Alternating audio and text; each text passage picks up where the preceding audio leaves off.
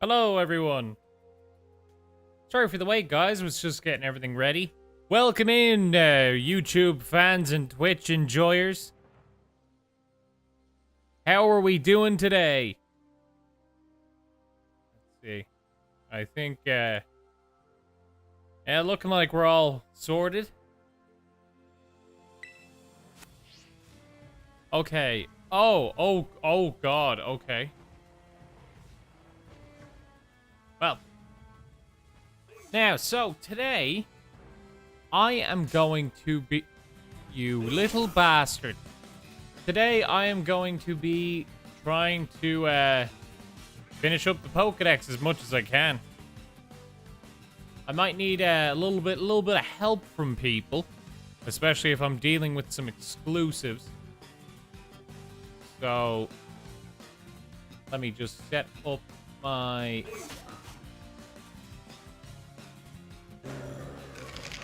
chat here so I can read what people say. Hey, James. Time for stream for big juicy gamers. Also, Fox, you're watching a lecture for school. Is it important? Is it a big deal? Let's see. Got all the legends if you want to trade back. I will let you know. That is very helpful, though. The majority I'm going to try to get myself, as much as I can, I'm going to try to get myself. But if I do need help at any time, that would be great.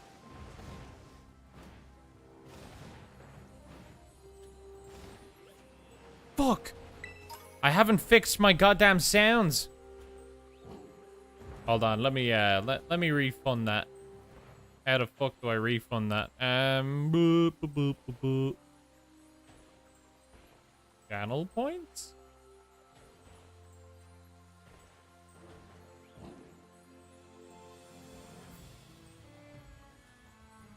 For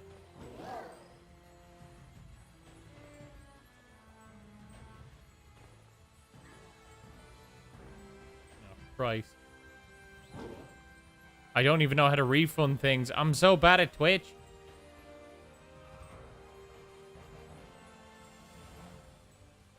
Ooh. Viewer rewards? Oh, fuck. Who knows? I think I've deactivated the sound bites. So at least people won't accidentally spend money on it. Or, well, not money, but points. Hey, Lady Sky just subscribed. Thank you for the sub. Hello, Elvin. Isn't this lovely? It is. Now, I have to remember what I'm doing. Here we go. How's it going, James? Okay. Best place to start is just look at the Pokédex. Right, what are we at? Got some nice moonstones. Got some timer balls. Ooh. Okay. Hey, Logchamp Snum Nom. Thanks for the sub. Quick balls are such a scam in this game? What makes them a scam? I haven't even looked at buying balls and stuff. Are they worse than normal? Normally, quick balls are fucking great. Quick ball, actually, repeat balls. Quick balls and repeat balls are normally what I take with me. All right, first things first.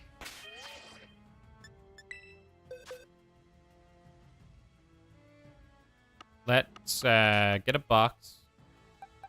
Appleton. Okay. Let's move this Toxel out here. We'll move Surtur as well. Now, where, oh, where?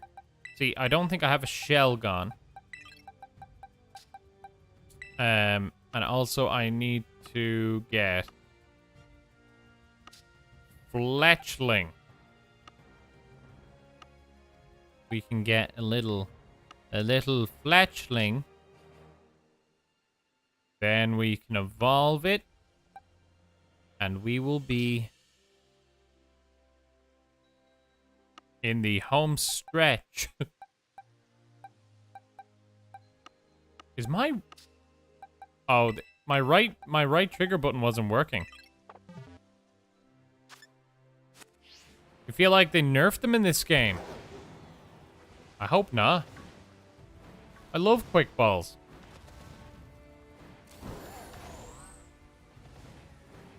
You know, I have been noticing them not working on quite low-level Pokemon that would normally be guaranteed nearly.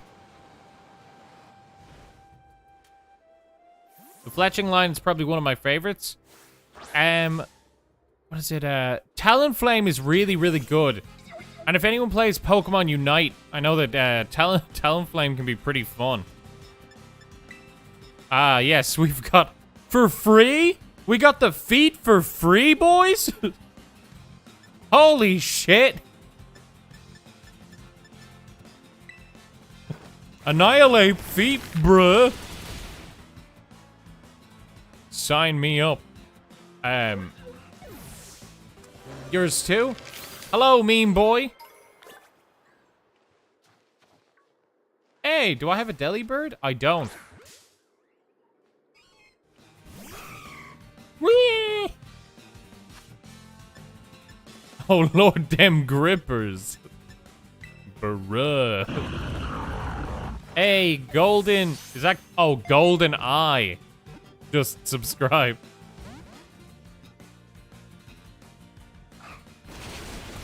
Ooh, hit me with the drill peck.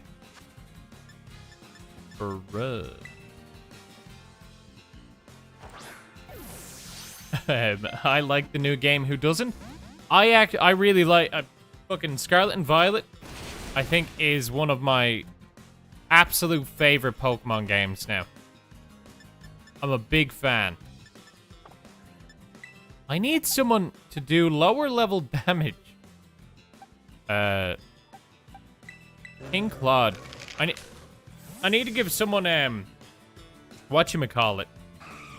False Swipe.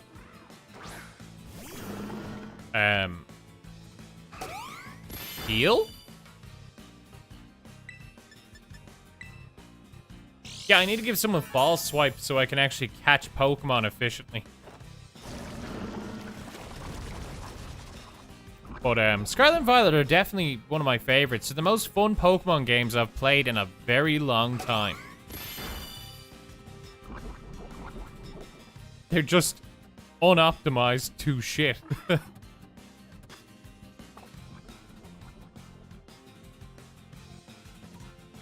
After death, living things should look so calm. Now look at Annihilate and say that again. Well, that's the thing. The Pokédex entries say that when Primeape dies, it's peaceful in death.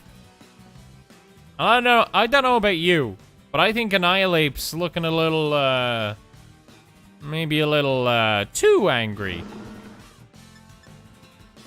I find it interesting that if you use Rage Fist to get the evolution, and I think that lore-wise, that implies that instead of letting go and being peaceful in death, you basically, the Primeape just gets so angry that it can't move on.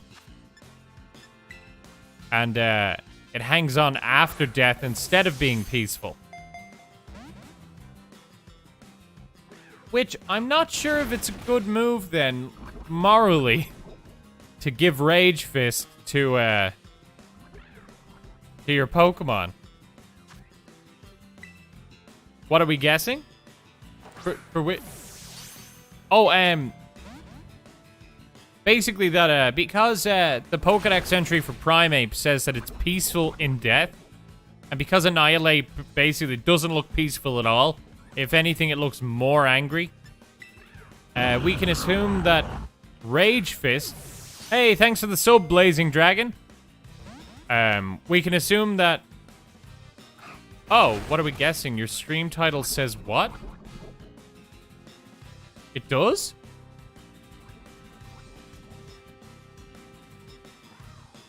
I thought it was Pokemon Violet completing the Pokédex.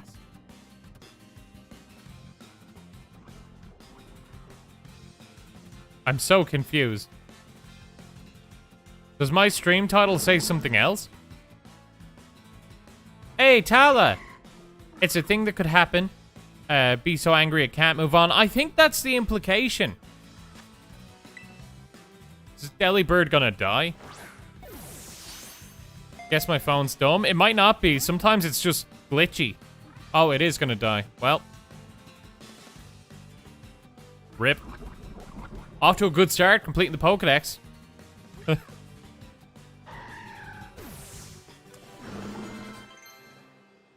This is good news. Holy shit. Do I have a Citadel? I do. I don't have you, though. You know what? I need Fall Swipe or something. Okay, I'm getting ahead of myself. You know why I'm getting ahead of myself? Because what I was actually meant to do was just use one of these candies to get an evolution.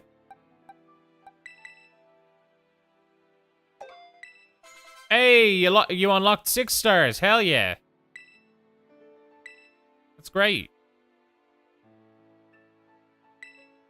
They're another step up. After you get the hang of 6 stars, you go back and do the other ones, 5 stars. And they're a lot easier. There we go. How would you rate this gen in a scale of 0 to 100, and where would you put Gen 9 in ranking among other gens? Easily, this is one of the top 3 generations. It's hard to place where it is, but the fun that I'm having, I'd nearly place it top 2. With number 1 in terms of fun, for me was Gen 3. With Gen 4 as probably my favorite functional generation, because that's when we had like abilities and the physical special split. Like, I know Gen 3 had abilities, but that's when we kind of had everything. So Gen 4 was the most, I think, innovative for gameplay. The physical special split is hell to try and play previous. So I'd say this is somewhere between Gen 3 and 4 for me at being the top. And what I liked about Gen 4 is that the Heart Gold and Soul Silver remakes, I think, are better than obviously the original Gen 2 games. Out of 100? Out of 100, I'd say it's 80%. Like, 80 out of 100. And it misses the other 20 points because the game's just fucking broken. Its territory has a radius of just over a mile. If any bird Pokemon should enter, it will show them no mercy. Fucking hell, calm down. Ooh, we gotta get Houndoom. Oh, Flame Charge. Let's get rid of, Growl. Oh, hell yeah, they were. True. Beast, you beat the game yesterday. Congrats. Don't worry, I remember you, John.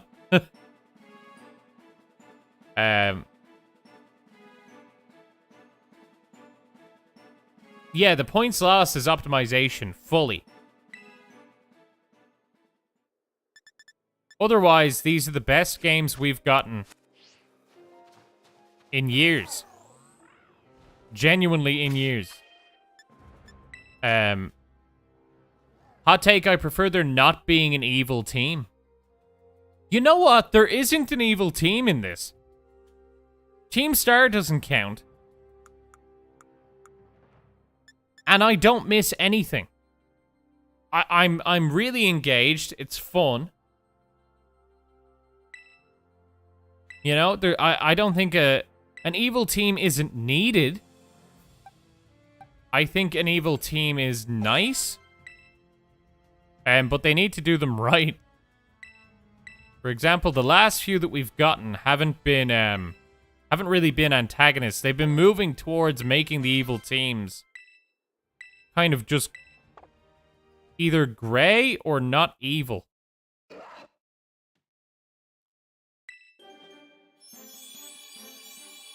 Like wait, was it Team Skull? No, Team Yell. Team Yell was just fucking nothing. I didn't give a shit about Team Yell. Its armored body makes all attacks bounce off. There you go. Lions 0, Pokemon 1. The armor's too tough, however, making it heavy and somewhat sluggish. Ah, well, there's always a downside, huh? Unless you're Tyranitar. I do like that it learns Protect, just fucking naturally. Is that because of one Miltank? Bruh. The Milkies. Yeah, Team Yell wasn't evil, but they were... What I don't like is they keep portraying them in the trailers as if they are going to be the evil team, which sets up people to be disappointed when it turns out they're just fucking not. God, the Pop-In's having a bit of a shit today. I'm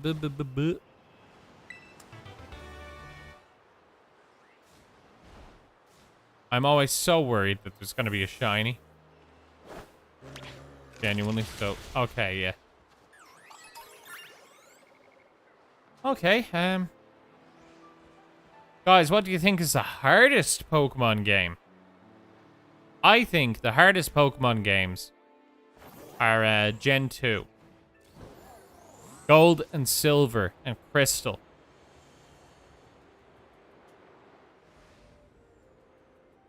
What the fuck is down here?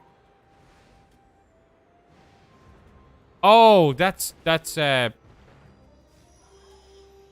didn't know what that was on the ground. It's just fucking like snow grass.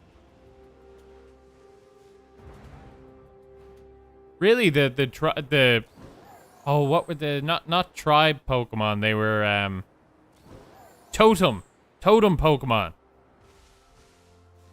Compared to the level discrepancy in fucking Gen 2, the totem Pokemon were fine. Gen 2 was a fucking... The reason it was hard is because it was a slog. You know, and it was so hard to grind. The enemy was time in that game. Wow, it's chugging. Camera's chugging today. So I know people complain about there being experience share on by default, and I agree that it should be able to be turned off.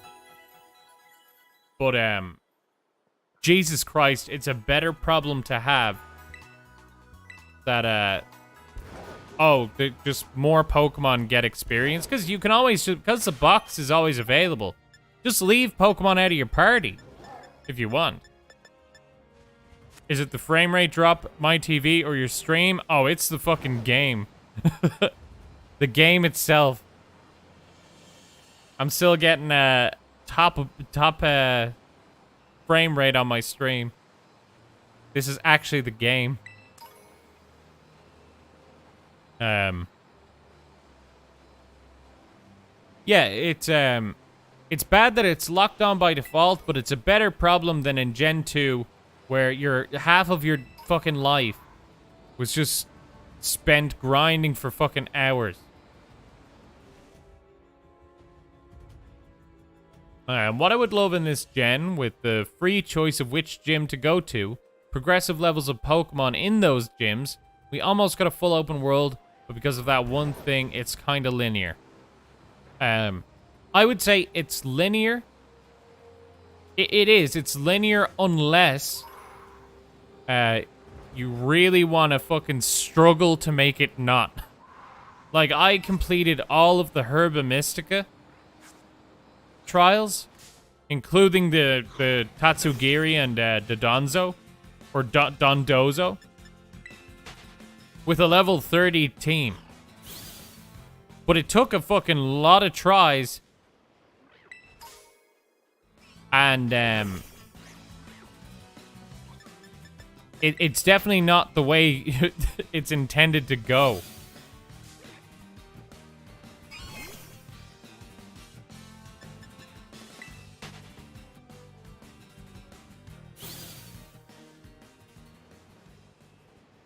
Oh shit, Herba Mystica are hate gems. They're the fucking hidden machines. Bruh. Oh fuck. Deerling. Yeah, that one area beside the ferry. This area over here, I get the worst fucking frame drops in the game here. It's awful.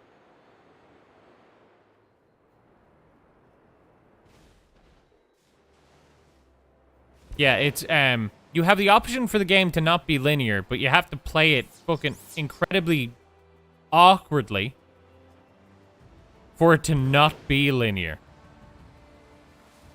Like, look at this. Game falls to shit here. I think it's because there's more flowers. For some reason, and look, going up the hill, it just shits itself.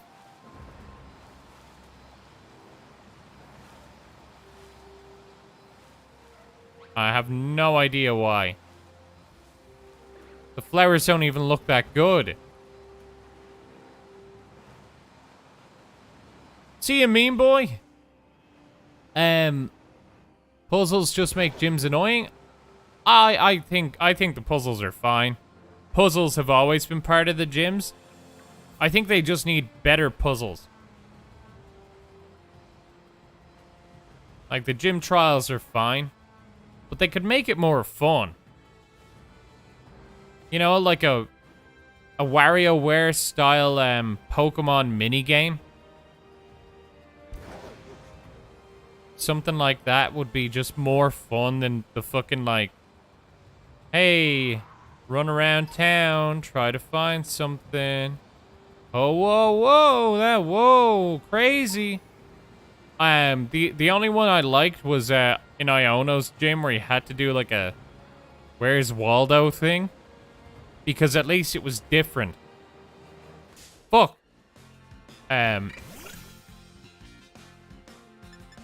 They just need to add difficulty settings. That's fair.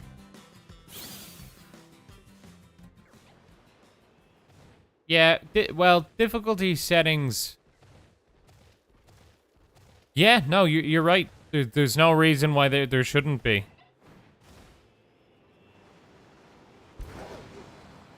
And like, it doesn't need to be a hard thing to program. Even if you just went, okay, if you do the hard mode, all of the gyms are just 10 levels higher. And if the Pokemon evolve at that point, make them evolve for the teams. Did anyone else notice that we have maybe too many bugs and birds in this gen? You know, yeah, I haven't noticed it. Like, it's not something that came to mind. Do we have a lot of... We do have a lot of birds. Bugs. Do we have a lot of bugs? Tarantula is the only one that I can really remember. Let's have a look.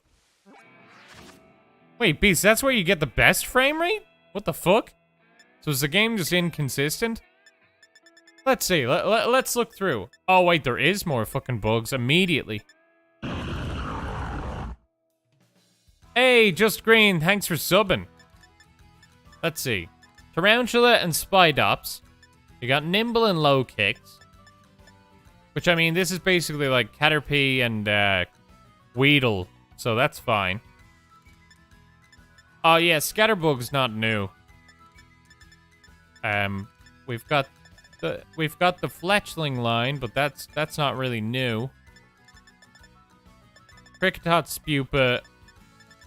Oh shit, there is a lot of bugs. Rookity. Going through, we've got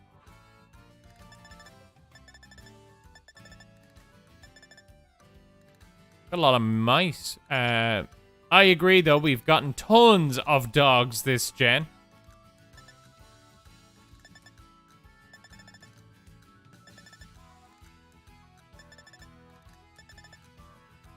Another bird there, Squawkabilly.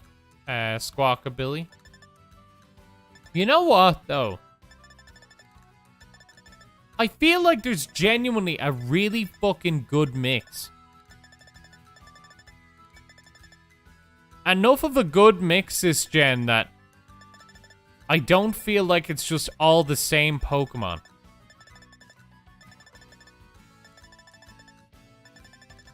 Like, just looking through them, it's such an even split with all the different generations.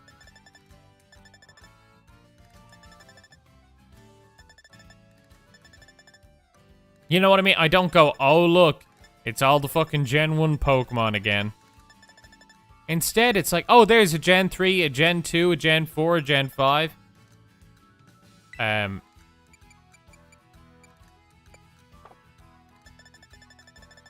Can you order it by fucking type?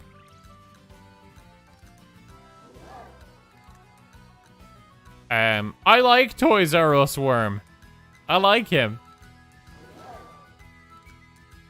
I'm still annoyed that you can't just evolve a Dusk Lycanroc. Is it not an inner focus Rockruff, or am I wrong about that?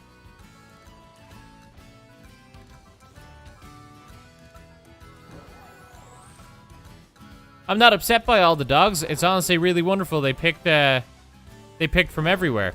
I like all the dogs, but I'm a dog person anyway. Oh, sorry, you're right. Its own tempo. And its own tempo, the hidden ability, or is it? Because I thought people said that you could actually catch an own tempo Rockruff. It might be a Terra Rockruff. And then between 7 and 8 p.m. So 5 minutes in game? Bruh. How do you even tell when that is? Is there a clock?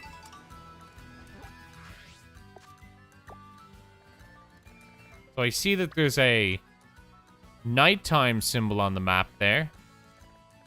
But how do I...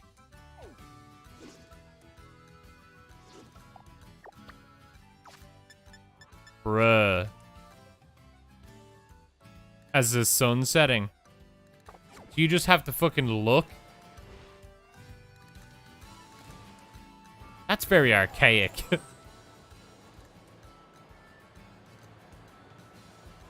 Oh, you were helping a friend gather info on it last night. Comes around about every 20 minutes. I'd be so annoyed if I missed it, though.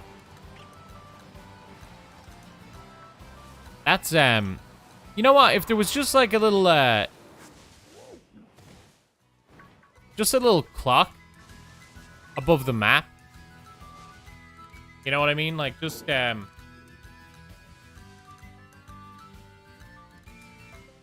just on, like, the top of the mini-map. It'd be fine. That's just so much more awkward. Just look at the sky. If there's weather blocking the sun, then you're out of luck. Oh, my God. Yeah, a clock would just be nice.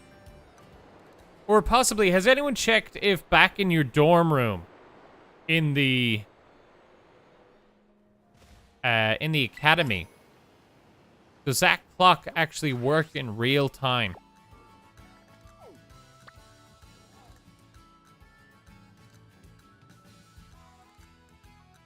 The only way you could ever get Dusk Lycanroc was from a limited time event? Was it?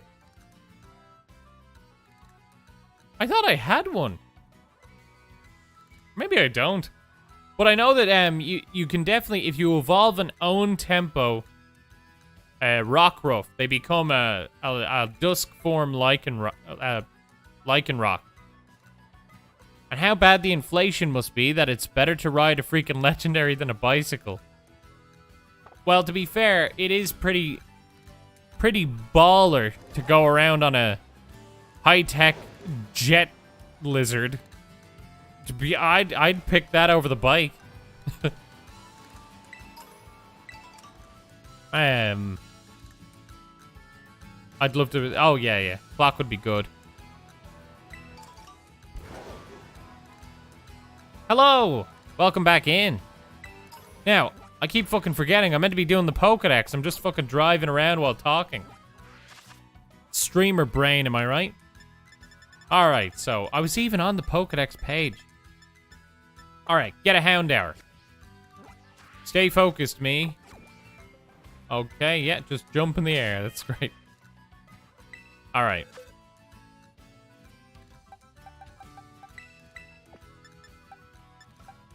Here we go. Houndour, where are you? It's gotta be around here somewhere. Houndour. Houndour.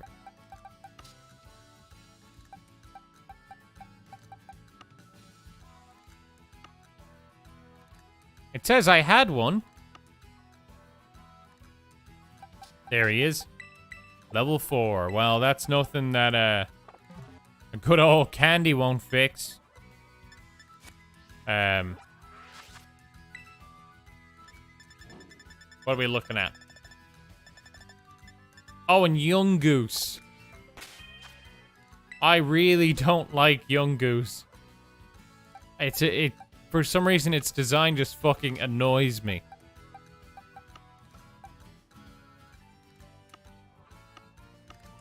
Gen 7 was very hit or miss for me. Some Pokemon I really like, and then others I genuinely despise. Young Goose. Young Goose. Hey, where's the old goose, am I right? Did I trade it away?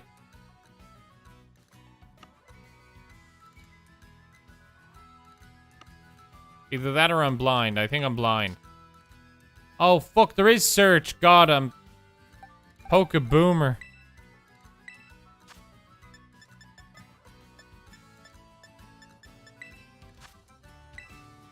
Jesus. Oh. There we go. Thank you. That was great.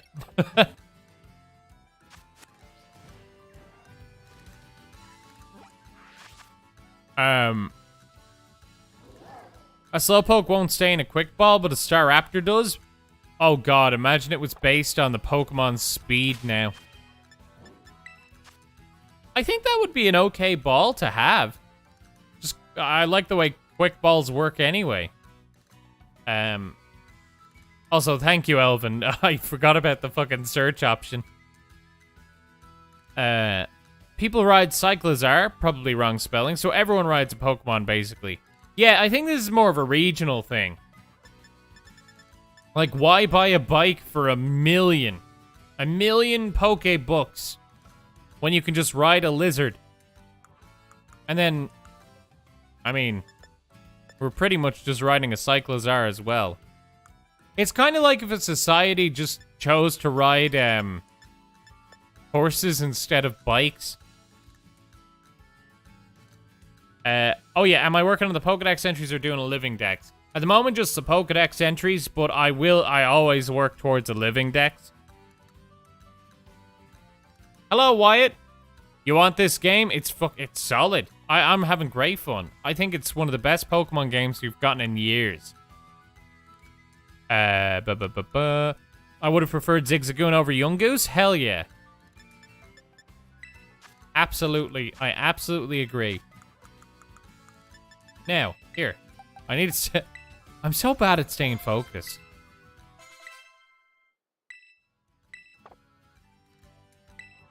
You know what? Because you can relearn moves in this game, it's such a time saver. I don't have to weigh up options. Remember when you had to use a heart scale?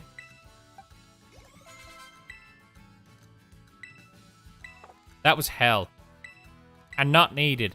That's like fake difficulty.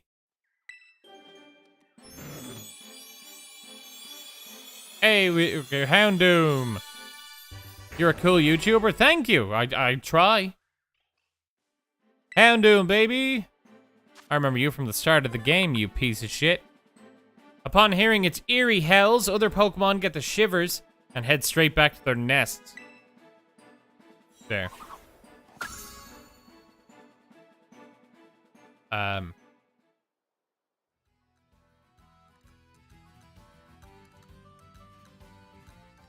Even in the anime, there were episodes where Pokemon were ridden. Oh yeah, they always show, like, they use them like horses. Pretty much, anyway. This game really makes my ADD active. I've not done much because I'm just watching everything out in the world. Honestly, I'm the same. I have ADHD as well. And, usually, I'm very good in Pokemon games because they were linear. And don't get me wrong, I prefer it being like this, being open world. But because they were linear, I would just hyper-focus and go through and check all of the different, like, hidden locations. During Fire Red, I used to go along and click on every tile of grass because there could be hidden items.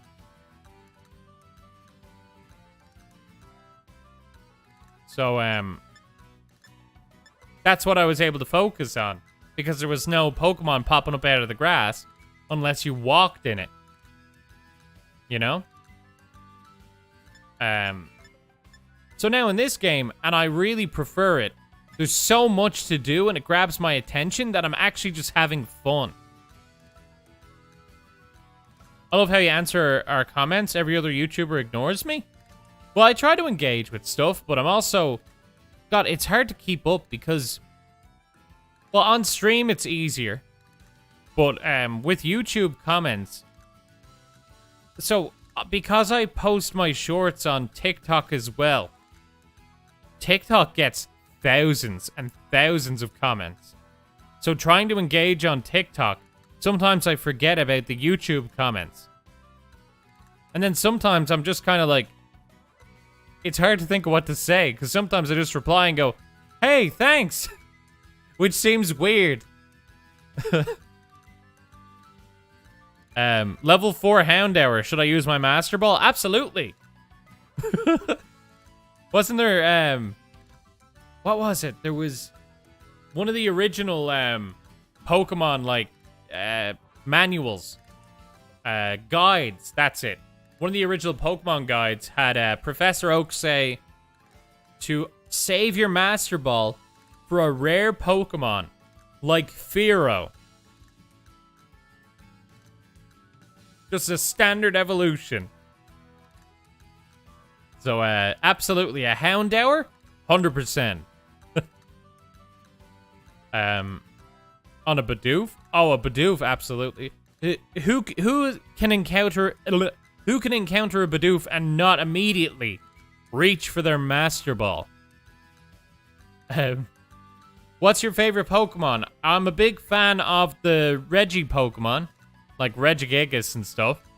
I'm also a fan of Gengar, Reuniclus, and Quagsire. Exactly, Reggie. It's fantastic how just immersed I am in this one over the others, but I can't hyper-focus on the linear route because there isn't one. Exactly. Except I still did hyper-focus on the Herba Mystica because I really liked that storyline, and I wanted to get all of the abilities for Miraidon. So as soon as I realized that that's how you were able to explore more, I just forced myself to beat all of them and beat the final Herba Mystica, which I think is level 55, with a level 30 team by using Toxic and Poison Stall. Or not Poison, Protect Stalling. But I like that it basically rewarded that. It didn't stop me from doing it.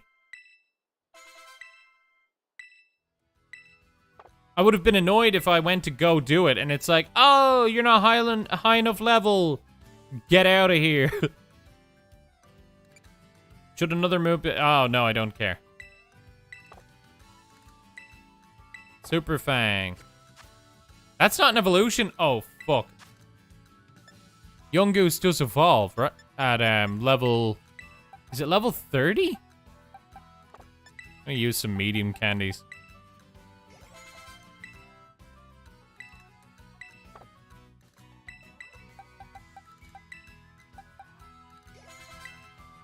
Whoops. What the fuck? It's not friendship, is it? I swear to fuck. Why can't I remember how Young Goose evolves?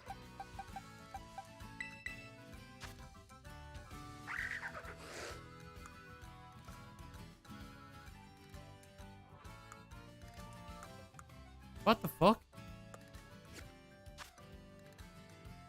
I love Sprigatito, but hate her evolutions. I get that. I kind of like Sprigatito as well. I was hoping that Sprigatito would turn into a kind of a Sabertooth. Like a grass Sabertooth. With like vines around its teeth and stuff. I'm not really a fan of Meowscarada, this one. Very, very good Pokemon in battle, though. Flower Trick and its speed is fucking solid.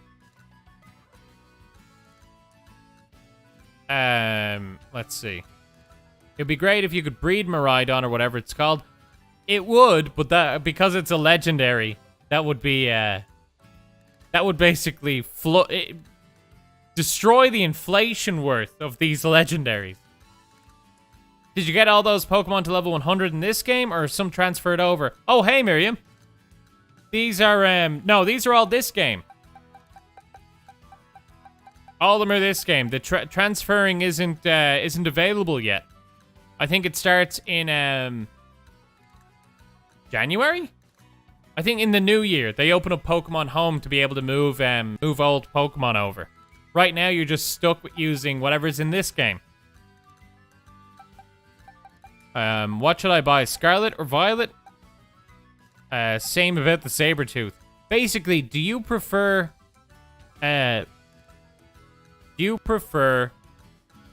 a prehistoric theme, or do you prefer a future theme?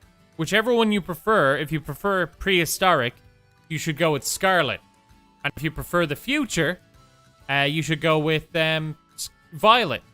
So this is Miraidon, who you get in Violet. So if you like a futuristic bike Pokemon, as opposed to like a prehistoric big lizard, then you should pick this one. Damn, what's your total hours in this game? I actually don't know. How do I view that? I think it's... Is it in my profile? Oh, it evolves during the day. Fuck. You can catch them in the wild, though. Okay, I think it might be turning day soon, but... Oh, total playtime, 67 hours.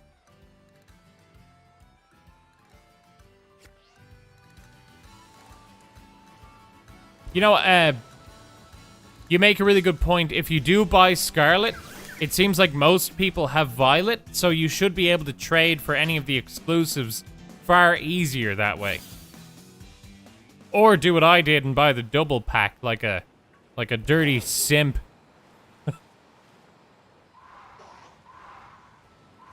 Whoa.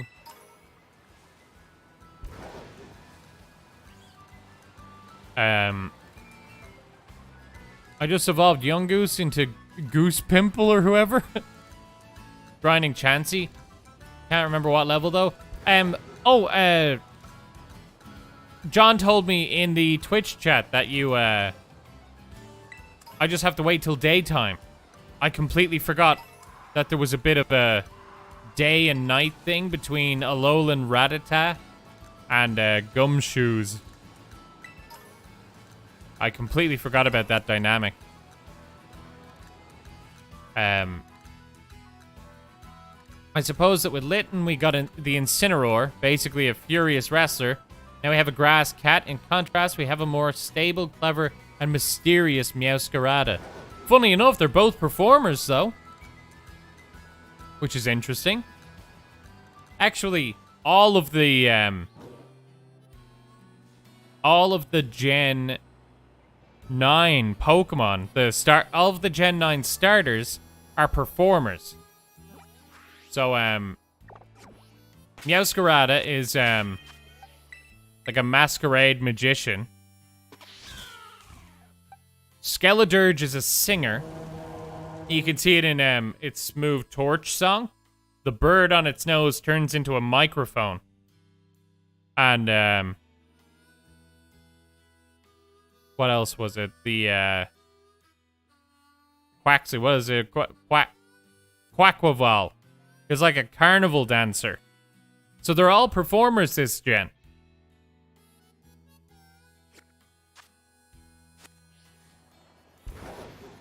Am I considering shiny hunting in this game? Absolutely. I've been grinding raids to try and get as many Herba Mystica ingredients for sandwiches as possible because I want to be able to shiny hunt the Violet Paradox Pokemon. The robot Pokemon.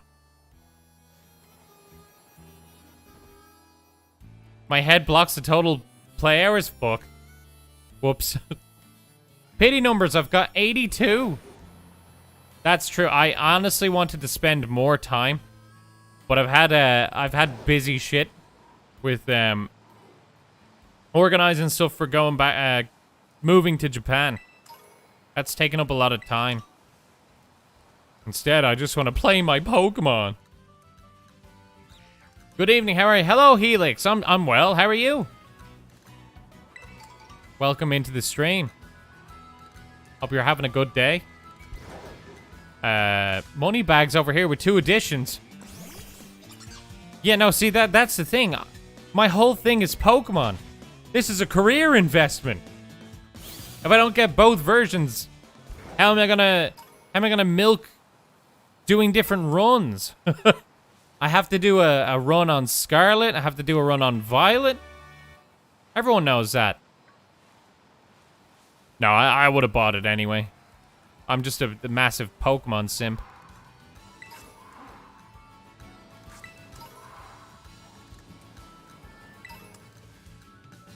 Got a quiet mint.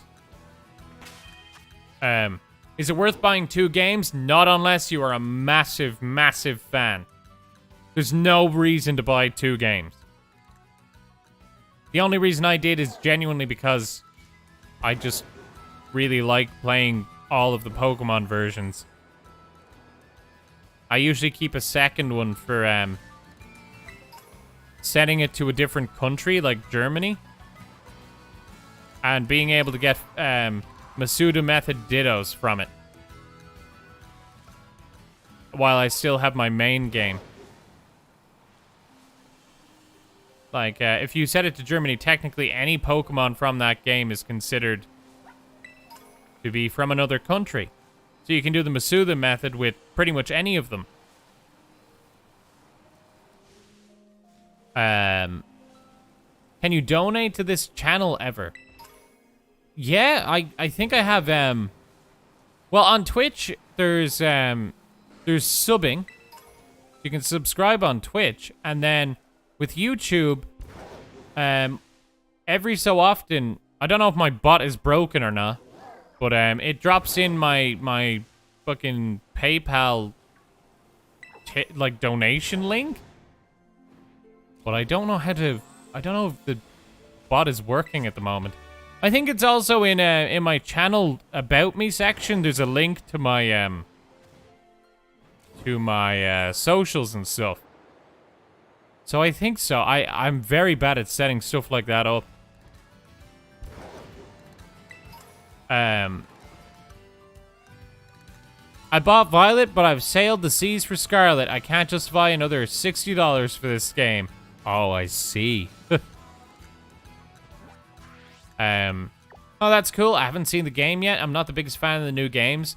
The game's looking freaking amazing. Just ain't my style of game.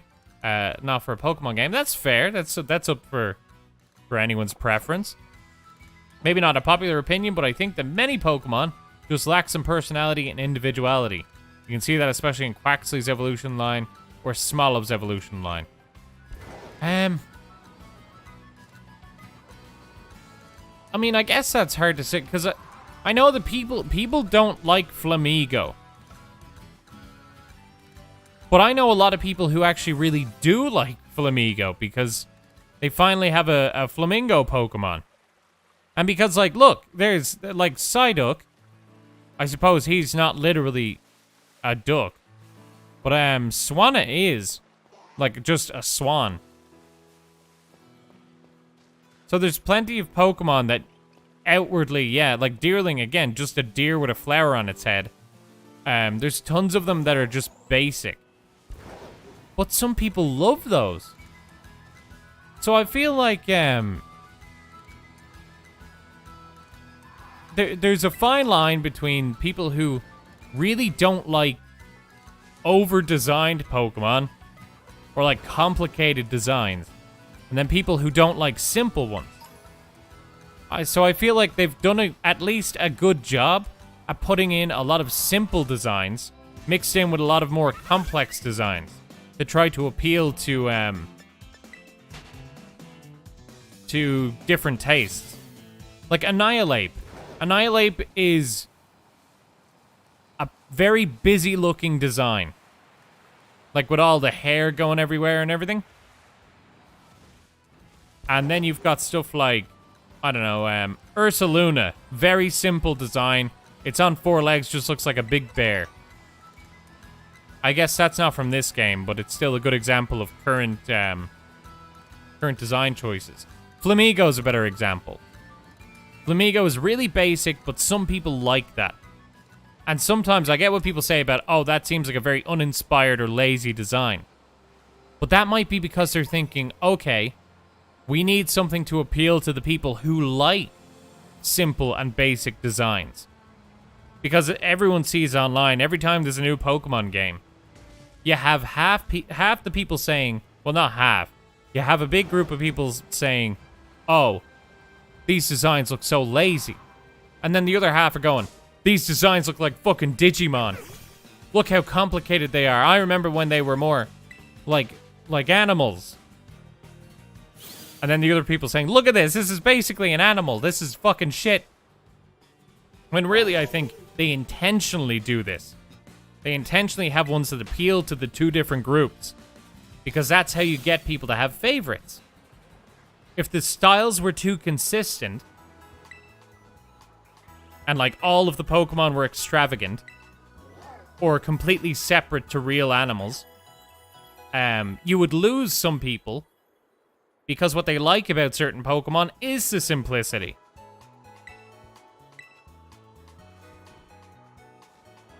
Oh god, I've missed stuff. Your fine day's been pretty amazing. Finally finished the kitchen. Hell yeah! It was a mess, but it's done now. I'll watch as many videos as you post. Well, thank you. If I had 2 games without online, I would have exclusives because my brother has a Nintendo 2, and I would use the second one for myself. That's true. Oh, Streamlabs have my back. I haven't had more than 1 game of a gen since Gen 2, and I'm really considering doing it for Gen 9. It's a quality gen. I agree, Terry. Good point. We call Yungoos Trump Noodle and Gumshoe's President Trump Noodle? Bruh. It's fucking true, though. When the Pokemon was revealed in Gen 7, everyone thought the same fucking thing.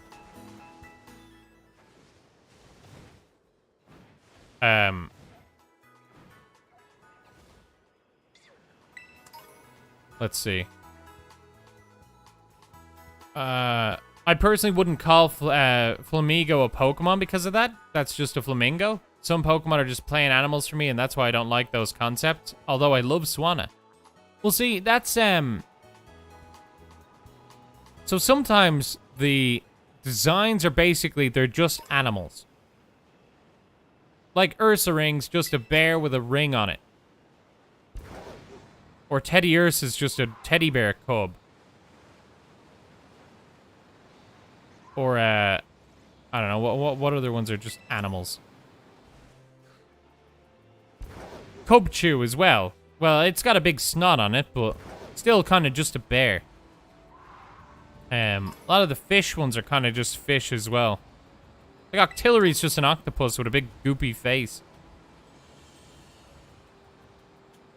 So I do think that it's very clearly an intentional decision that, oh, you know what? We should have fucking Aegislash, this crazy shield fucking possessed ghost sword monster.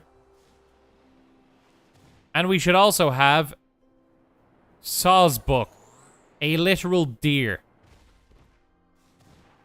And I feel like those, the fact that they do have the two extremes, as well as just middle ground, well-designed, fantastical Pokemon,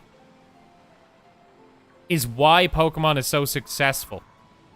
Because it appeals to literally everyone with the varied amount of designs.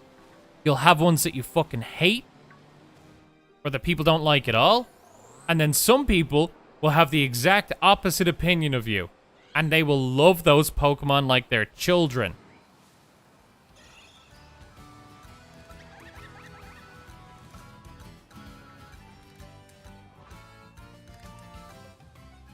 Can I get a Forever Stone for Sprigatito? Oh, you can get an Everstone, yeah. If you get an Everstone, you can give it to Sprigatito and it won't evolve.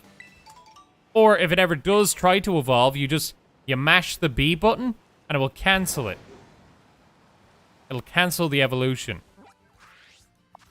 You don't do anything but talk? Maybe go to a Terrasilize raid? No. I like to talk about Pokemon, and that's what I'll be doing. Hello, Lotus. But like Cubchoo, Teddy Ursa, even Octillery have some more or less personality, and what's more important, have some unique characteristics. But Flamigo just doesn't. Or I can't see any. It does actually have a characteristic that I like. At the, its neck is tied into a knot at the base. So what I think, because it's a fighting Pokemon, and its neck is tied into a knot, I can't remember what the Pokédex said, but it's for a reason. And that reason I ended up liking. Fuck, I can't remember what it was. I'm clicking all into the fucking wrong areas.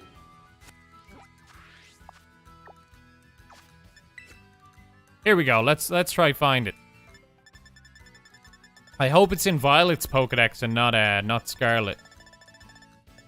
Or else I'm gonna look real fucking silly right about now. Flamigo.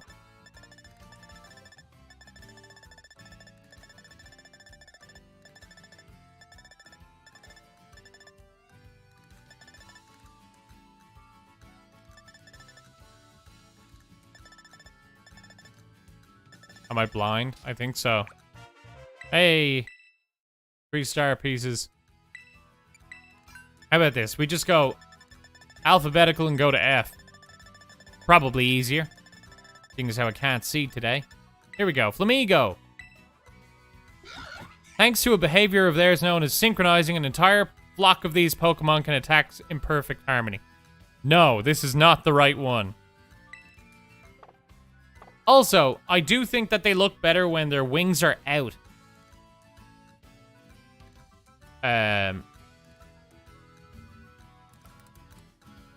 Let me look up Flamigo's entry.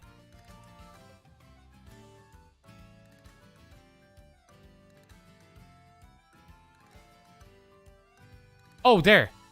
The Pokemon, this Pokemon ties the base of its neck into a knot so that the energy stored in its belly does not escape from its beak.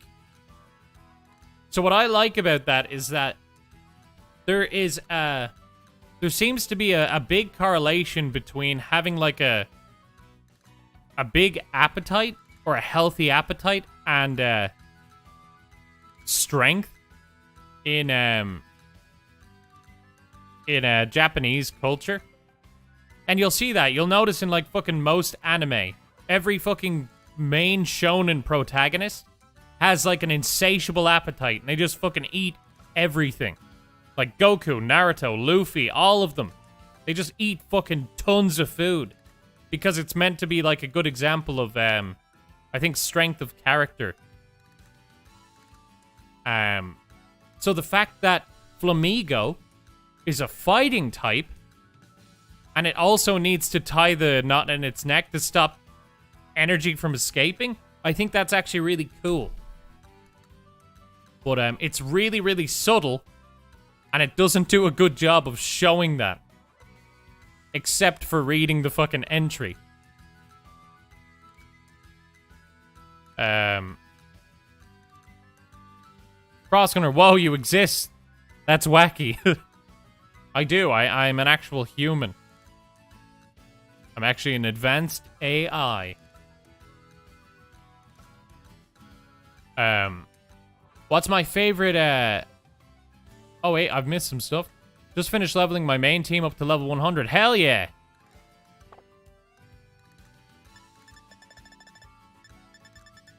It was meant to be a balloon, wasn't it? It kind of looks like a balloon animal as well, you're right. But I thought more of like the association between fighting types and energy from an appetite. Oh, fucking Ash as well, you're right. Ash himself. Ash eats loads of food. Flamigo is cool, but too much simple. It is. I would say it's too subtle for the idea that it's trying to get across. But they're definitely trying to appeal to people that like simplistic Pokemon. Because you'll see, Hawlucha is the other flying, fighting Pokemon. And it's much more, kind of exaggerated. Like, it doesn't look like any normal bird. It looks like a luchador mixed with a bird. And then you have Flamigo to fit that other kind of preference for people. So you got Hawlucha and you have Flamigo. Both of them the same typing, but two completely different takes on style.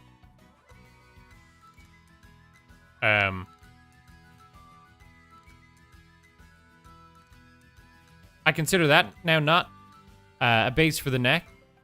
And right now I have a more positive opinion because of that. That's fair. And again, I get that why people would fucking hate this design.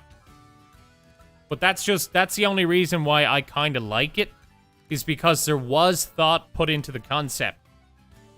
If that knot wasn't there, I would feel like, oh, they did just literally make a flamingo with no other defining characteristics. But at least in the concept in the lore behind the Pokemon, there is thought put into it. And I'm fine with that. That makes me not hate it. It's not one of my favorites at all. I wouldn't be a fan of Flamigo, but I don't dislike it. Your lives are always so relaxed and fun. I love them. Thanks. Thank you. I'm glad you enjoy it. Flamigo is your flamingo amigo. Exactly. I think that the fake Pikachu in this game is cute. Palmy's alright. I think its move is ridiculous. The revival move is insane. Who would win in a fight, Hawlucha or Flamigo? One-on-one, Hawlucha. I just feel like it's better at what it does. If we're talking lore-wise, I would still go with Hawlucha. But, if we're going with, like, a natural habitat kind of a thing... What the fuck is it? A tree. I'm fighting a tree. Oh, it's a toad school. If they were to meet in a natural habitat, then Hawlucha would actually have to fight a pack of Flamigo. Because that seems to be their, how they hang out in their habitat. And it says that they are, skilled at being synchronized to basically beat the shit out of anything as a team.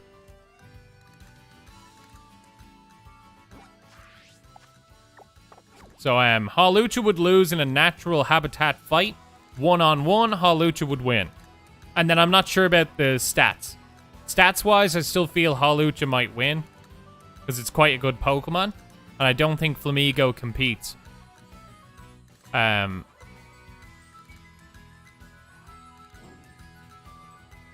Nintendo is giving people refunds for this game because of the graphics and glitches. Yeah, and I think that they should.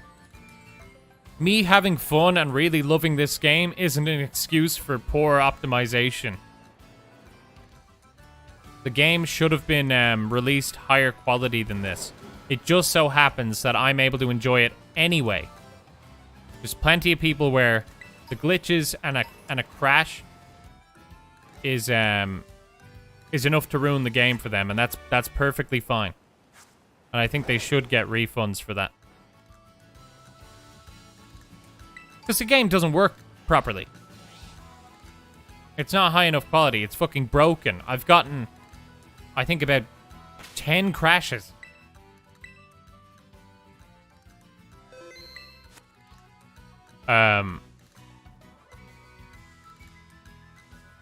Once I show my mom, I'll sign up for the thing in Streamlabs link. Oh, you don't have to. That's okay. Don't worry about it. Honestly, the best way to support the channel, if people want to know, isn't donations at the moment. It's actually, so my YouTube channel isn't monetized yet because they don't count shorts views towards the requirement for verifying your channel. So you need a certain amount of watch hours. You need 4,000 watch hours. And to get that, you need to make full videos and not shorts. For some reason, I think I have like over 10,000 watch hours if we're counting shorts. But for full videos like live streams and long form videos, I still need 4,000. I'm on 1,000 at the moment. So the best way to support the channel is to try and boost that. So watching the VODs of the live streams for the for any of the lives that go up is the best way to help towards that, rather than giving money and everything, because I would rather do it through YouTube and get money that way than people having to feel like they need to donate to me. Even though, you know, I'm not gonna be upset if that happens. But ad revenue is a good thing to get. If I'm able to get it from ad revenue from big companies, that's probably better. Because then less people have to spend money to try and support.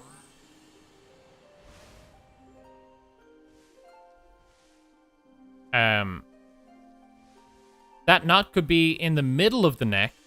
I suppose that, like, its wings could maybe resemble blades. Give off that it's fighting type. I agree that if the knot in its neck was even slightly away from the base, it would be a much better job. People would immediately see it and they'd know something was up about that. But because it's like right at the base, it blends in and you don't even see it. So I agree with that.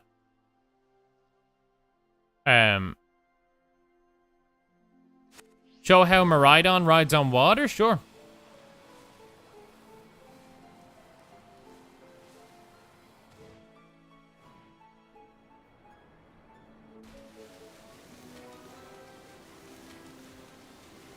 So, I think Koraidon is better in the water than Miraidon. I like how he swims. Because Miraidon just the exact same as on land. which isn't very exciting.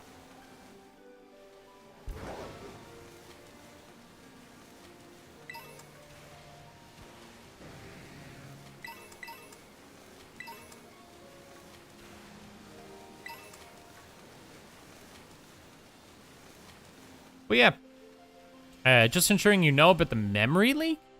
They say it helps to completely shut down the game and reload it every few hours. Oh no.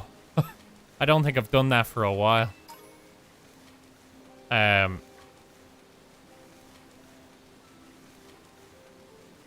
Drinking tea which originated in India from my mug which was made in China with the printing of an anime from Japan. Truly what it means to be British. Multicultural. God, I'm still getting distracted. I think I've got like fucking 3 Pokemon since I started. No, numerical. The true way. Alright. Oh, gumshoes! Oh, we're in the day! Fuck. That's what I was waiting for.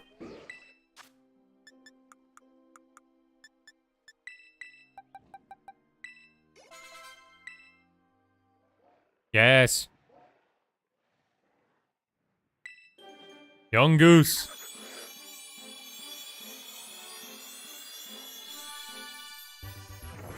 Gumshoes.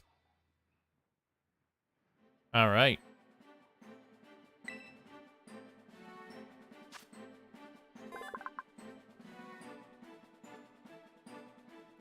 Gumshoe specializes in relentlessly tracking down prey. The simple-minded Squovit doesn't seem to provide Gumshoes with enough challenge. Bruh. Please, from now on, refer to me as Mr. Worldwide. No problem, Mr. Worldwide. Gumshoes.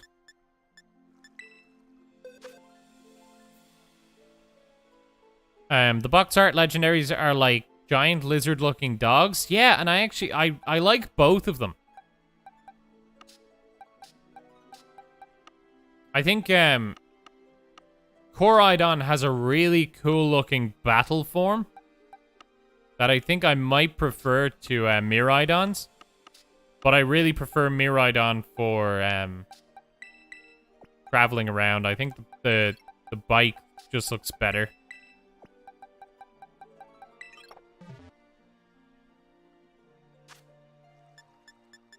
Do you think this sounds like gibberish to some people? Like, oh, I prefer Miraidon to Koraidon because the ride mode is better? Does anyone else feel like that?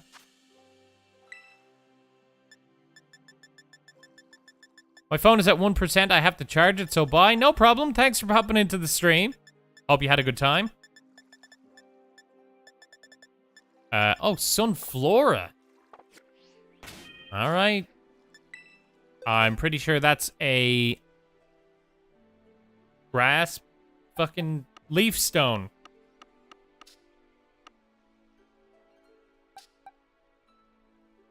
Sunkern, get in here, you little shit.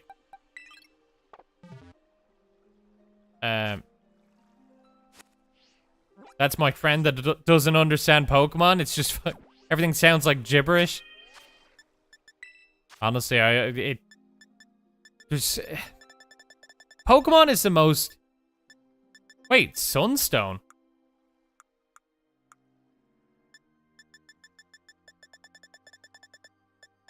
Really? I mean, I get why, because it's a sunflower, but Jesus. It feels like a waste of a sunstone. God damn, why did I think leaf stone? It's because I think that sunstones are more valuable than sunkern, to be honest.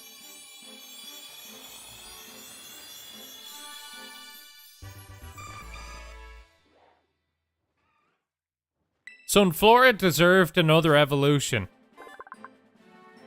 Since it converts sunlight into energy, it's always looking in the direction of the sun.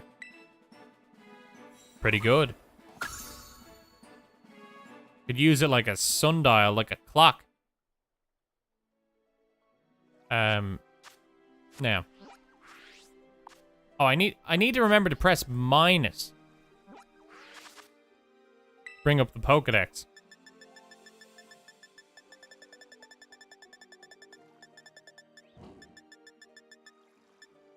Cricket Tot and Spupa.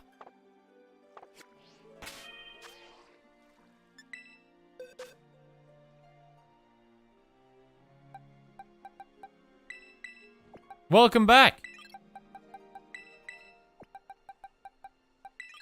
There we go. Spupa. Cricket Tot, where are you? I caught you fairly early, so where are you?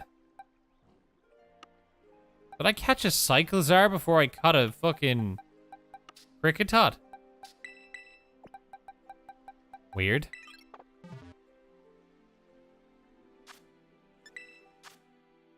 Let's see what Pavilion we get. Does everyone remember? Also, I'm not sure, but is Pavilion still the pattern based on where you are in the world?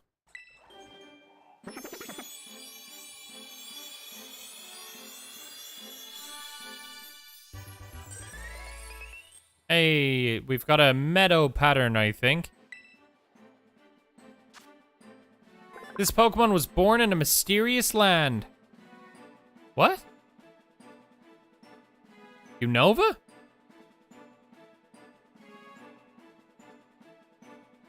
Why would they call it mysterious? Oh, it's a fancy pattern. It scatters beautiful, colorful toxic scales from its wings during battle. Butterfly.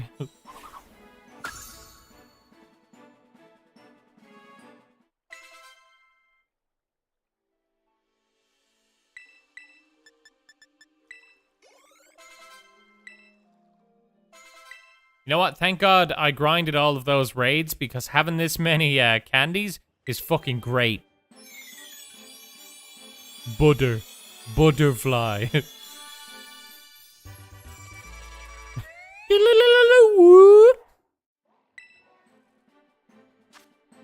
Cricket tune. There's a village that hosts a contest based on the amazingly variable cries of this Pokemon. Butter. Hey, yo, Butter. Fury Cutter. You know what? No. Oh, I like that he's flying over the water. Butter the Butterfly. Hey, yo, the Butter. Oh, I didn't check the Pokédex. There's only one cry, and it's... Hopefully that's not piercingly fucking loud, by the way, through the mic.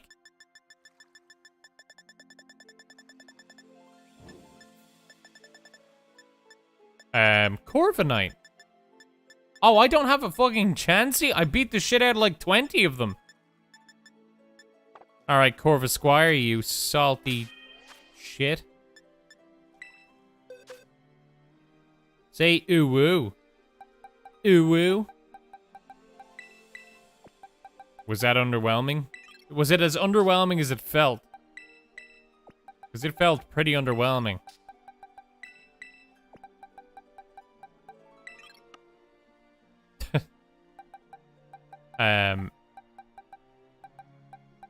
Alright, there's Rookity, but where is Corvisquire? There. Shit, I immediately forgot what the next one was.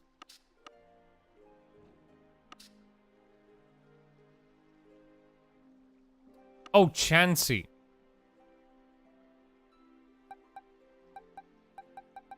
And I might as well evolve Curlia as well. I don't think I have a Gardevoir.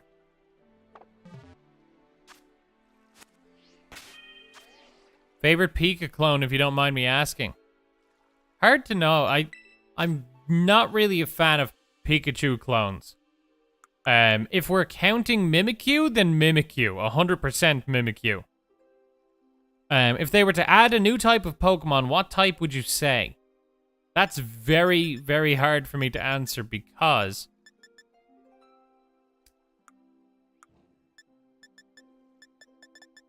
Oh god, it's without there being 3 types for Pokemon,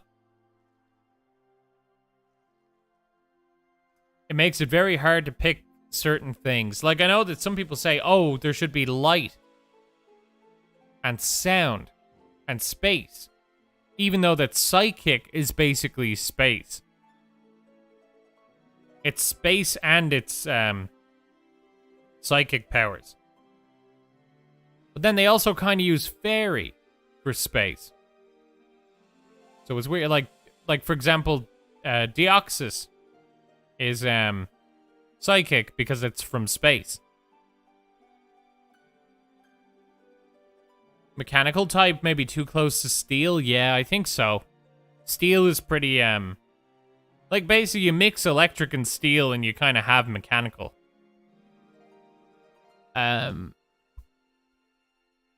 Mimikyu is by far the best. Yes, I would agree. Sun type. Huh. Some Pokemon, I could see why some of them would be rather like celestial light as opposed to fire. For example, Sunflora would do well with that. Yeah, Sunflora would be Sun type, and it would I think it would beat Dark type because Dark is usually underhanded tactics and shady things, which Bright Light would kind of reveal and defeat.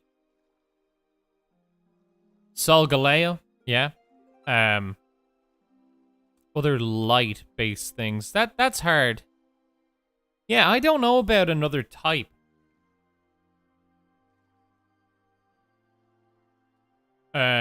Maybe if there was more Pokemon that didn't really fit well with anything in particular. Maybe that would be better. Negative type. No specific ideas, but it sounds like there could be possibilities. Negative. I like the idea of there being a type that's kind of like the opposite to normal. Like, not ghost, but like a void type.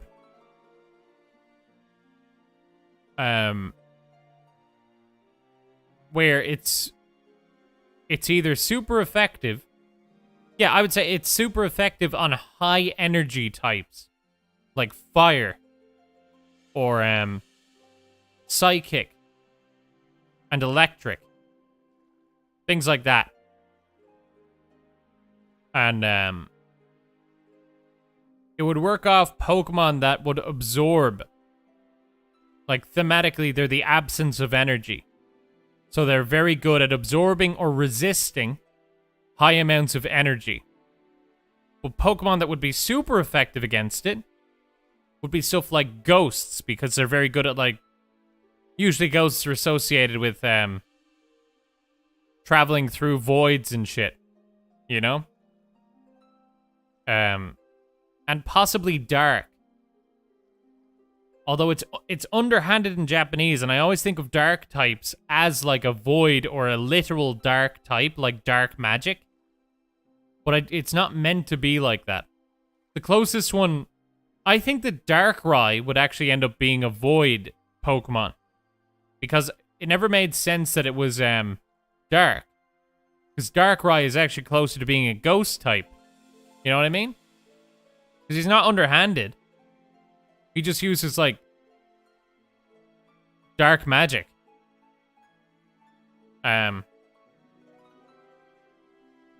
Negative type sounds like something the bad guys would use. Yeah, that's why I think Void would probably make more sense, because it's easier to say, like, oh, Void type. It's not negative. Because they probably don't want to put something so, connotationally bad. Do you have any animals? I have a dog called Buster.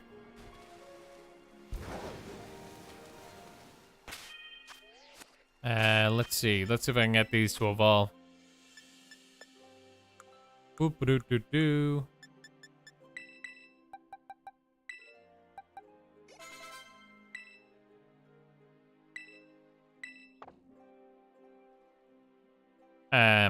Sun V. Negative as Shadow Link is to Link, kinda? Yeah, I get what you're saying. Shadow Pokemon. Actually, they need to bring those back. Fuck. Whoops.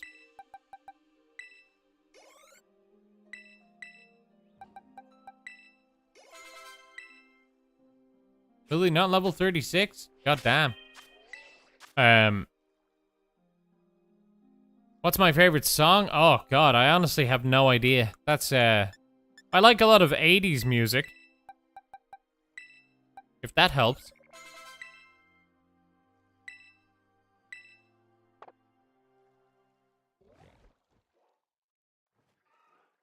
I meant to say classified of what they were based off of. Oh, imagine if instead of types, they were based off of the animal that their design...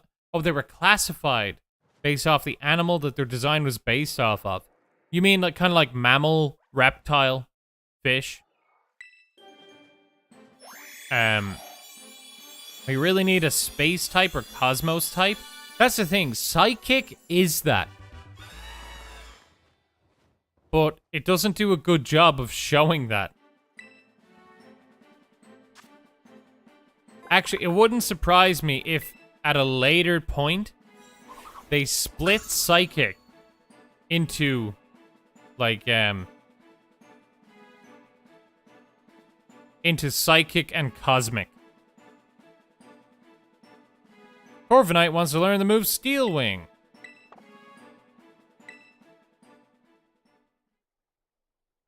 I wonder why not many people are on this stream, because it's very hard to move people from... Holy shit. It's very hard to get people to move from short form content, like on TikTok or YouTube, to long form content, because it's the exact opposite. Like if someone watches a 40-second video, they might not want to watch a 5-hour stream. So it's hard to mix into that market. How does animatronic lizard swim? It feels like a safety hazard. Because it uses magnets. Magnets are the best explanation instead of... Or maybe like a reactor? Where water would actually help it function at maximum capacity. As opposed to, oh, shit.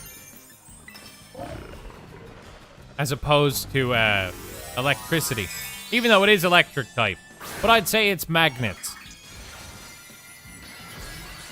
Does Rayquaza, Deoxys, Rayquaza, Cosmog, and that line, Arceus, Palkia, the literal meteor Pokemon, and so many more.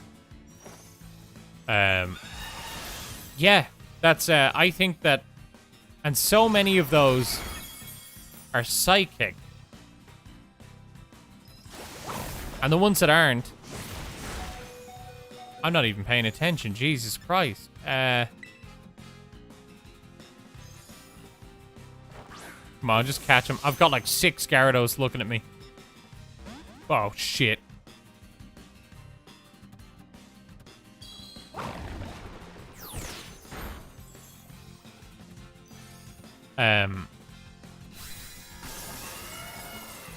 Why Palkia is dragon and water?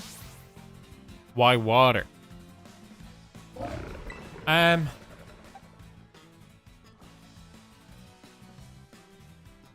Basically, I'm assuming it was for balance. But let me look this up. What because technically, when you think of because Palkia is the space Pokemon, when you think of space and stuff like gravity, there can be gravitational waves. And when people show the effects of gravity in a kind of like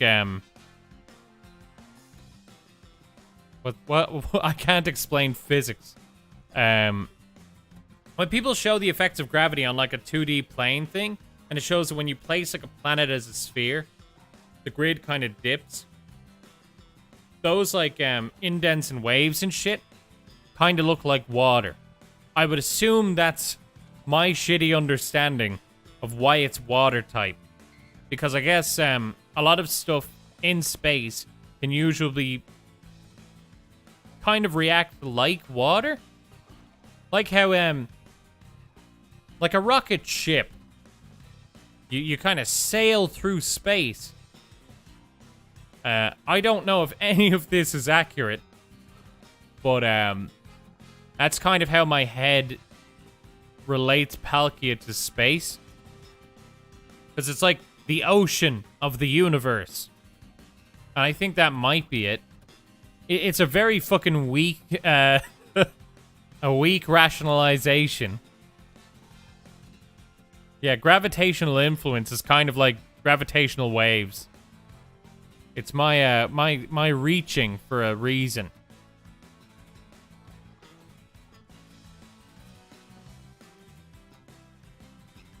That's why we need a cosmic type. All the space Pokemon just get stuck with dragon. I think all the space Pokemon get stuck with they get stuck with psychic. Like Deoxys is arguably the best example of a space Pokemon, and it's psychic. And even better, the Elegim, whatever the fuck it's called, the alien, and Behihimi, the Roswell alien Pokemon. Or Orbeetle. All of the ones that are meant to be like UFOs and aliens. They're all psychic. Because that's like the weird cosmic type. Dialga and Palkia are just actually close to being dragons in my head. They look like draconic beings.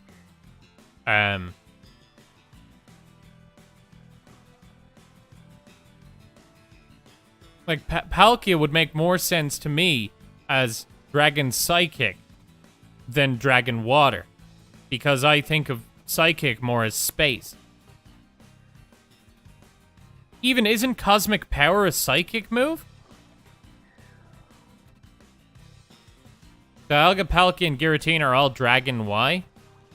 I mean, they're very reptilian.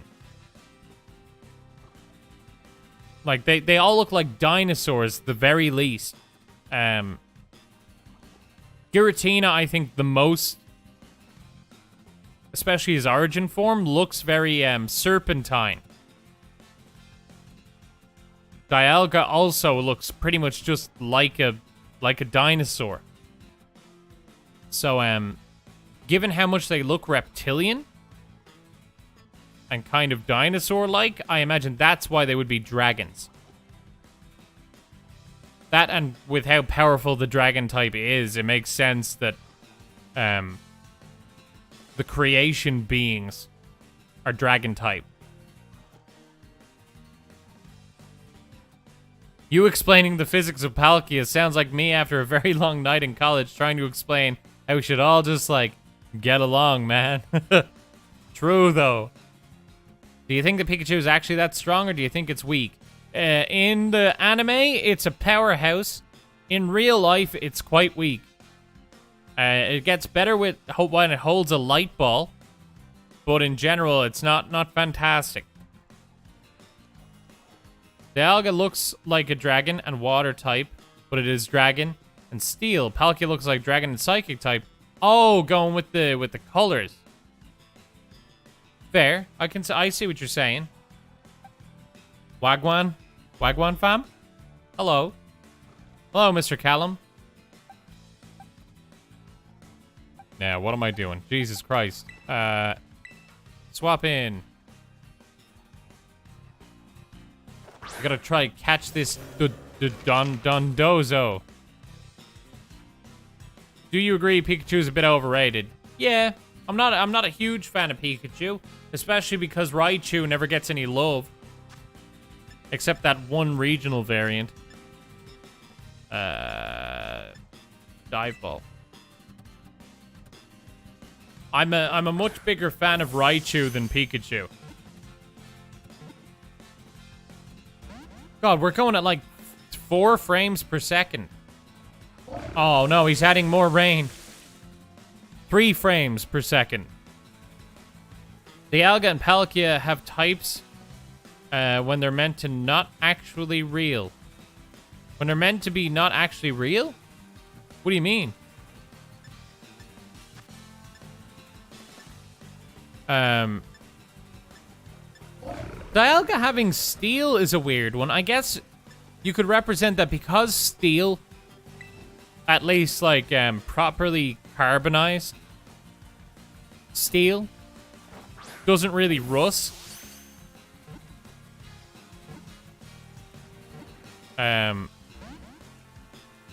It's a good time-based Pokemon. You know, because properly treated metals could like it's a good show of time resistance when a metal doesn't rust or wear away over time. So I think that steel is actually a good complement to time, like to show time in a concept. I think that's not bad. This is just gonna kill him. You like Dream? I have never watched a single thing to do with Dream. The frames are killing me, bruh.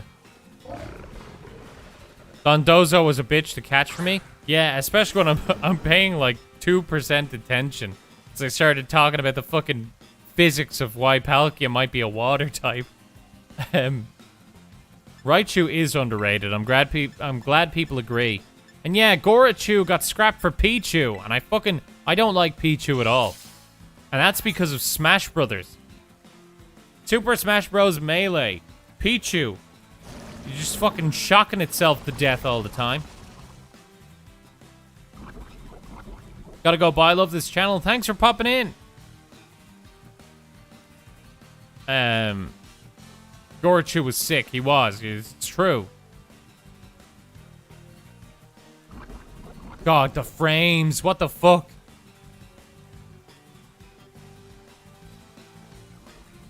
Charizard's overrated? Charizard is overrated. Well, Charizard is a classic with a very, very solid design. And very nostalgically loved. But Game Freak puts too much emphasis on this, which actually ends up making people resent Charizard. Charizard deserves love because it's a good Pokemon, well designed, and just cool. But all of the emphasis makes people go, what the fuck? What about my favorite? What's this? Charizard again? Overrated piece of shit. You know? So it is deserving of all of the love that it gets, but not all of the promotion that it gets. Hey, Tala, thanks for the sub. I don't know, did that pop up on the screen? Did I just miss that? What the fuck? Thank you so much for subbing, Tala. I'm sorry if nothing popped up on the screen.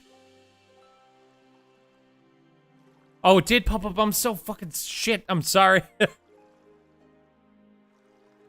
But thank you. That's amazing. I really appreciate that.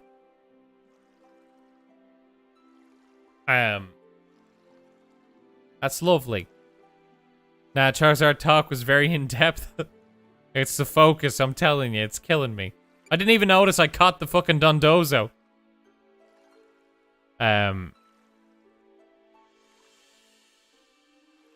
Oh god, what have I... Oh god, I went off on a Charizard tangent. I've missed... Let's see. I hate some of those electric rats they've made over the years just to copy and paste of each other. Well, they're... Theme-wise, they're copy and paste, but design-wise, they're very, very different, and I fucking despise some of them. Like, all of them have different concepts and different ideas. They just all happen to be electric mice. But, I don't like most of them. Hey, man, could I get a hot dog? Yeah, sure. What about a Houndour? Get it? 'Cause it's fucking fire type. It's a dog. Yeah, I hope they add Gorachu. It's a waste if they don't. Gorachu's great. Great design concept. Melee killed Pichu for me too. Oh, fucking totally. Completely. It treats Tatsugiri like its boss and follows it loyally. Though powerful, Dondozo is apparently not very smart. Oh, poor Dondozo. Now, my game is going like 3 frames per second. So I'm going to save this. If I swap to this, does it break everything? No, it doesn't. Fantastic. I'm going to keep this on for a second. I'm going to close the game down and restart it. Let's see. I beat the False Dragon Titan before the Ground type Titan. It is possible. I beat the False Dragon with the level 30 team, but Jesus Christ, it's rough. Could I get a Taco Man? Yeah, sure. I hate some of those electric... Oh, I read that already. Facts? Hell yeah. Chewing on those frames. Oh, fucking tell me about it. Dang, that transition was fantastic. Oh, good. I'm glad you like it. Yeah, I bought, I bought the transition, the Scarlet and Violet themed transition. I just always forget to fucking transition to anything. Boop. There we go. Professional stream, am I right?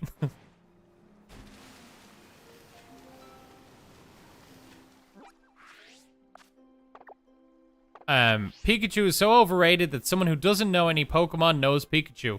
Well, that's the difference between overrated and being the mascot of a company. Because Pikachu is Pokemon's mascot. It's like it's, that's like Hello Kitty. You know? Everyone knows Hello Kitty more than the other Sanrio characters.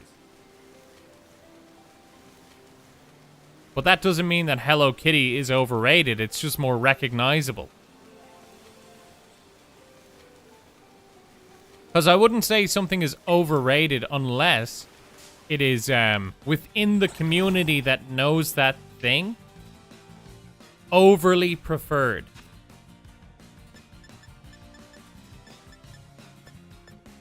What am I doing? Veluza. Do I have this yet? I need to fucking... Oh, I have a quick ball. Hell yeah.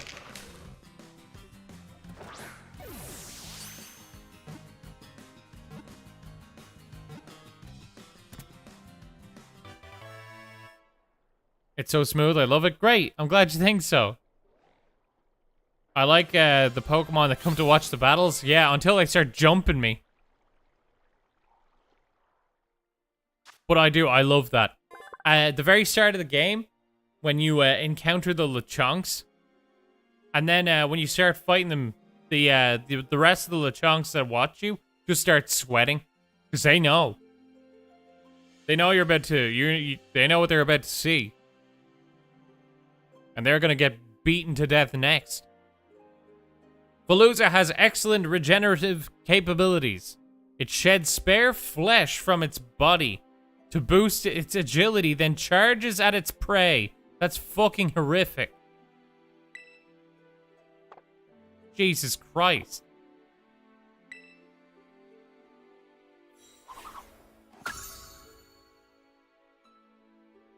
Hey, Veluza, we got it.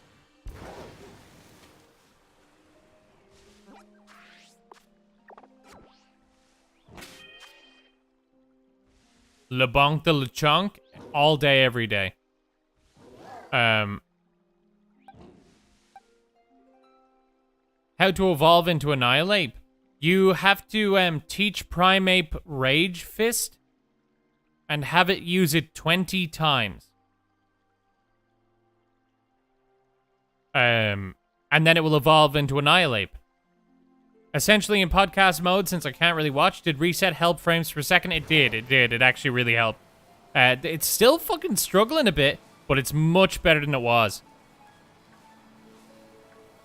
Thanks for that.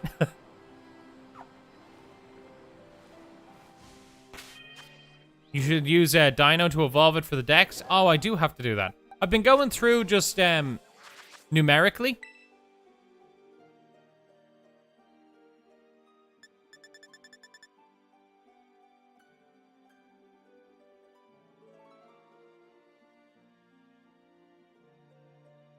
So I've been going through numerically, but I will definitely get there. I'm just going to give it candies.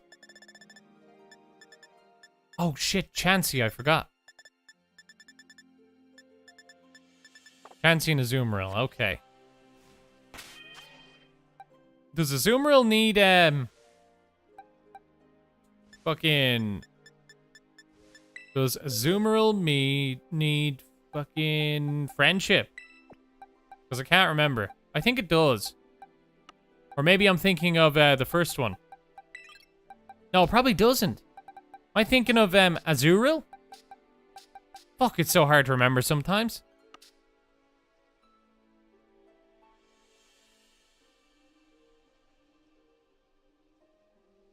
Are there any version exclusives you need? I don't know at the moment, but if I come across them, I'll just make a list at the end.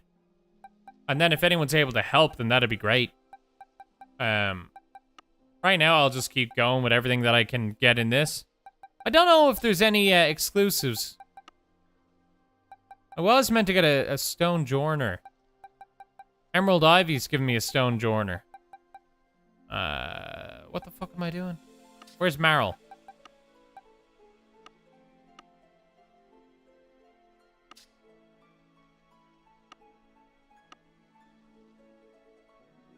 Marill?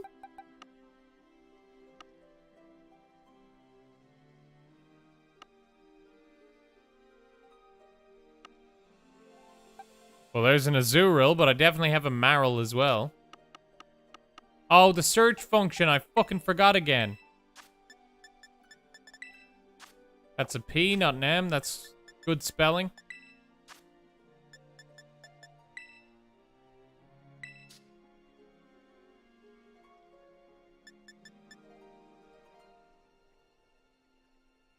Oh, there. Oh, shit. All right.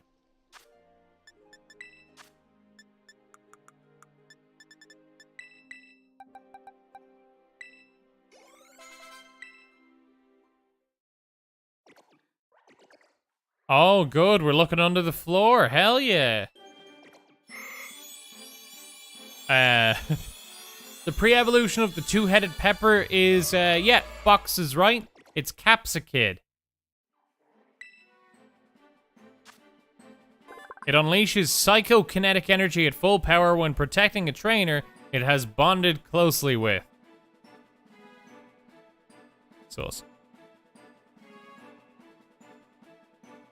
I'm off working at home right now, so I can get you, any of them. Well, that's great. Thank you, John.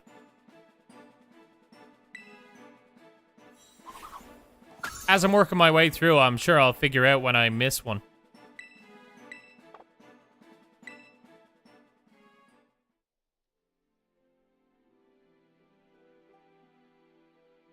Ahmed, get out of here. I don't care about your hot dog shit.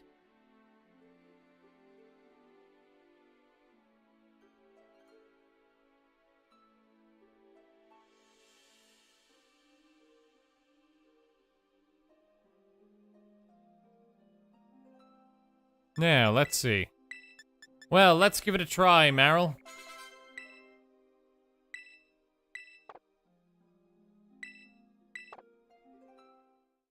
Hey, let's go.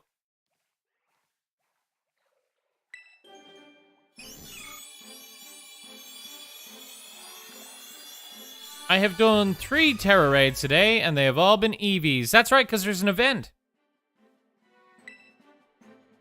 There's the EV event on at the moment.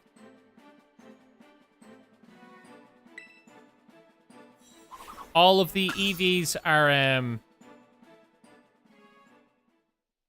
yeah, the EV Terra raid event. You get EVs of all different types. It's really good. So if you wanted to plan like having EVs of all different Terra types, like if you wanted a poison type Umbreon, or like a fairy type Espeon, all stuff like that, you can get any EV you want and just evolve it, and it will have a really great Terra type. That makes more sense. Yeah, it's great. They're going to be doing events like that. I think it might be next week or maybe this weekend. They're going to do the 7-star level 100 Charizard raid. It's going to be a dragon type. It's going to be fucking crazy.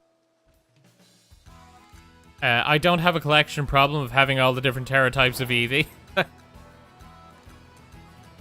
Don't worry, that's perfectly healthy. Come on, give me the thing. Right.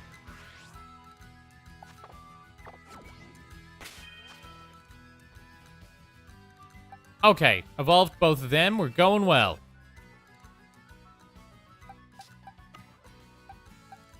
Someone made a good point. Let me pop Dino into here. And you know what? I know for a fact I'm going to have to get a Fortress. So I'll just very quickly...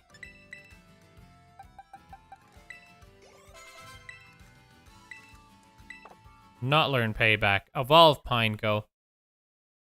God, the texture for Pineco is so good.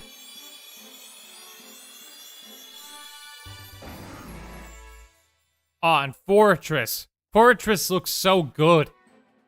It's so shiny now. It's actually a steel type.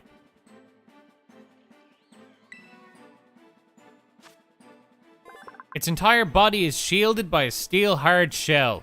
What lurks inside this shell is a total mystery. Spooky. Heavy Slam. Hell yeah. Nice. I'm currently trying to get the Dunsparce 3 segment. Evolved it 20 plus times. I don't think it's a 25% chance anymore. It's not. It's 1 in 100.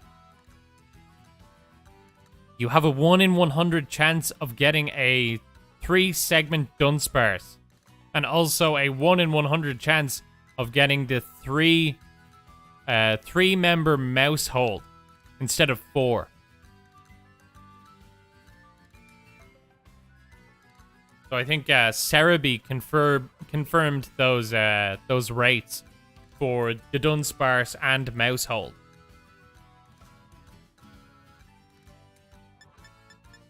Which, good luck to anyone who's going to attempt to shiny hunt that.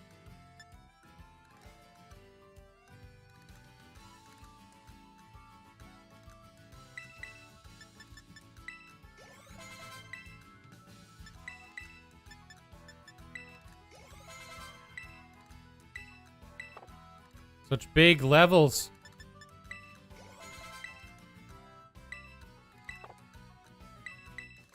You know what, let's use 3. There we go. Okay, and then we'll use another one. Have you put any thought into what Pokemon to use for the Charizard event? I think I agree with other people that Azumarill would be the best choice.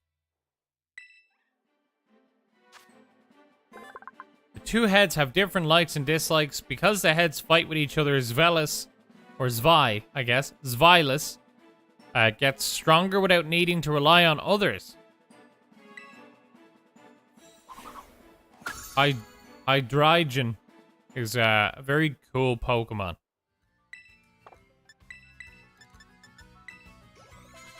Wait, isn't it level 64 that it evolves?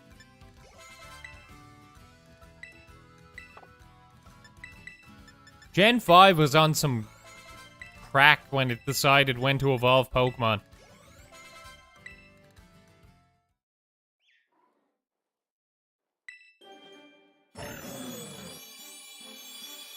So many of them evolve at like fucking mid-60s. Even though it's so cool.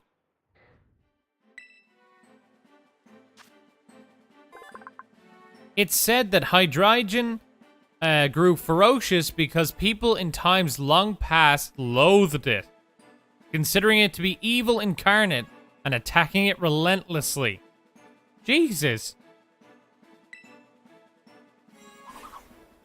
I wonder if that's a hint towards a Legends Unova game.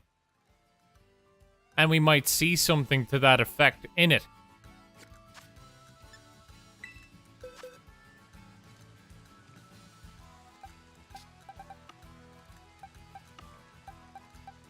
Like a medieval era Legends Unova game. Where we get like the original dragon. And have people treating Hydreigon like a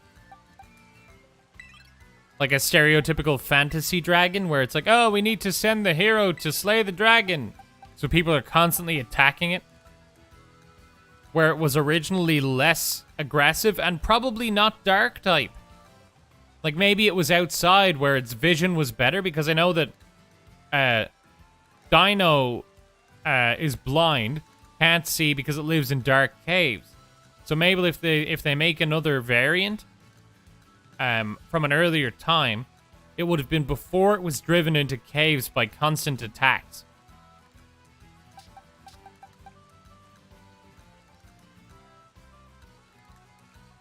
Can you breed Ditto, or do you only have what you catch? With Ditto, you just have what you catch. If you want a different Ditto with maybe different different IVs, or different nature, you'll need to catch more. That's why it's so rare and so valuable to have a 6 IV or even a 5 IV Ditto.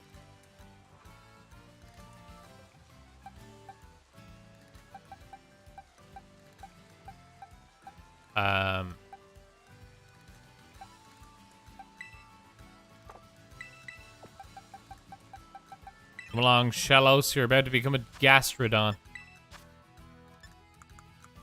Gastrodon these nuts. Got him.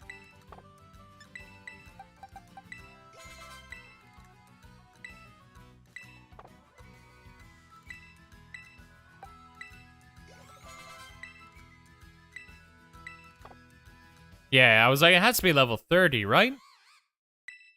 Shellos! Shellos is evolving.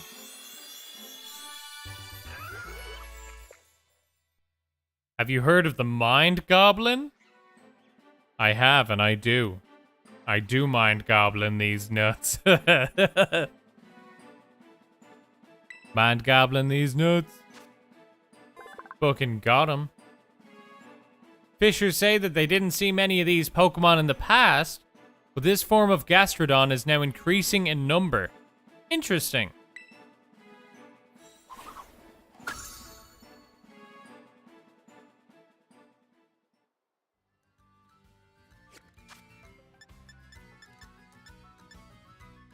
Blue or pink Shellos? Yeah, I've got to say, I think I'm blue Shellos. Yeah. I think I prefer blue Shellos. He's just... He's more chill looking. Look at that.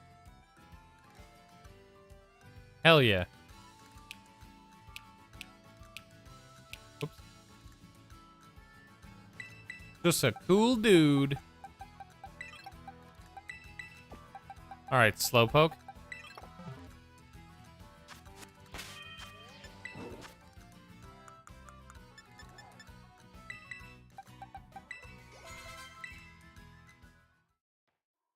Yes, blue gang.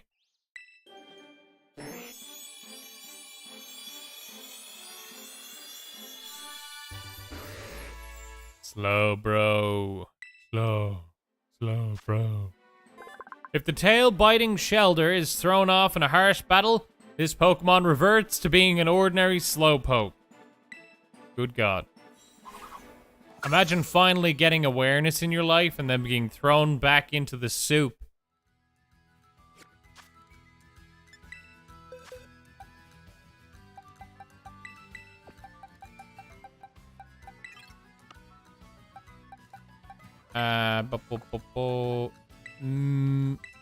Yeah, I don't think I have him. No, I should still just go by the... I need to get Chansey. That's what I need to do.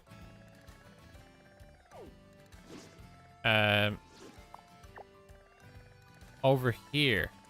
Right? No, here, yeah. Oh no, we're going into North Province. It's gonna shit itself again. The game's gonna crash.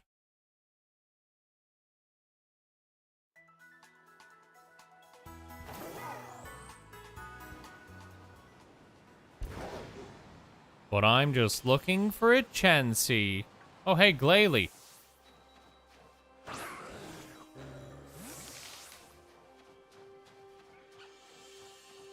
He's chasing me down.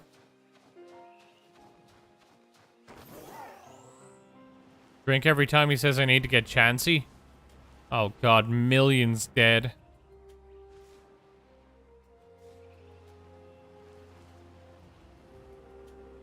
I need to get Chansey. I need to get Chansey. I need to get Chansey.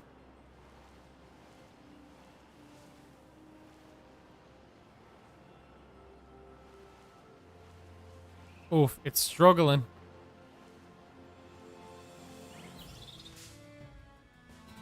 Oh, I didn't even see these little shits.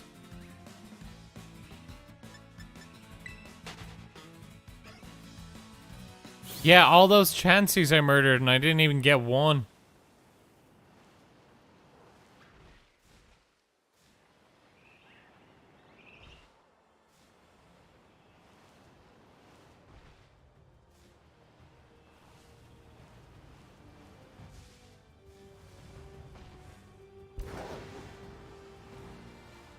I had a Slowpoke in Ultra Sun named Nana, and now the first Slowpoke I catch is going to be named Nana. Hell yeah. Oh my God, I can't even see these things. Yeah, exactly, Tal. I can't see them. Let's keep running into them.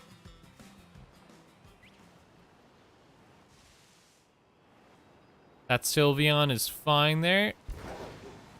I'll eventually remember to go back and get it. Actually, if I'm doing the Pokédex, I should get it.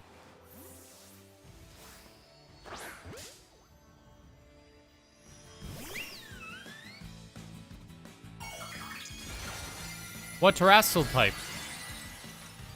Oh, grand. Fairy. I think normal is actually quite a good one for Sylveon because it gives is it Hyper Voice? If you don't have Pixelate, then Hyper Voice is quite a good normal terrestrialized type is good for Hyper Voice, I think. And Boom Burst maybe? I'm not sure. I now have one chance for this. Well, shit.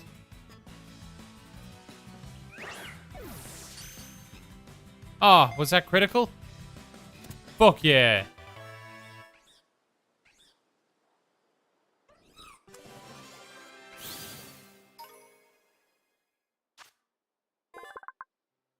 Sylveon cuts an elegant figure as it dances lightly around. Feelers fluttering, but its piercing moves aim straight for its opponent's weak spots. Jesus. Needlessly aggressive. Holy... Oh, Jesus.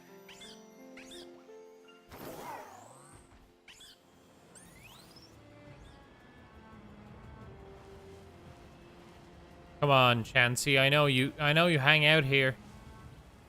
Oh, the frames.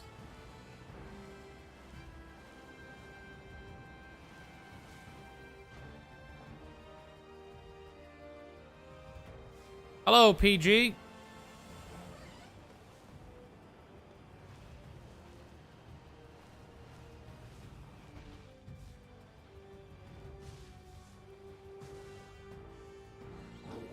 I try to look to see if they're shinies because I can't fucking see.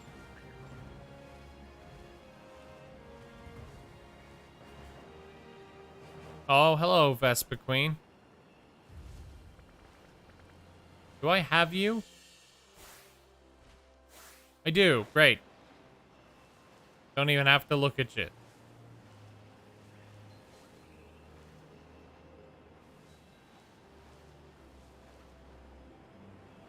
You know what? I'll just make the fucking sandwich.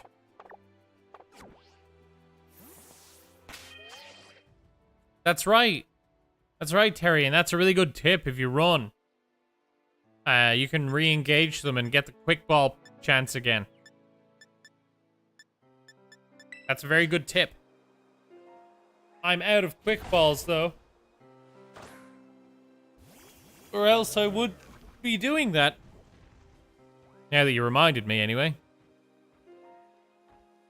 Alright. Let's make a little sandwich, shall we?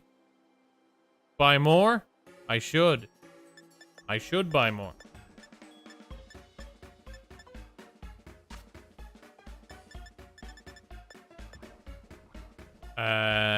Banana?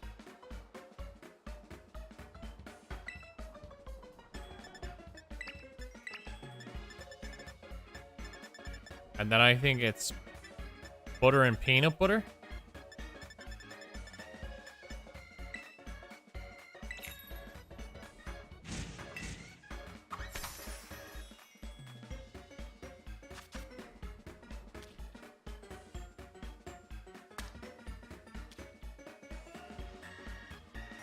Oh, good. The game's freaking out.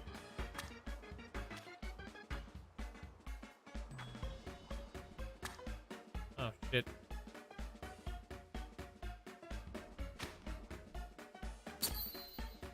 Reggie, do you want a Japanese Fui Coco?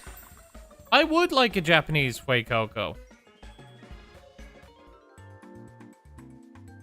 I know that it doesn't count as a different location, but technically my Fui Cocos are Irish. So yeah, you'd get a Fui Coco from Ireland.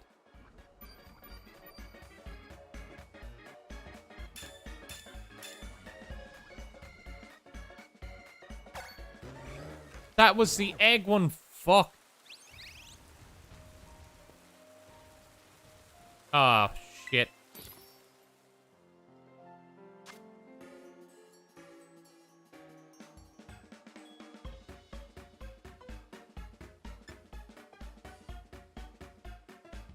Egg power. Jam sandwiches.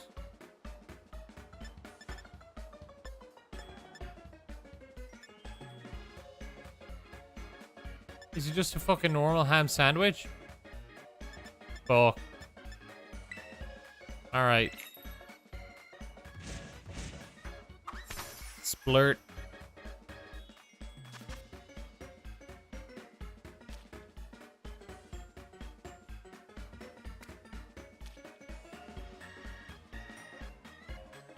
Oh, the glitching. Hot damn the glitching.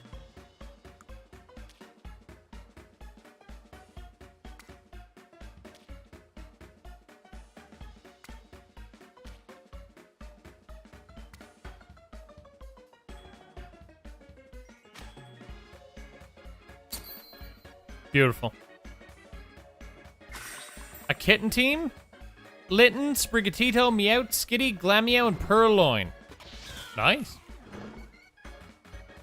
You got 3 Japanese Fui Cocos from a surprise trade. Hey.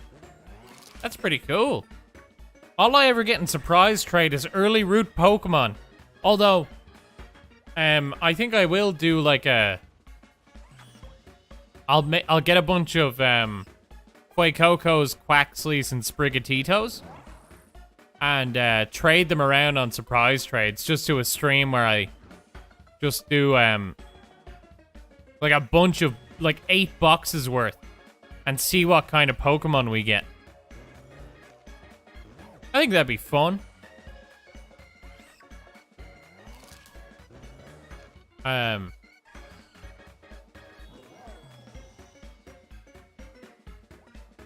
Everything's better when it's Irish. Damn right.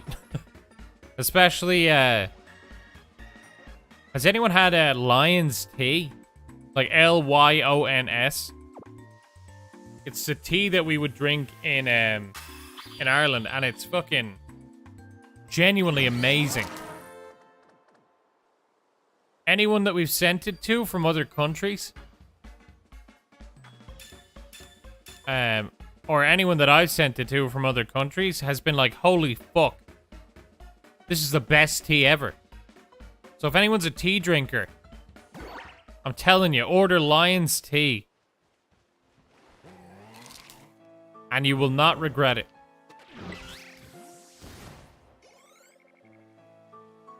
How do you think your YouTube channel will look after you get monetized? Oh, here we go. Here's the chances.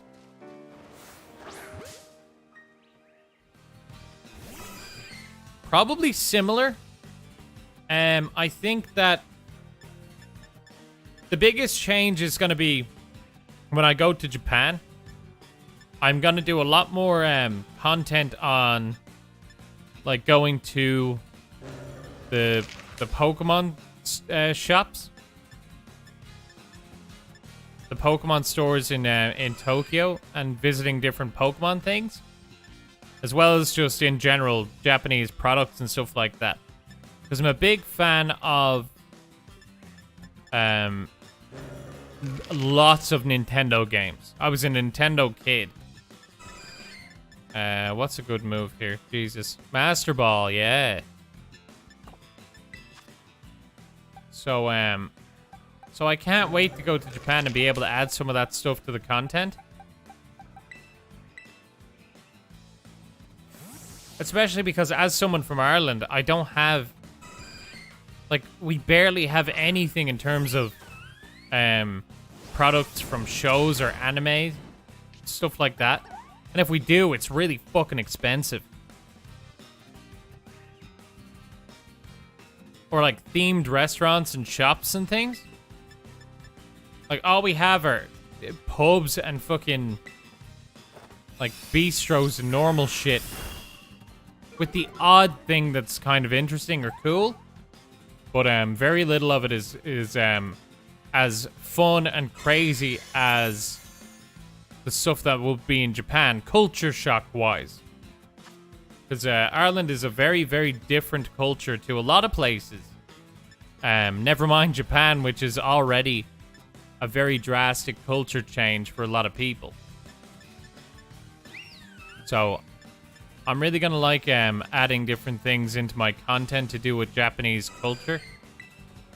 Outside of just like, hey, look at this cool anime shit. Because obviously Japan is a lot more than that.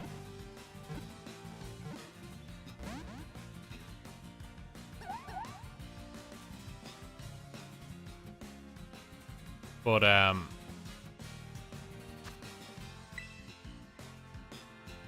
also, I'm lucky. I was meant to get tattoos. Like, for the past few years, I'm like, oh, fuck, I really want to get a tattoo. I just need to decide on the design that I want. And then I just fucking never got around to it, which is great. Because now that I'm going to Japan, I won't have any problems going to onsen. Rather than, like, having to look for the ones that are okay with them. Hey, Beast, thanks for popping in. I'm glad you're able to make it to the stream. I'm just fucking throwing balls at this Chansey. Been rewatching your fact shorts in sequence. Sorry I wasn't here sooner. Don't worry, Tim. And thanks for watching the shorts again. Timer ball. Fuck it. I heard there was or is a small Pokemon Center in the New York Nintendo store.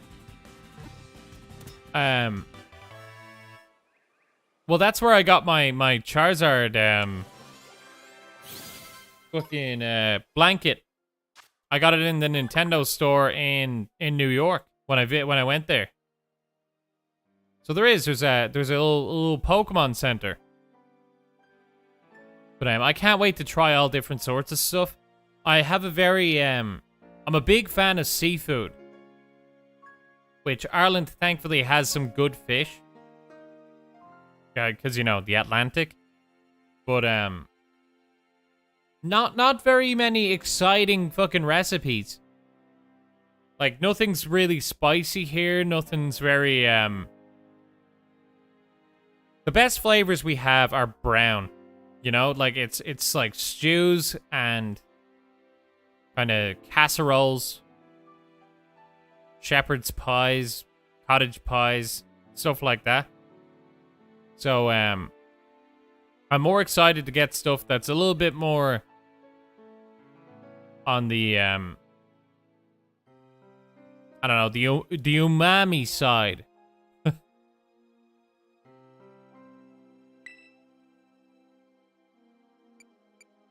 Put in my contacts, I now have unlocked the power of proper sight. Sounds sick. Hope you enjoy the new world, essentially. Sounds like a dream. I can't wait, really. I can't fucking wait. That and the fact that, like, the price of rent in Ireland is fucking insane at the moment. I know this is pretty much a worldwide problem. But, it's genuinely just not affordable here anymore.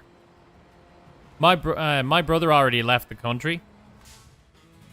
I think 7 in 10 young Irish people are emigrating. Or at least it's either are emigrating or are intending to emigrate. Because to give you an idea, about an hour's drive away from Dublin, which, I mean, Ireland is a smaller place than a lot of places. That's pretty much fucking miles away. The rent for a 1-bedroom place is still like €1,400 a month.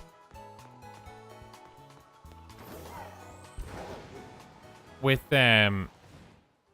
so you're not gonna afford a place if you're by yourself. You need 2 people. And to give an example of oh god, I was in a tiny apartment before. It was pretty much like the bedroom could just fit a bed. You couldn't open the locker because it would hit against the frame of the bed. And the kitchen and sitting room, it was kind of like open plan. It was all one room. So there was basically a couch. The TV was on the windowsill, so blocking the light from the window coming in, because there was nowhere else to fit a TV. And right behind that was the kitchen area. And that was also €1,400 a month. But that was about 2 years ago. Now, that same apartment is €2,000 a month. For no fucking reason. Like, I can't imagine making enough money for someone to be able to comfortably rent that and somehow be happy in it. Because it was fucking... And, by the way, this was through COVID as well, so the whole fucking place was in lockdown. So it's not like you could go out and be like, you know what, I just kind of sleep in the apartment. You're just fucking locked in. Like, whenever you cook anything, you can't even relax because you fucking smell it everywhere. So nearly every single one of my friends, if they don't have a partner and a really good job, are still living with their parents into their late 20s. All of them. Bar, I think I know 2 people who either rent or somehow own their own house.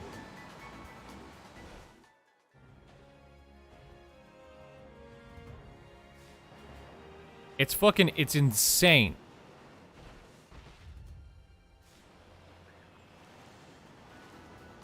My wife and I rent a 900 square foot house. When we moved in 3 years ago, we paid $825 a month. Our rent is about to be $1,400. See, that as well. There needs to be a control put on them. Because that's the problem we're having in Ireland as well, is that there's no regulation. They just keep fucking going up. Or technically there is regulation, but it's very shady on... Like, landlords will just kind of not tell you what the previous rent was. So they just put it up to whatever they want when a new tenant comes in. It's much harder to raise the rent on someone who's already moved in here. But if you're looking for a new place, you basically get fucked. But that's insane. That's fucking practically double for nothing. It's the same place. Have you seen the prices of rent in U.S. cities? Not offhand, but again, I know it's pretty much global. Like, I know that it's tons of countries are having this same issue, but specifically, and it would surprise people that Ireland is I think it's now one of the highest cost of living locations in the entire world. For no reason. I don't know what I'm doing. I'm just kind of driving around. Me and my wife had to move in with my dad because I got laid off.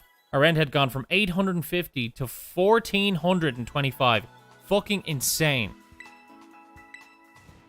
Like, same thing. I had to move back in with family.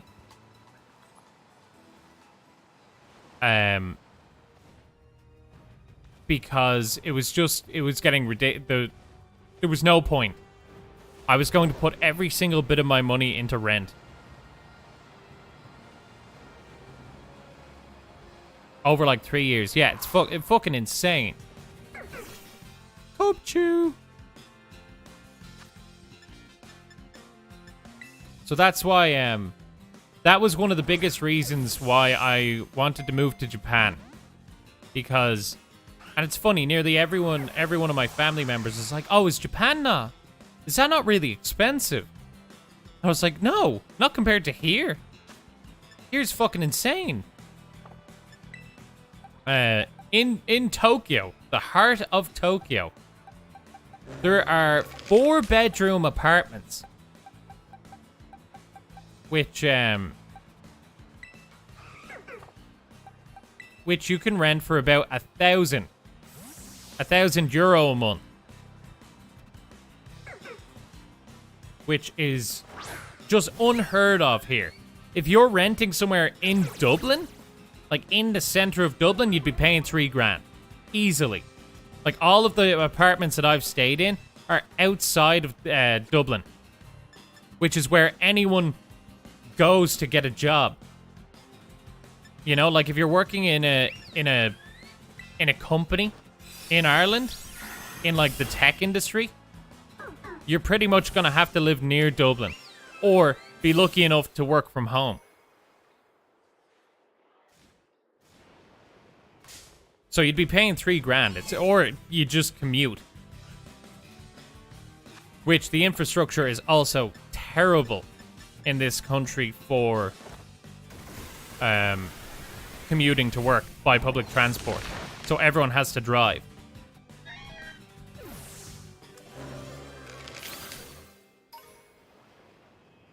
I would have never guessed Japan was that cheap comparatively. It's fucking insane. Like, I know that their economy took quite a hit from being closed during COVID for so long.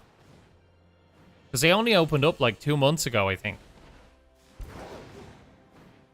So I know that their economy took a hit a lot of their tourism sector has been struggling. And the yen had dropped quite drastically. But even before that, it would have still been cheaper than Ireland, at the very least.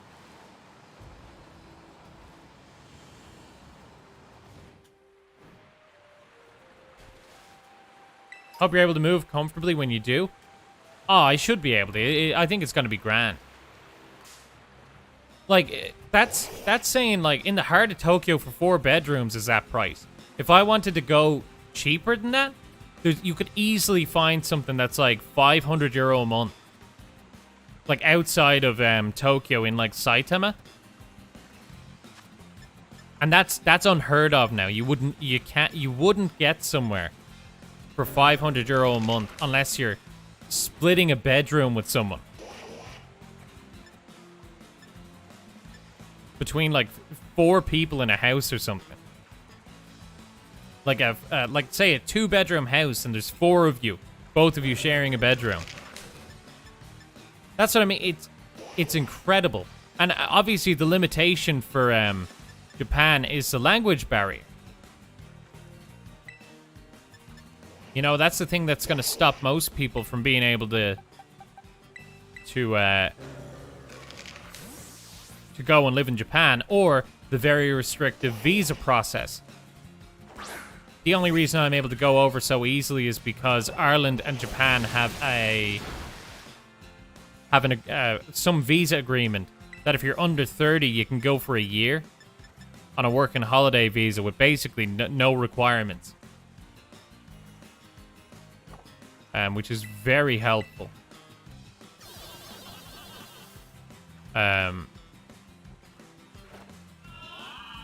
US is falling apart, and it's the same here. Everyone has to drive here. That's so limiting, and there's no point.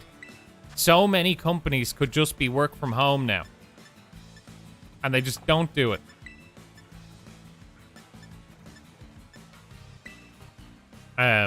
Japan has a problem with not many young people and a lot of older people. That's true. They have a very bad population issue at the moment. That's why they would do. They would benefit greatly from introducing, from being accepting of foreign workers. And I say that coming from Ireland, where we take on a huge amount of people, and it's generally very helpful for infrastructure and jobs to have a diversified workforce like that. Like Europe being open with its borders in terms of the EU and stuff like that, and with visas, can be extremely helpful. If I wanted to, I could go to Germany and just work there and live there without visa issues. So if you're qualified in an oversaturated sector in, say, Germany, but there's openings in Ireland, you could just move there. And that, I think, breeds a very healthy environment for countries, where you're actually just employing qualified, willing-to-work people in those countries. It's kind of like, if you think about it, you might move to a different state because they might have more job opportunities. It's kind of the same thing with moving countries in the EU.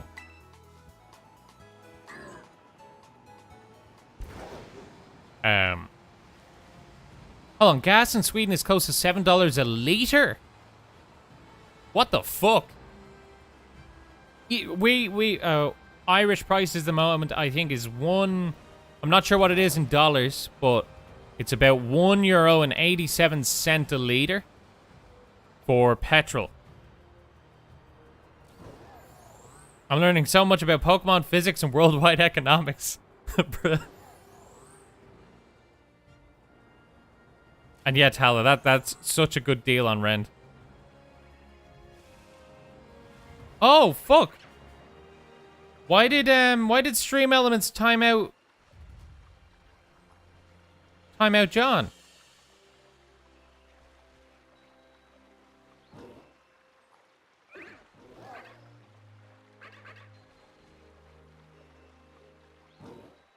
That's weird. Sorry about that, John. I have no idea why Stream Elements did that. Say gas prices again. €1.87 per liter. I think that's what the last one I saw.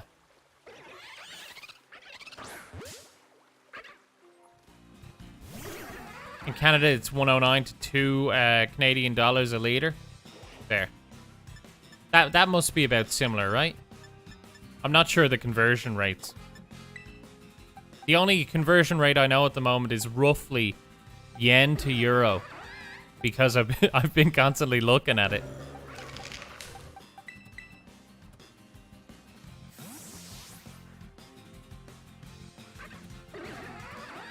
Dude, euro's so weak. Bro, what? Actually, very, recently enough, euro's taken a big tank compared to,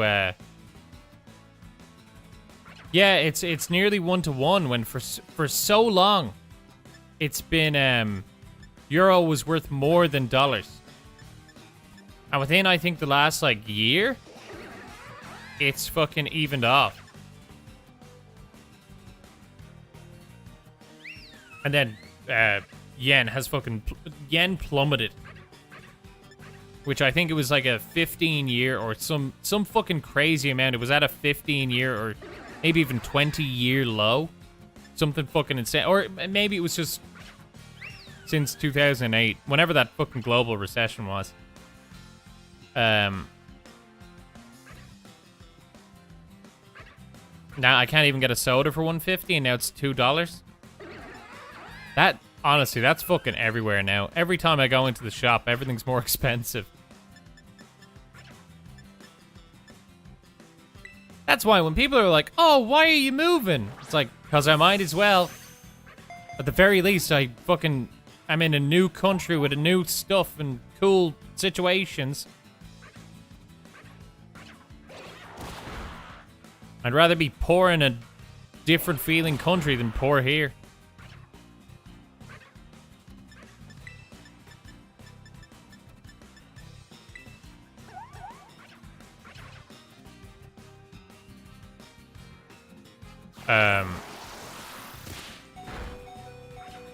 $3.75 liters per gallon, so you're over $4 a gallon.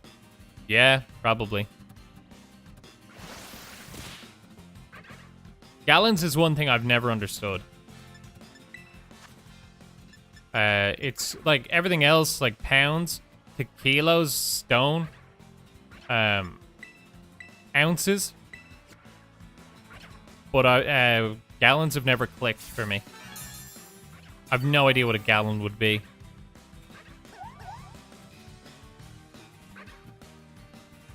$1.37 Canadian dollars is $1 US. So it's about, yeah, so that's about probably the same conversion for euro as well.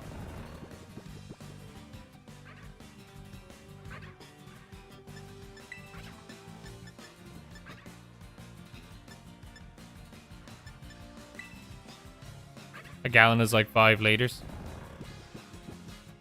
Is it 5 liters? Or 3.75?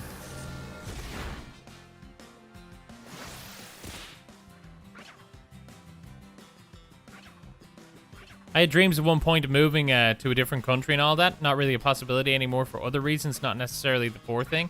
Yeah, no, there's way more reasons for other people. I'm very lucky that I don't have other things keeping me from getting to move to Japan.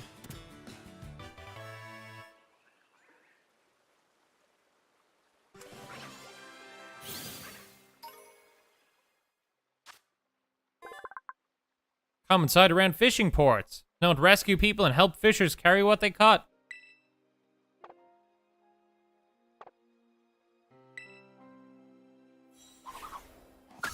Yeah, stories of people moving away is great. That's why I'm excited to be able to be a part of that. I've never lived in another country before. And then my brother, he moved to Australia. And he loves it there. He's been having a great time. So it's funny, there's only like a 3-hour time difference between me and him then. As opposed to, I think, a fucking 11-hour difference now. So it's always harder to talk when there's that much of a time difference. Still fucking 9-hour flight if I wanted to go visit him. So they're not that much closer, but it's easier to be awake near the same time.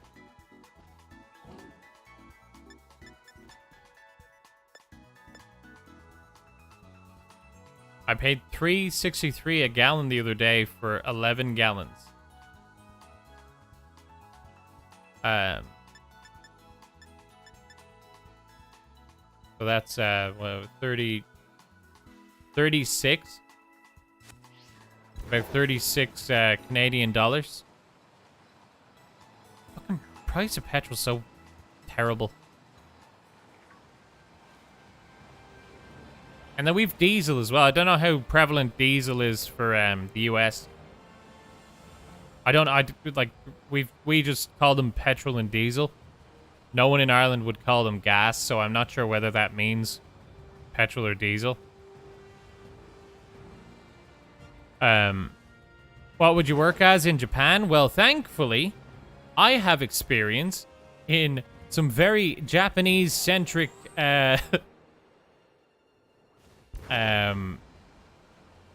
Japanese-centric industries. I have experience working in the games industry as a QA functional tester for Activision Blizzard. And I've also worked with Larian Studios, the people who make Divinity: Original Sin. So if I do learn Japanese, I'm basically sorted for being a localization tester, or even a translator for English to Japanese for video games, or Japanese to English. Because I have, like, a good few years experience doing functional QA testing. Sheesh. But not only that, I've also got about 2 years experience doing, I was a production technologist for a pharmaceutical company. So I would, like, measure out different ingredients for medicine. Put them in, like, a big vat. And the machines would just do all the work and mix them together. But then I'd have to take apart the machines and make sure they were clean. And that is, there is a ton of pharmaceutical companies in Japan. And potentially, depending on the way that they work, there might be openings that would require English. And if not, thankfully from my experience in the jobs, it doesn't require a lot of talking to other people. So there's a chance that if I just had standard enough conversational Japanese, I would still be able to do the job.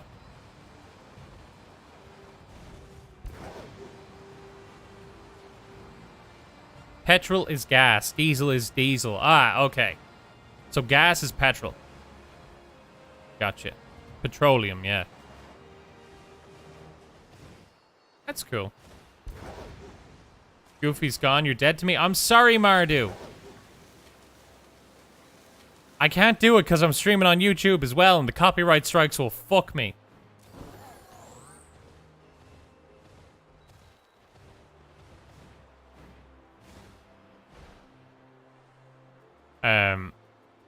I heard there was a debate in Japan about which is better to watch, King of the Hill, sub or dub. I mean, it depends on the quality of their dub. Da Jobu. Konnichiwa. That's a very bad Hank Hill impression. You're gonna burn YouTube down? Watch out, they're gonna get you for that. They send the YouTube ninjas. Ooh! Ooh, hello! Hold on now. Hold on there. King of the Hill is classic. It is. It's great. I look at both gallons and liters because I go to Canada and back. Does Canada use liters? Ooh. Is that poison? Sheesh. God damn.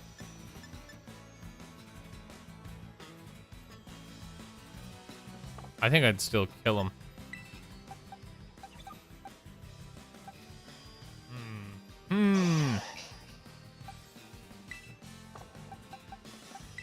What to do? I think I wing it. Oh, wait, I forgot. You can't one-shot Terra Pokemon. Keep fucking forgetting that.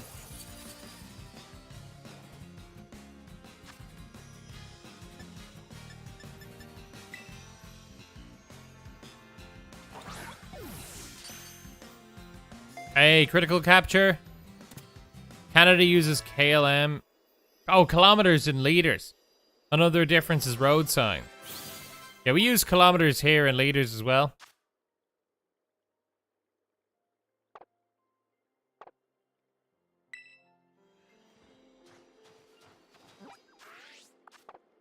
It's very Daijobu of us. Daijobu, bud. Arigato gozaimasu.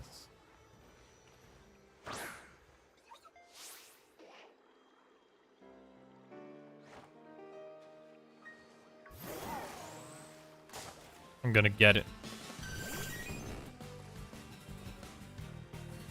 Literally only the United States uses Imperial system.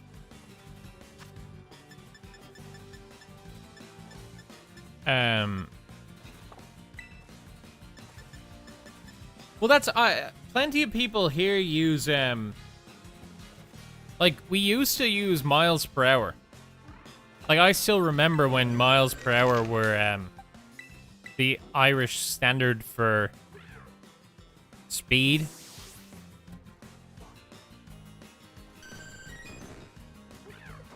And kilometers. I remember when it changed over to kilometers. There was people who got so fucking confused because they didn't know whether because some of the cars only had miles per hour on them, on the speedometers. So people doing the conversion in their heads would fuck up and they'd be going like 120 miles per hour in an 80-kilometer zone and shit. Oh, what's going on here? It's nothing. It's just a Vaporeon. One thing we've learned today is FPS are going down and gas prices are going up. Yeah, baby. Vaporeon. Ooh, ooh. US has their signs written out as well as part of the symbol with words. Written out. What do you mean, like stop signs? Some of the signs on Irish roads are pretty much just, oh shit, critical capture.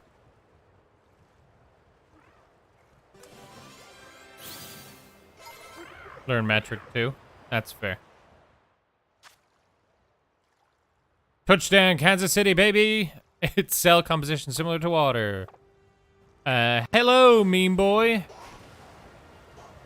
Jesus Christ. I do have a Magikarp. There's Beartic and Cubchoo.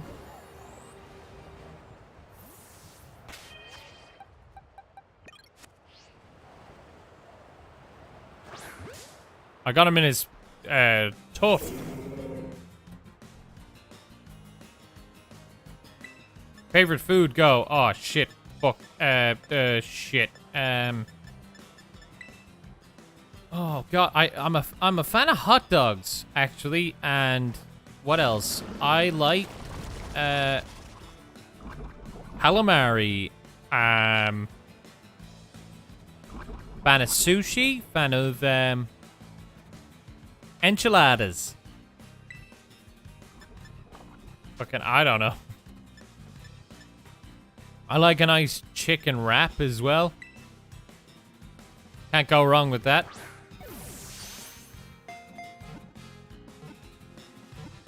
Hot dogs have lactose in them. Well, there's a lot of food standard differences between other countries and here in Ireland. Feared as a Snow White demon. Jesus fuck. Ireland has some very high food standard laws. Thankfully. A lot of our stuff just has to be exactly what it fucking is meant to be. With a lot of binding agents and additives restricted.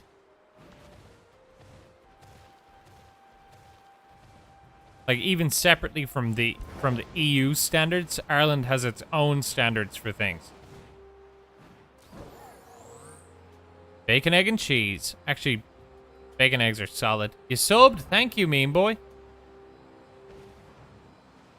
I can't have apple juice either because it has lactose, so it doesn't cider. What the fuck?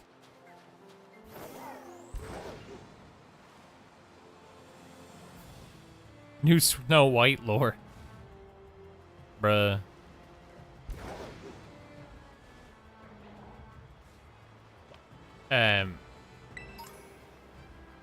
Tim, is that... I've never heard of that. Let me, Oh, 40 kilometers. That's like 45 to 50 miles per hour, right? Actually, I don't even know the fucking conversion anymore either. But yeah, kilometers should be higher than miles per hour in the conversion. It's been years since I've had to even think about miles per hour. I think 80 miles per hour is 120 kilometers if I'm not wrong. So that sounds... 80 might be 50? I think you're right with that.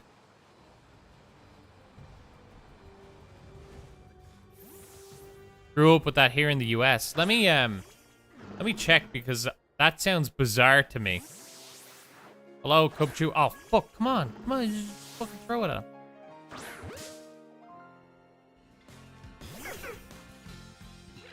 Can you have stuff like fries and chips even? What, you us?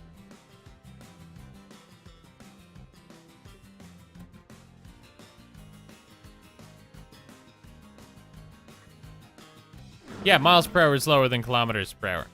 Did I say the opposite because I meant like kilometers being higher than miles per hour? By that I mean just like numbers wise. The standard 60 miles per hour is 100 kilometers an hour. Oh. Gotta drop out. Gotta focus on my homework before I have to do something I promised. No problem, Talad. Thanks for coming in. Hope you had a good time watching the stream as well. 80 kilometers an hour is 50. Yeah, you were right. Let me have a look if hot dog... What'll I look? Tesco.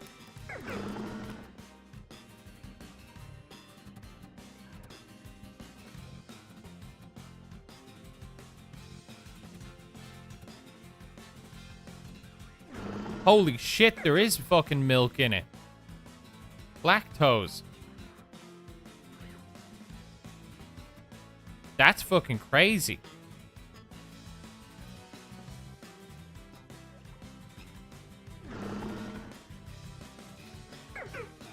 And let's see, we've got...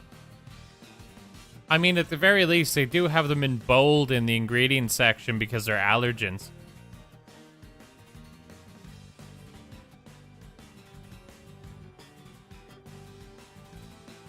Lactose is unfortunately a very useful binding agent.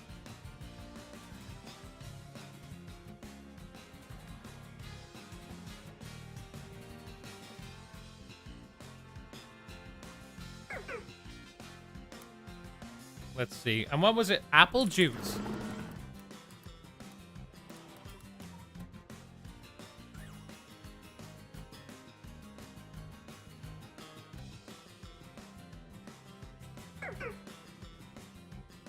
I'm so interested in this. I want to check the apple juice as well. our apple juice doesn't have lactose. It's just apple juice. It's just straight apple juice. So wait, in America, could you not just get apple juice? Just real apple juice. Rather than concentrate. Like, I'm making a blanket statement. It's possible that some of the apple juice in our country does have lactose. Wait, no, here, even Tropicana has apple juice and absorbic acid. Those are the only two listed ingredients.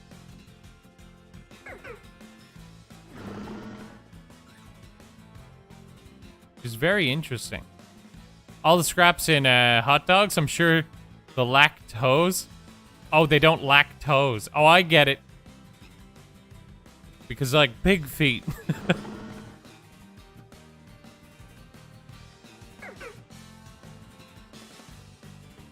No, it's probably not fake.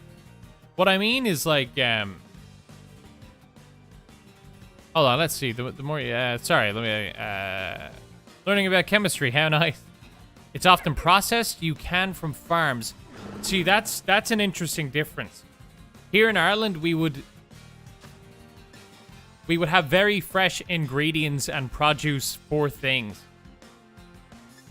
Like, it would actually be more rare to find something that's processed with lactose included. Like, we have apple juice from concentrate, but even that doesn't have lactose in it.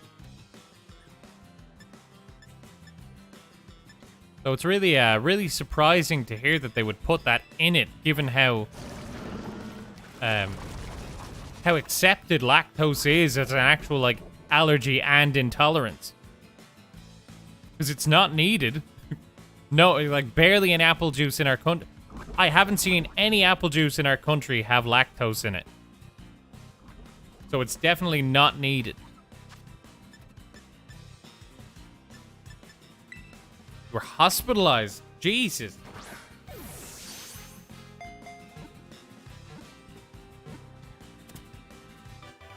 That's rough. The differences in food quality is really interesting as well. Because when I went to, when I visited New York, I thought, obviously the fucking food portions were huge. I had a plate of wings in, oh, I can't remember what place it was, but they were the biggest fucking wings I've ever seen in my life. They were chicken arms.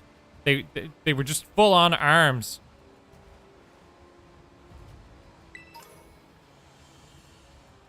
They weren't wings at all.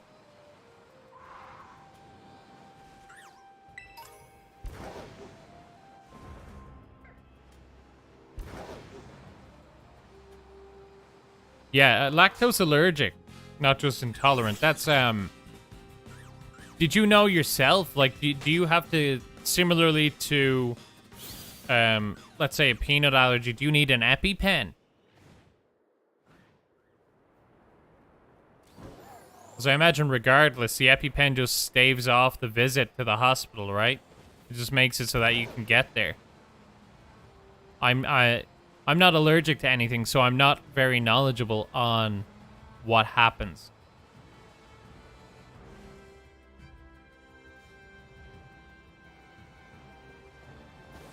Basically, fair.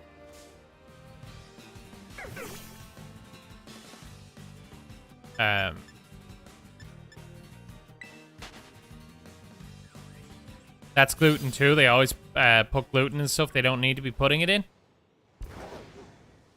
Normally it's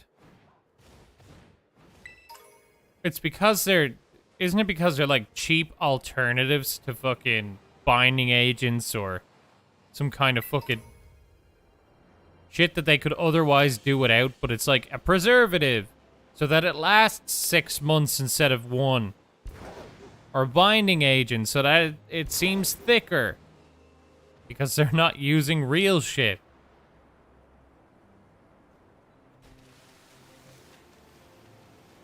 Oh, it's a pill you have to take. I've never heard of I've never heard of a pill for allergies. So that's interesting. Like I said, I'm not allergic to anything. I don't even know anyone with severe allergies like that. Actually, I say I'm not allergic to anything, but I do get hay fever. But it's in no way the fucking same thing. I would 100% rather have the hay fever.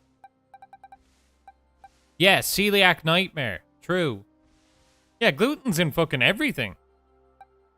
Yeah, in fucking sausages and everything.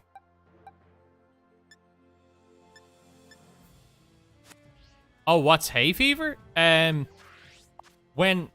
in the summer, when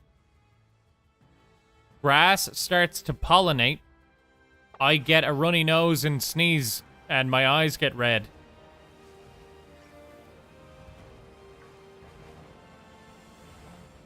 I am slightly allergic to almonds.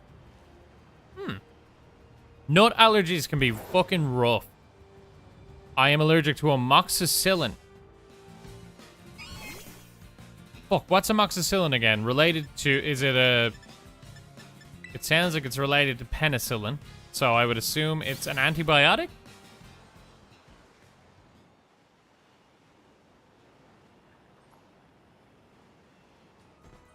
I'm off to consume the flesh of the fallen, aka dinner. See you later. Have fun, PG. It's a type of medicine. Yeah, is it an antibiotic?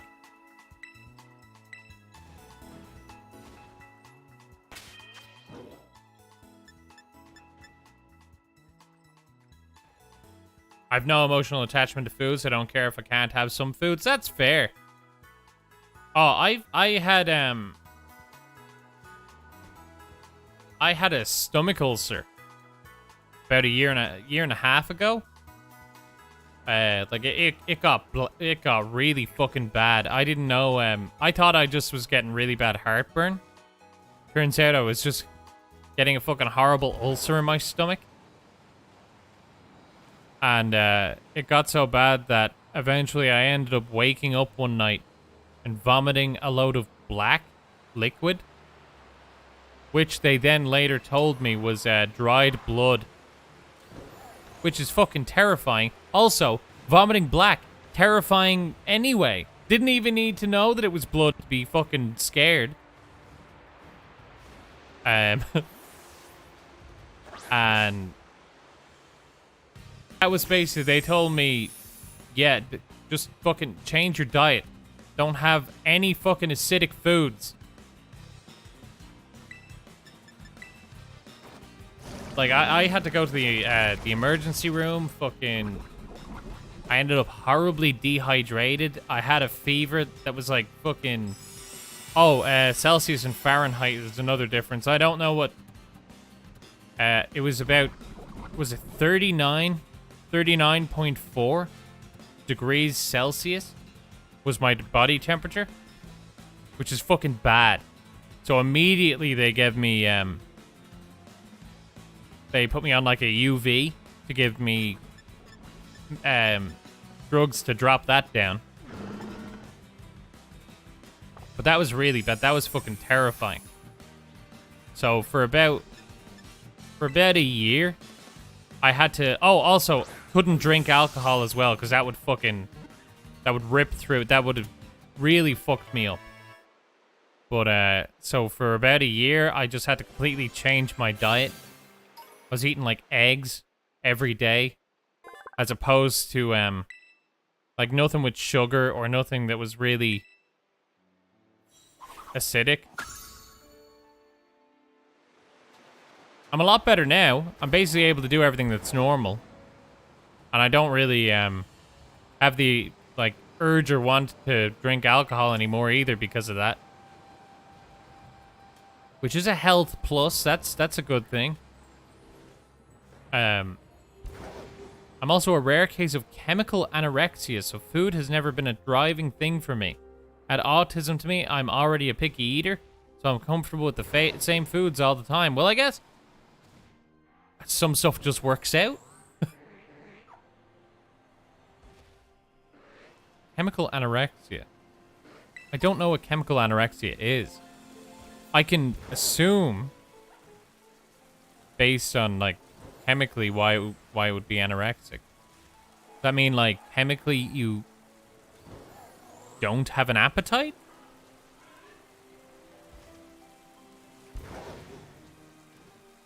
Oh, the ulcer was fucking horrible. That was the scariest shit. I don't get sick very often at all. Like, I've never really had major illnesses. That's easily the worst thing I've ever had in my life. Well, I have ADHD, but that's not exactly like a curable thing.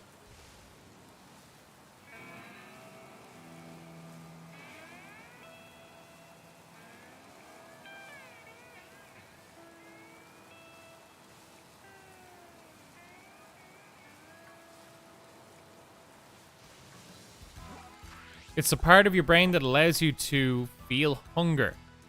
I don't have that part of my brain capacity, so I've never felt hunger. I have alarms to remind me to eat. Oh, shit. That is a very bizarre... Like, the fact that that can happen in a human brain is really weird, right? Because I think about stuff like this a lot as well, because, like, with ADHD, the fact that your dopamine levels are basically fucked. I always think about how weird it is, the different disorders and stuff that can happen with human brains. And that's a really weird one. Chemical anorexia.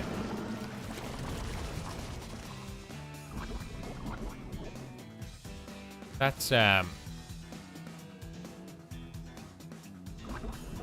I guess, like... Is it to do with, Actually, this is probably not related at all, but, because you know that when hyper-focusing, because of the, problems with, oh, fuck, what's it called? Now I can't even remember. The executive function, center of my brain. When I'm hyper-focusing, I forget to eat. So I'm assuming there's some overlap between stuff like the prefrontal cortex and hunger. Or maybe it's to do with dopamine. Who knows? But I find that really interesting.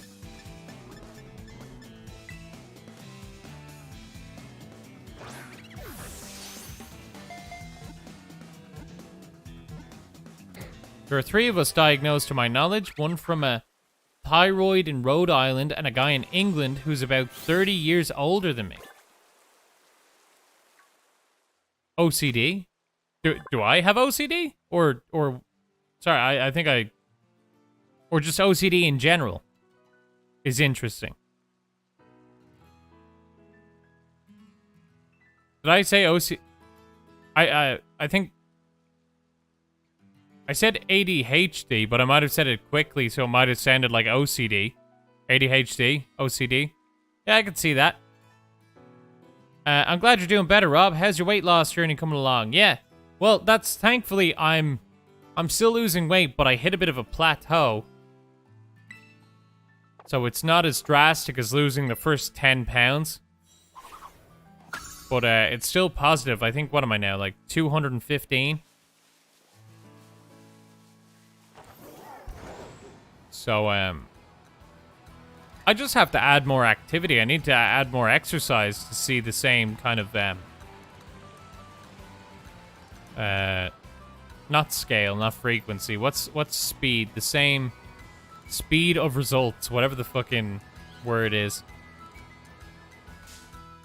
Yeah, oh yeah, I was talking about hyper-focusing. Because, I have, with ADHD, you get hyper-focus. So, for if something does grab your attention dopamine-wise, it can cause you to hyper-focus on it for fucking hours and hours. To give an example,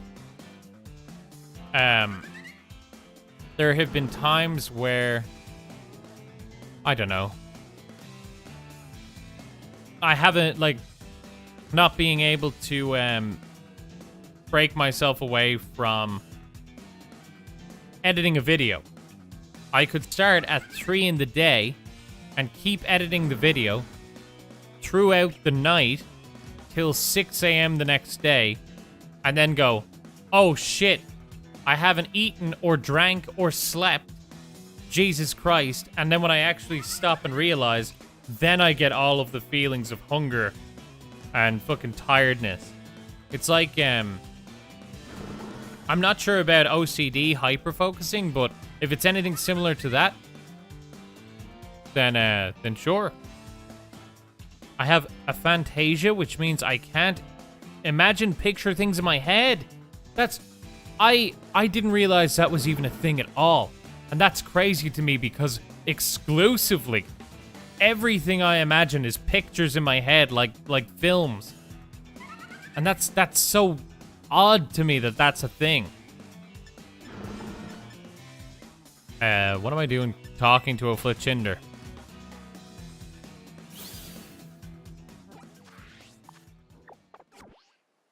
Hello, Jake.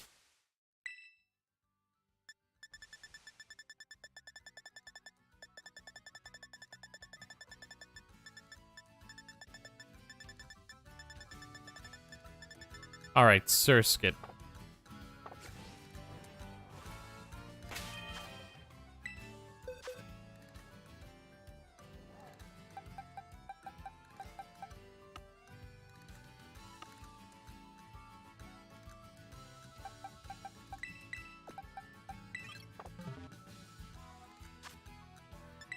Bag.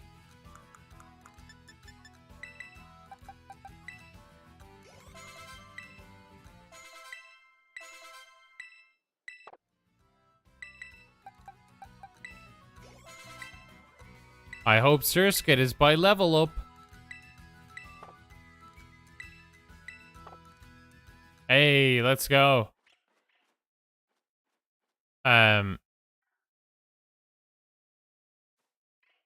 You know, I'll get to the point where my body will make me pass out because I forgot to eat or drink for a few days. Jesus. I'll just be dizzy all of a sudden and go down. That's rough. Fucking hell.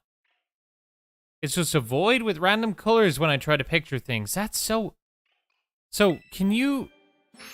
That's... yeah, it's so hard for me to even comprehend that. Because when I think like, oh, an apple, I can just see in like my mind an apple.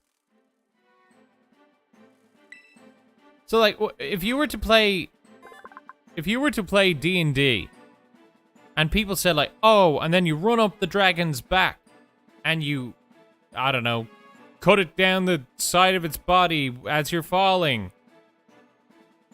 Do you not picture anything like a movie in your head? I'm assuming you don't, because that's the whole point. But when stuff like that happens, what's the process? Are you like, oh yeah, cool? Like when you're reading a book. Do you just think about the story? Because for me, I like imagine it. And that's the whole, like, it's like the movies in my head. The antennae have distinctive patterns that look like eyes. When it rains, they grow heavy, making flight impossible. I'm glad you... Oh, I already read that. Whoops. Am I trying to get every Pokemon to level 100? No. That's only use like Pokemon that I have use for. Battle-wise. I could do that, but I don't... that's a lot of effort that I'm not interested in.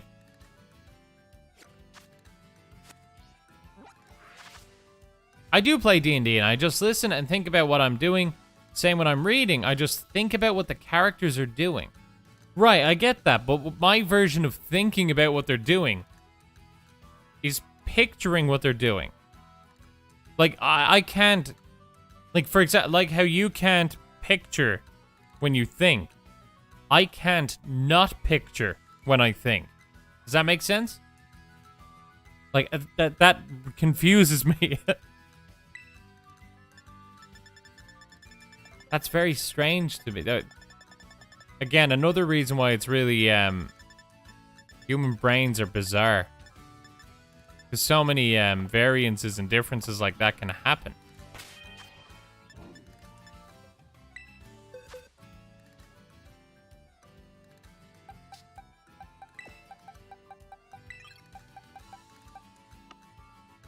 I just looked at what Pokemon it was and I forgot. I know it's a stone. Stone evolution. Jigglypuff.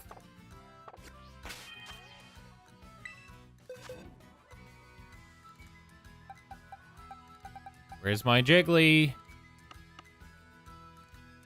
Hey, there it is. Easy.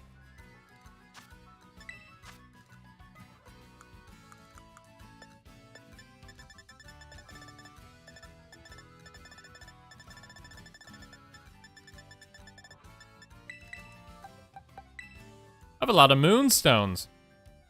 Sometimes look up photos to get an idea of what's happening. Ah, like visual aids. That's interesting.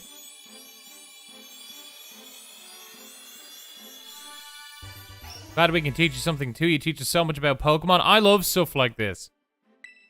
Any kind of neurodivergent stuff. It's always really interesting to me. The rich, fluffy fur that covers its body feels so good that anyone who feels it can't stop touching it. Holy shit, Ivy! Rating with 22. Hello, everyone. Welcome in. Jesus, we're trying to complete the Pokédex today. Probably not going to do it today. But welcome in. Hello, welcome everyone. I didn't hear the raid thing go off. We're here for my Pokemon. Oh, Jesus, no. Which ones do you want? Hand them over. Hey, you want some Fuecocos? Huh? Which one do you want? Hmm? Come on, look here. Look, they've got good natures. Look at that. Modest. Fresh out the kitchen. That's a tall order, it is. Wait, people do need them? Alright. Poke Portal. Who wants a Fuecoco? You know what? The link trade code is 1995 2022. Let me turn on online mode first.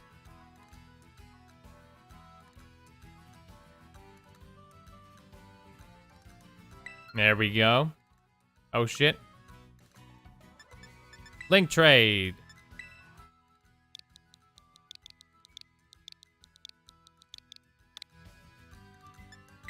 Begin searching. 1995 2022 and I'll give you a lovely little Fuecoco.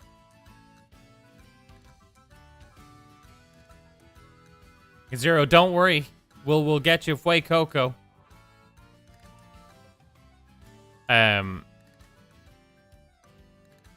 Yeah, Lotus, teachers are gonna struggle to understand anything like that.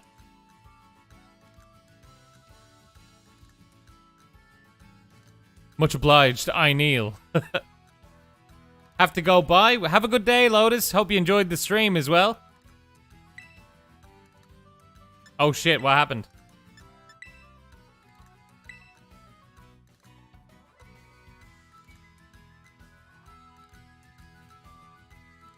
Doodle-doo-doodle-doo-doodle-doo-doodle-doo-doo. Anyone else need any starters, by the way? Well, mainly Fuecoco. I don't know if I have any of the other ones left.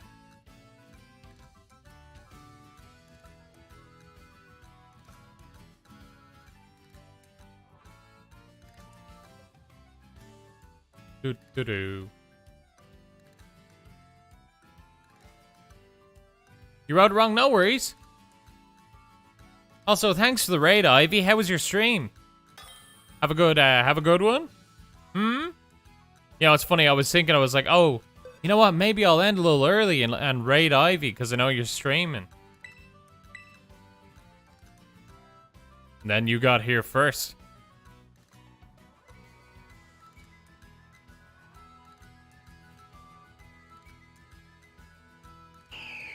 Ooh, Altaria. Yeah, you win. You win. You got the raid off. Oh, you got some Eevees. Cool. What's your did you get a fairy one? I know you said you wanted a fairy one for Sylveon. You got carried through 5 stars as well. Do you have a bunch of level up candies now?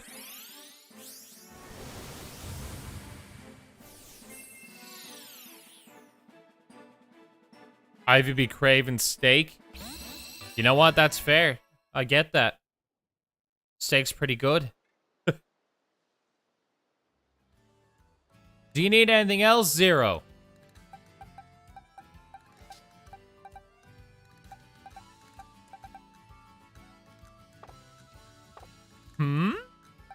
You're starving? Go make steak. And enjoy it. Just got beat, the AI professor. Got to capture the rares now. Hell yeah.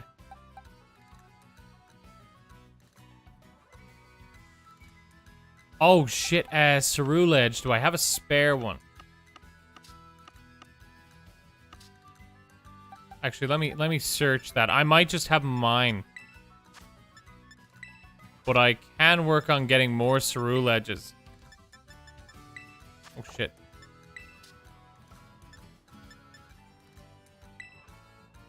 Oh, I just have my one, my Surtur. But I can work on that. I'll end up getting a good few, what are they called? Char cadets? Because I can just farm out the armor for evolving them. Wait, we can trade with you? Yeah, of course. Yeah, you can always just ask.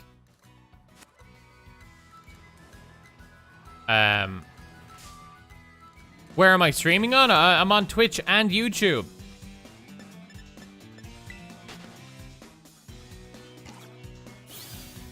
Oh, we do betray. Yes, my Discord does. Thanks for following, Zero. Oh god, I'm getting attacked by deers. Hold on, Ivy. I need to make you a mod on Twitch.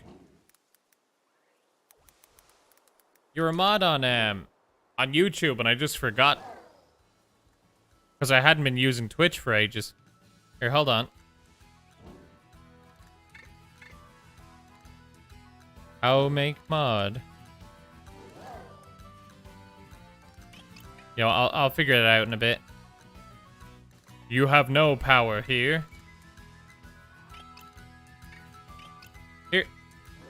There's the invite code for Discord in the Twitch chat, if you're interested. That is, I have channels for making raid groups, for trading and battling as well. So if you're looking for stuff like Violet exclusives, I know a lot of people in my Discord have Violet. So if I haven't gotten around to getting a Cerulege, a lot of other people should have them as well. And they'll probably want, what's his face? Armor Rouge. You just joined. Thanks, Zero. Gimme Ghoul.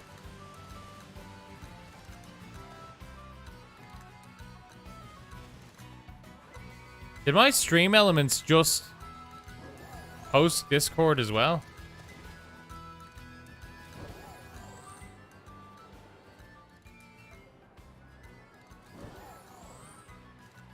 Can someone help me get Palafin? Oh, that's right. You need to be in someone's world.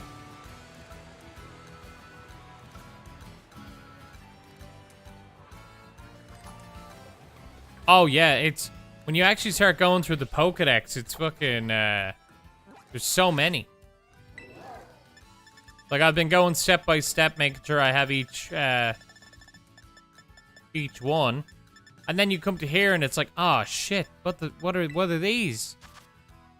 Drowsy, I haven't even touched them. I need a male Curlia.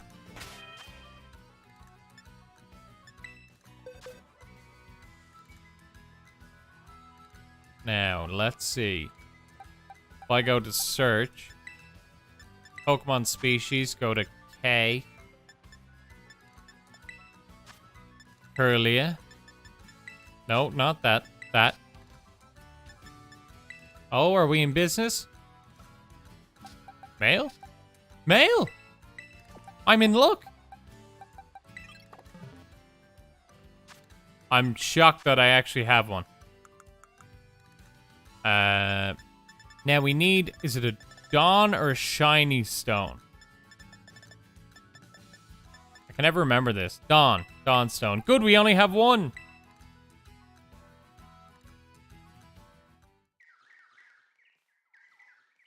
I got Palafin, but I've never used it. I only learned about the hero form afterwards.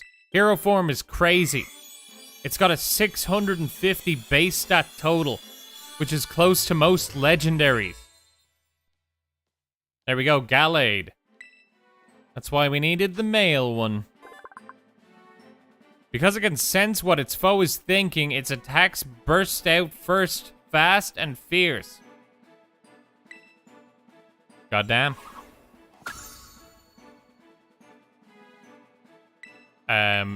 Keep your moves. Bruh, I need so many Pokemon. Oh, bruh. Yeah, I love that you can buy all the rare items really easily now. Being able to buy bottle caps is crazy. And the mint. It's going to be the easiest generation to get competitive Pokemon.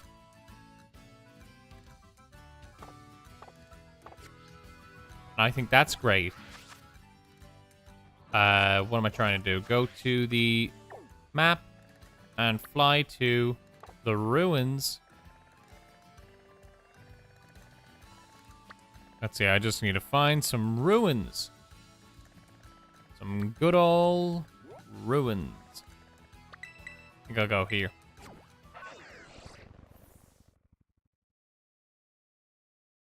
It was a pain to get Scizor before. Now it's super simple. Trip to the store and back. Yeah, you can just get a metal coat and then go on your way. Same for Steelix. But I actually don't think Onyx is in the game yet. Don't even know if he's gonna be in it.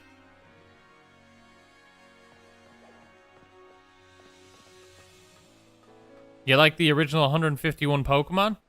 I have been a big fan of Pokemon since I first saw it back in fucking, oh god, probably was about 4 years old. So like 1998 or 1999. And in Ireland, we didn't, I feel like we were a few years behind on the release. So I think that we didn't know about Gen 2 until long after it actually came out. I'd say a good 3 years.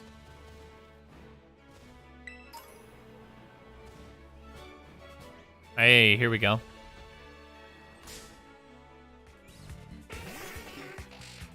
I'm 37, so Pokemon Blue came in my early teenage years. Hell yeah. My first game was Pokemon Blue as well, but that'll show you how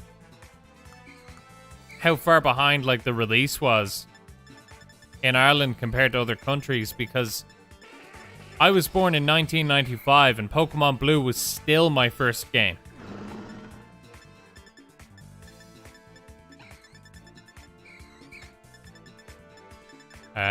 Let's see. We'll poison him.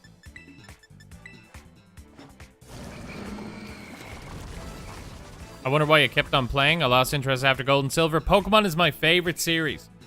I've loved it for years. I'm a huge fan. All of my content is about Pokemon as well. I release a daily Pokemon fact as a short.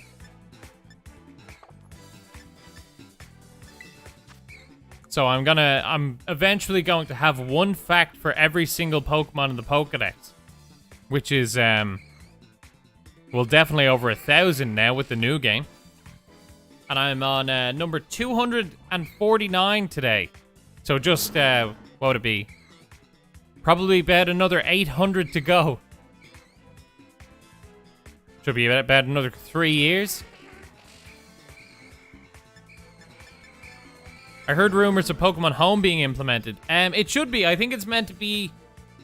it's going to be implemented at the beginning of next year, in the new year. You'll be able to transfer up your other Pokemon. What am I doing? I'm just talking and getting distracted.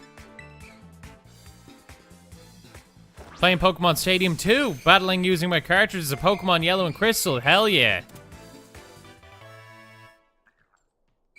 God, I forgot the Switch is, the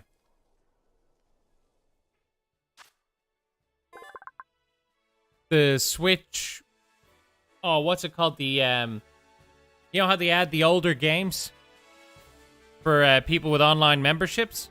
They're adding Pokemon Stadium.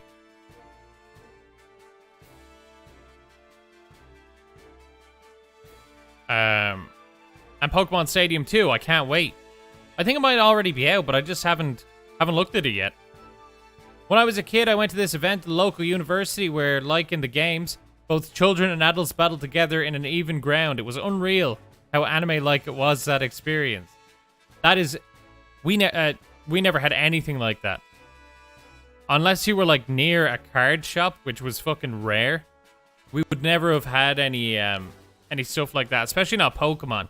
I know people who would have had, Magic the Gathering and stuff would have had tournaments like that, but Pokemon was a lot harder to find community stuff for. When it twitches its nose, it can tell where someone's sleeping and what the person's dreaming about. Good old sniff. I loved it as well, but I'm not willing to go with it without evaluating the development.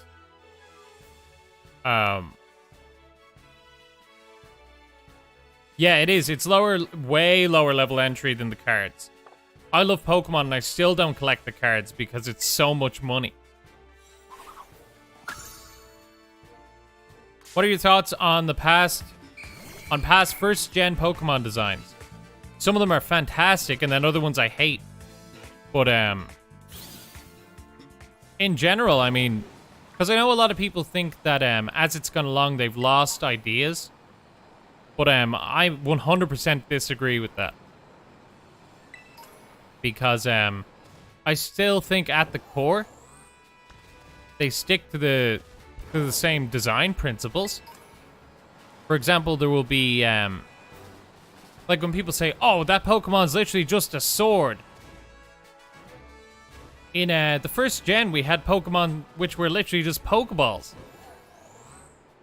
Or stuff like, or Psyduck, who's just a round cartoon duck. And then there's always, like, the overcomplicated Pokemon, but I still think that it's good to have a big mix between simplified designs and complex designs so that there's a broad range of different characters in each generation that can appeal to different people. I'm a filthy casual when it comes to Pokemon, but I have enough knowledge to get the people that know the Pokédex entry memes. Hell yeah. I am the person who knows the Pokédex entries.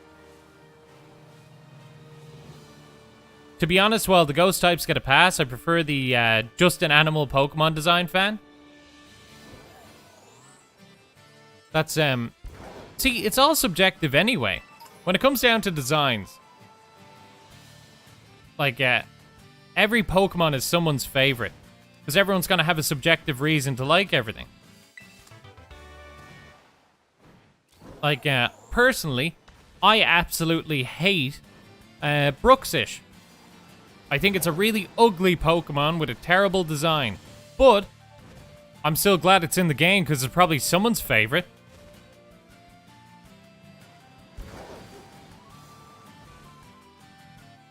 It's a game that is designed to be playable for children. The most important thing is the design built upon the working formula. Yeah, and they've stuck to the working formula. It's the largest media franchise in the world. Not even game franchise. Largest media franchise in the world. It's the most successful series of anything. Like, the ice cream thing is like, what? Or that one that is a muscly thing carrying 2 logs? Oh, like Conkeldurr. And Vanillux.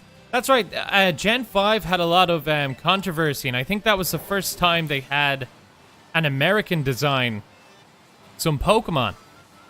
And I think that's what set a lot of people off. But, like, I think Vanillux, I get why people don't like it. But, when you compare Vanillux to, like, Grimer, I'm a big fan of Grimer and Muck, but they're the most simplistic things in the world. They're just goo. And Vanillux is just an ice cream mimic.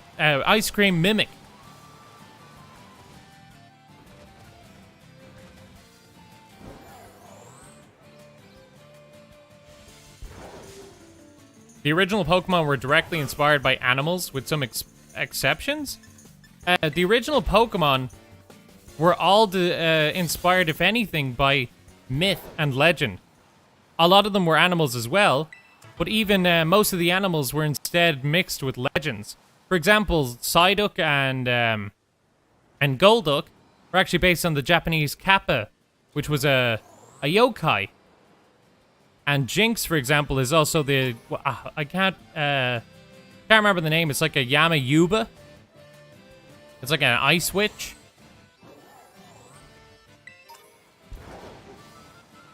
And it's valuable to have 500 plus Pokemon because it keeps the series fresh.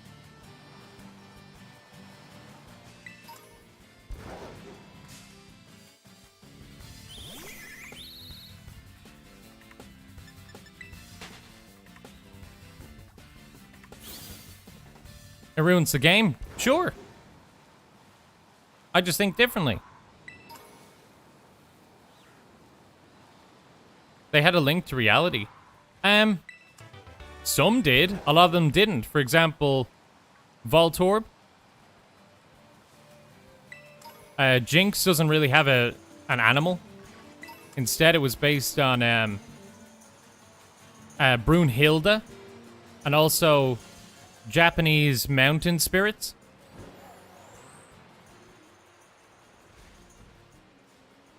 Oh, yeah. I love the designs of this gen. Most of them are just animals. And there are, like, literally millions of different animals to base new Pokemon on. Like the parrot with a toupee. I love that. Like the Pompadour guy, Squawkabilly.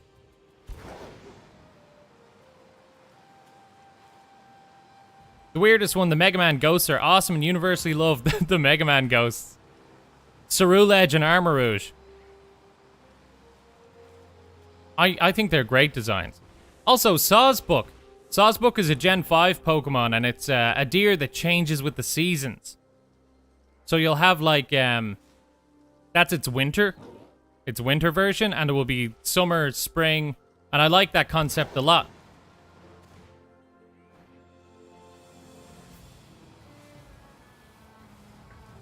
Yeah, there was a good few that were artificial. Porygon, Mewtwo, and Mew being the main ones, and then obviously Ditto just being goo as well. Magneton, Magnemite. But there was a ton of them that are based on myth. For example, even Charmander. The fact it's a fire lizard is based on the myth that salamanders were born from fire. Which came from a misconception that when people threw logs on a fire,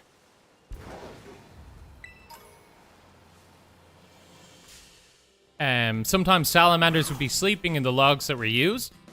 When they were thrown on the fire, they would sprint out. And people ended up with this misconception that, oh shit, I guess salamanders are born from fire.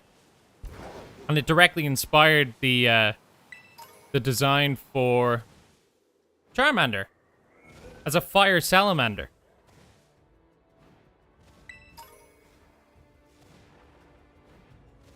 No, there's definitely not only mostly artificial ones.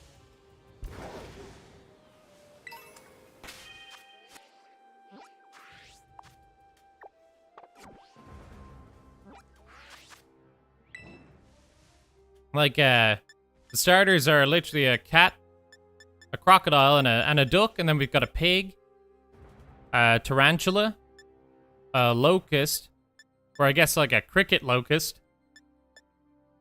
Hoppip is just like, well, that's not this generation, but you know, it's a plant. And we've got this is birds. I don't know what Palmy is. Some kind of, what is that? A bear?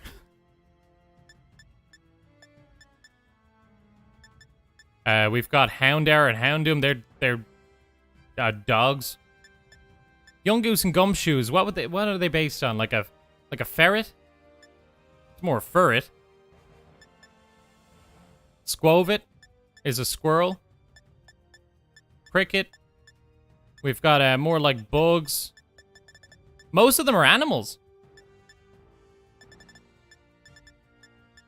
And we've got like a, I mean, these are Gen 2 Pokemon.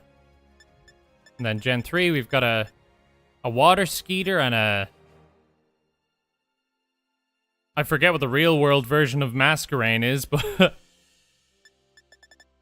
most of these are like, there's a spined fish and an axolotl. And then obviously we've got Psyduck again. Here's a turtle and a snapping tortoise. Jigglypuff is just a balloon.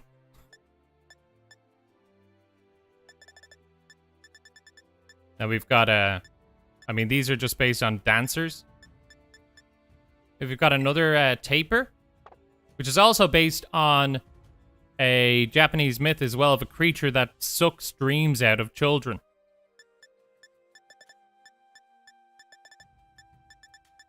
Obviously, these are all mice. Native American totems. Like the, from Gen 7?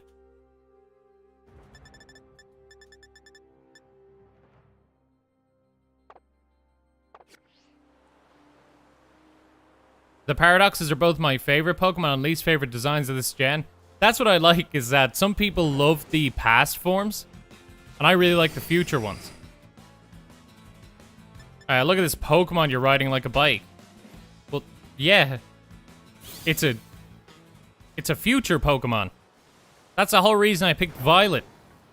As a Pokemon fan, I really like the high-tech future Pokemon. Just like a Magnemite. Hey, the Big Shot, thanks for cheering.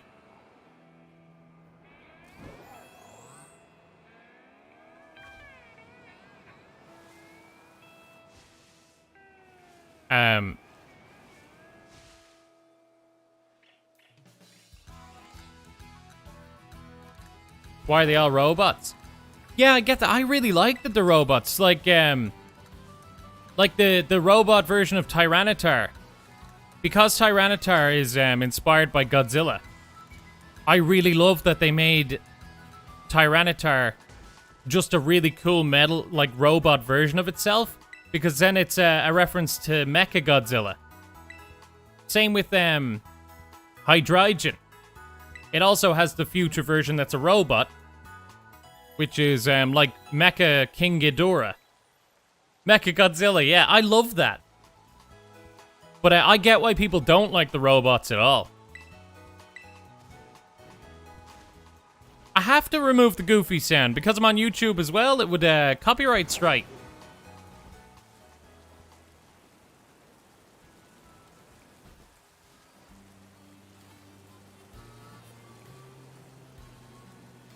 Gen 2 were great too. Not only the designs, but the color schemes. Very vibrant and attractive. Oh, to be fair, I will say that the one thing that I wish didn't happen is that when they transferred from 2D to 3D, they desaturated nearly all of the models in the game.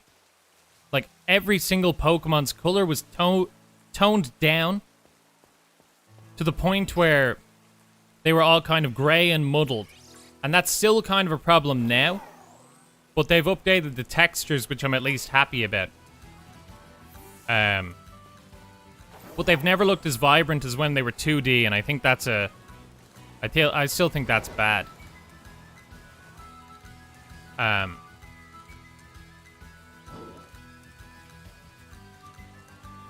Ruling out the ones that are not needed in order to make a better game.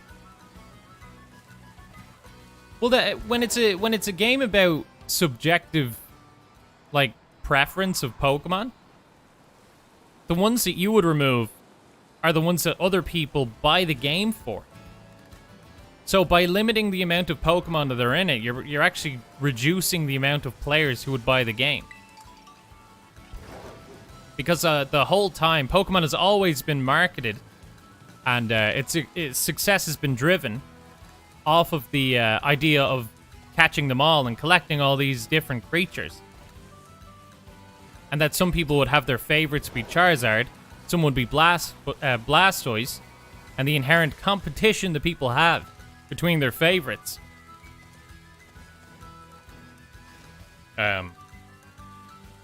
Fair? Yeah, right. Still, I love the intention to make a better game based on the initial concept. Well, that's, but the initial concept when, the creator basically wanted to design a game off of the fact that, he was a big fan of bug collecting. Like, different bugs, and, he would have, like, scrapbooks of, like, different colored, moths and different butterfly designs.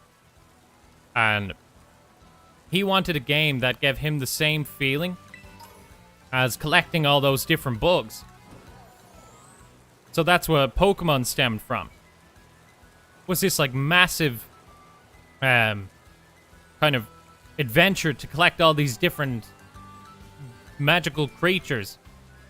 It's like a fantasy version of bug collecting.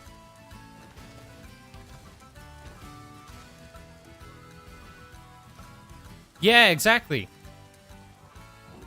Yeah, that's exactly. We were saying the same thing. I don't think I was looking at the fucking chat.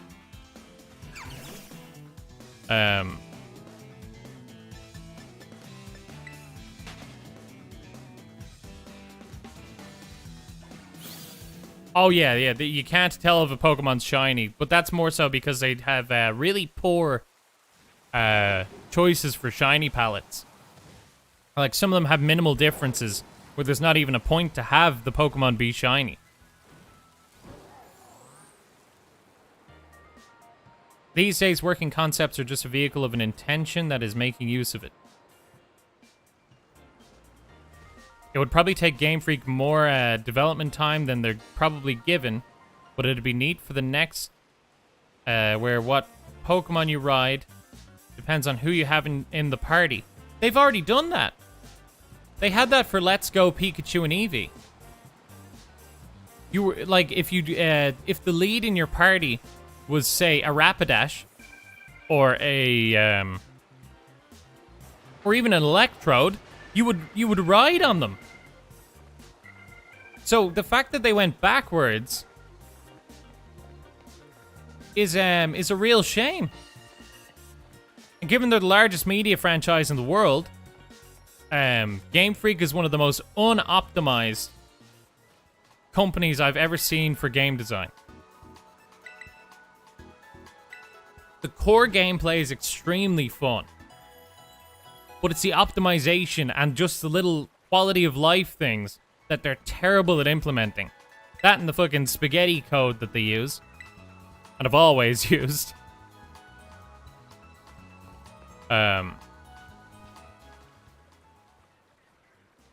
Was Brock blind? No. Also, alongside customizing clothes, being able to customize how to throw your balls, give your character more personality. 100% agree.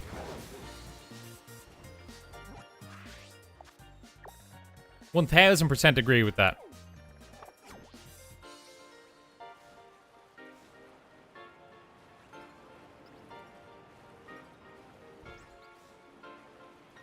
Well, but I'm not the one that is into collecting things after all. Still, the first version of this game made me collect them all.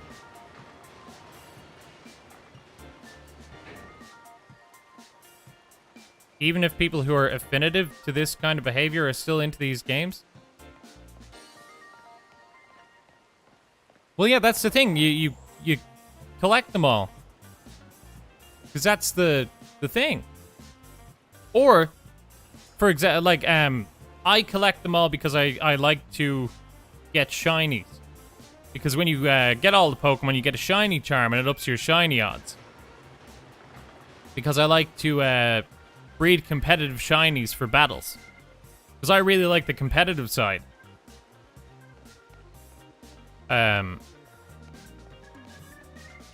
Yeah, the Pokeballs can also be customized. I hate when they drop things like that.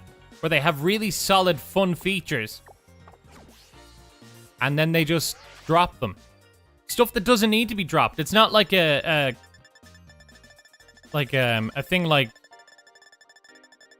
Dynamax or something that doesn't massively contribute to the or massively change the meta gameplay.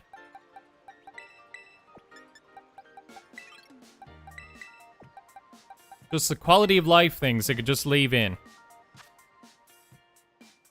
I just played Pokemon Pearl, where a whole game section was based on customization. Exactly. We need another Iwata-san type person that can help them out with their spaghetti code, since he helped them compress. That's right. He was able to make it so not only does he make Johto, he's Kanto in it as well. 100%. Tentacle, you're damn right. But at this point, they have so much money. Just hire people. They are genuinely... And people say, like, oh, they might not be given the resources. Well, then the Pokemon company needs to give them the resources. It's crazy that such a large media franchise has such an unoptimized product. Even though I love it. It doesn't conserve the magic that made others understand this thrive. That is why we are nerds. We do not see the view of others until they see ours. What? Well, I mean,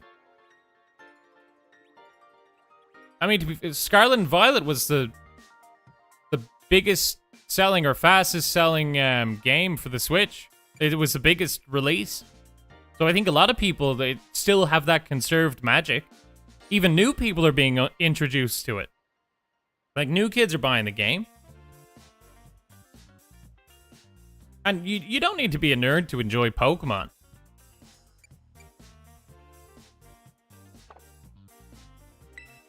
Like, there's plenty of people who would just, like, grab it to play with their kids.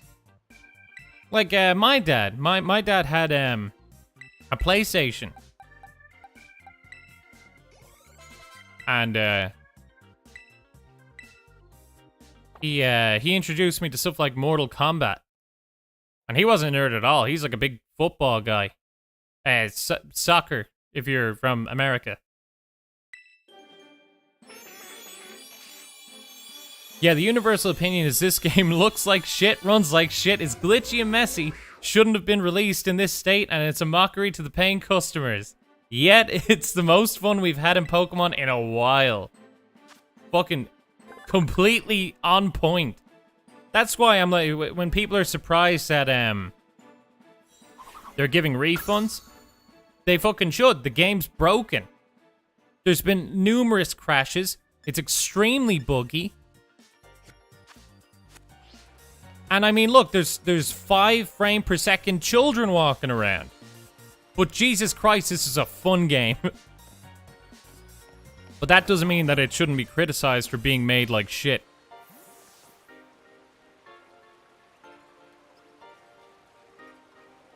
Entirely fun. Extremely fun. But God, the pop-in, the unoptimized crap. Like, I've had about 10 crashes. But Jesus Christ, this is genuinely... I would rather play this in its buggy mess state than play, like, X and Y again. Or Sword and Shield.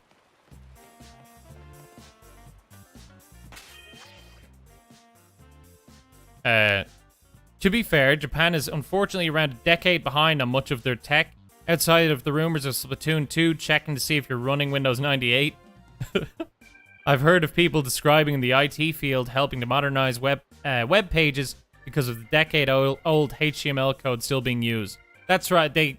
It's like the example of the fact that they still have fucking fax machines, where Japan is in this bizarre paradox of being somehow incredibly more advanced and behind the times at the same time. And that definitely extends to stuff like this. But then you see stuff like Final Fantasy 14, where that was a massive failure. That was a buggy mess that they scrapped and then reworked and re-released to be extremely successful because they wanted to produce a good game. So I think if Pokemon was held to the same standard that was held for Final Fantasy 14 with like Yoshi P, then we wouldn't have this problem. Even if it took ages and it was spaghetti code, if the quality was just reflective of passion, then there wouldn't be half the problems. Like that massive pop-in. This is a game from 2022, and it looks like Pokemon Coliseum. But Pokemon Coliseum is also still fun. Why am I just visiting fucking Pokemon centers?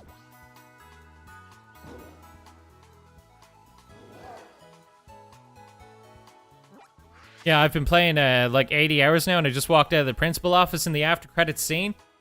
It crashed on me once, and I've stuck into the geometry a number of times. Oh, fucking so much.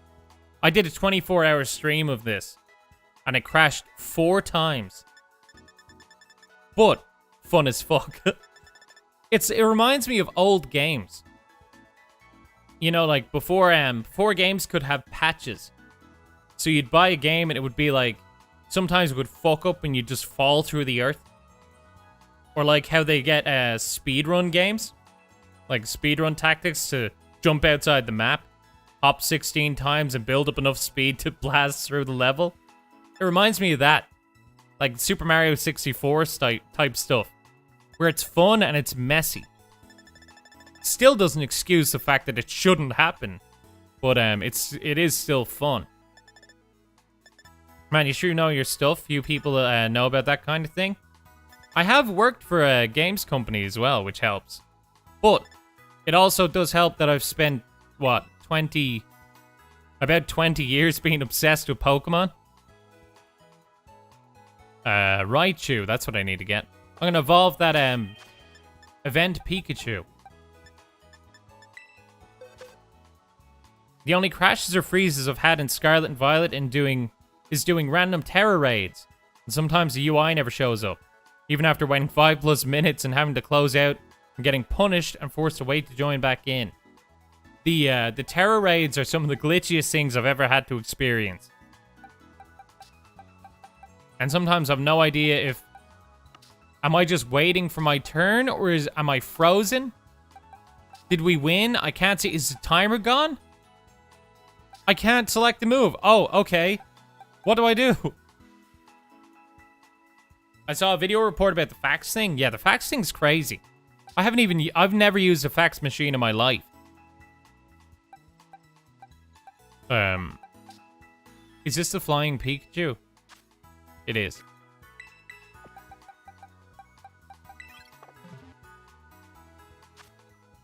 Seeing the textures occasionally bug out and get freaky. Yeah. Although, a compliment, the Pokemon textures have got a huge upgrade. Like, Magnemite and Magneton actually look like metal now. As opposed to, like, just devoid of life plastic. Oh yeah, that sounds like DK64 kind of memory leak issues. Like DK64, if you keep running, it will eventually crash because it has awful memory leak. Yeah, I think someone mentioned that turning off the game after a certain amount of time will help with the fucking horrible crashes and frame loss. Which is explains why I had so many crashes for the 24-hour stream. So yeah. Good old memory leak in 2022. Thunderstone, what am I doing? Jesus. Oh, you're here lurking? No worries, Ivy. Yeah, get that steak. Let go. Yeah, baby. I think Raichu is so much better than Pikachu.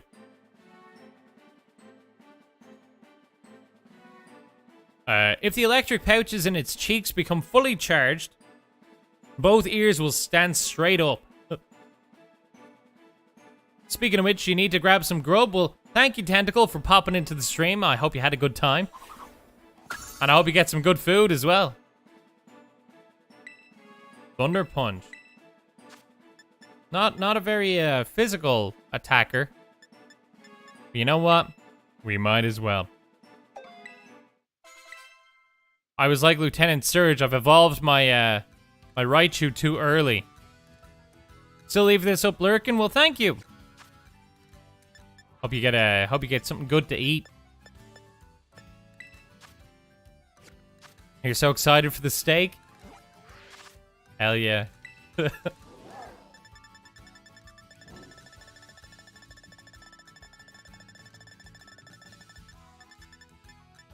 Dash Bun. Oh shit, have I not gotten... Alright, looks like I have a Vigoroth. Which means if we just find it...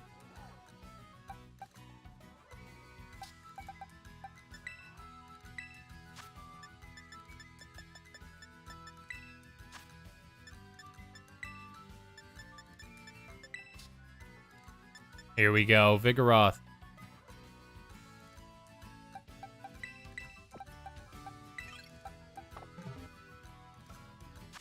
Now, what I'm going to do is I'm going to make an egg.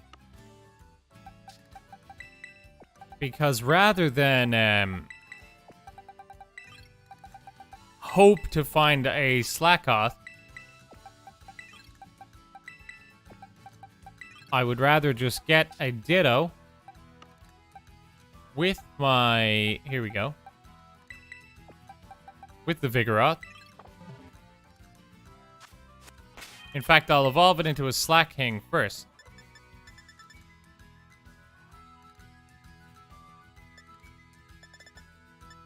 Let's see. Just came back. You close to finishing the decks? Not really. I've gotten so fucking distracted. We've talked about loads of stuff like cost of rent in Ireland. Fucking, oh, what else? Why Palkia would be a water type and how that relates to gravity and just space in general. So I've been having a good time, but, God, I've been getting distracted.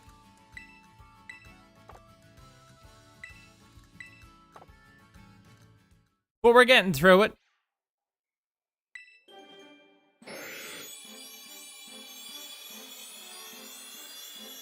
Let's go. Look at that. Yeah.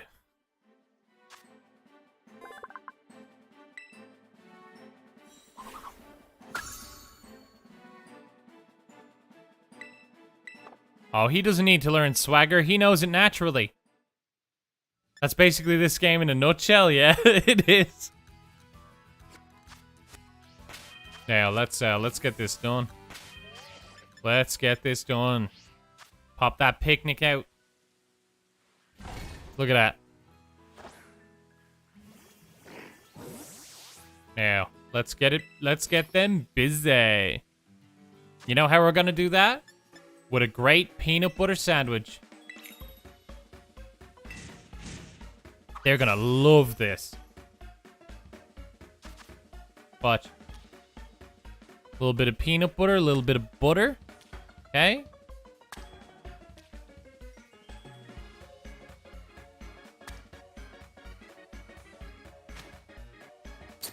Easy. Easy. Just like that. Just like that. Slap a bit of peanut butter on there. Slap a bit of butter on there. Then just slice 3 thin layers off of a banana. throw out the rest of the banana. And then just evenly space them on the sandwich. And it's essentially an extremely potent aphrodisiac. Look at that. Yeah. Great peanut butter sandwich. Look at that. Egg power level 2. Disgusting. Sheesh. Nothing says sexy time like peanut butter. Holy shit, Slack King sprinted.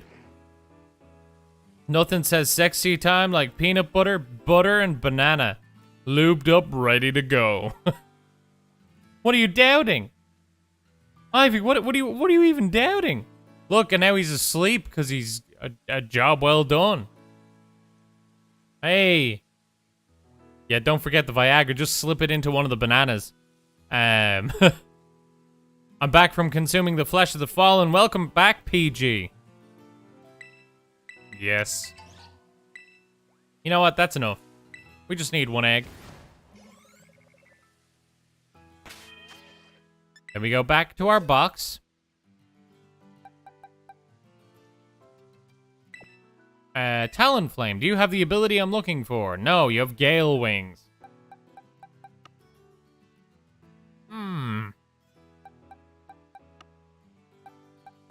Ceruledge.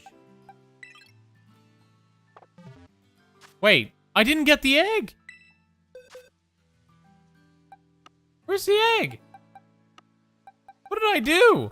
Did I not accept it?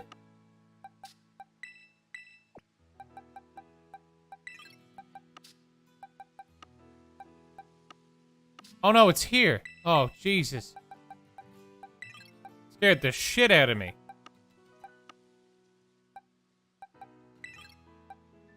You're doubting that sandwich? Oh, you don't know what you're talking about. You have no idea what you're talking about, Ivy. You know what? If you haven't had it, you have no idea. What am I trying to do? I'm trying to make a Slackoth. I haven't caught one. I had a Vigoroth and evolved it into a Slack King for the Pokédex. And I don't want to go and search for a Slackoth, so instead I'm going to breed it. Why was there mention of Viagra on a banana? Because my Ditto needed some help.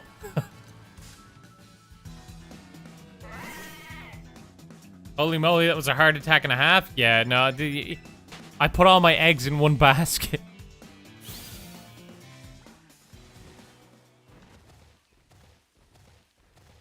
I'm proud of that joke.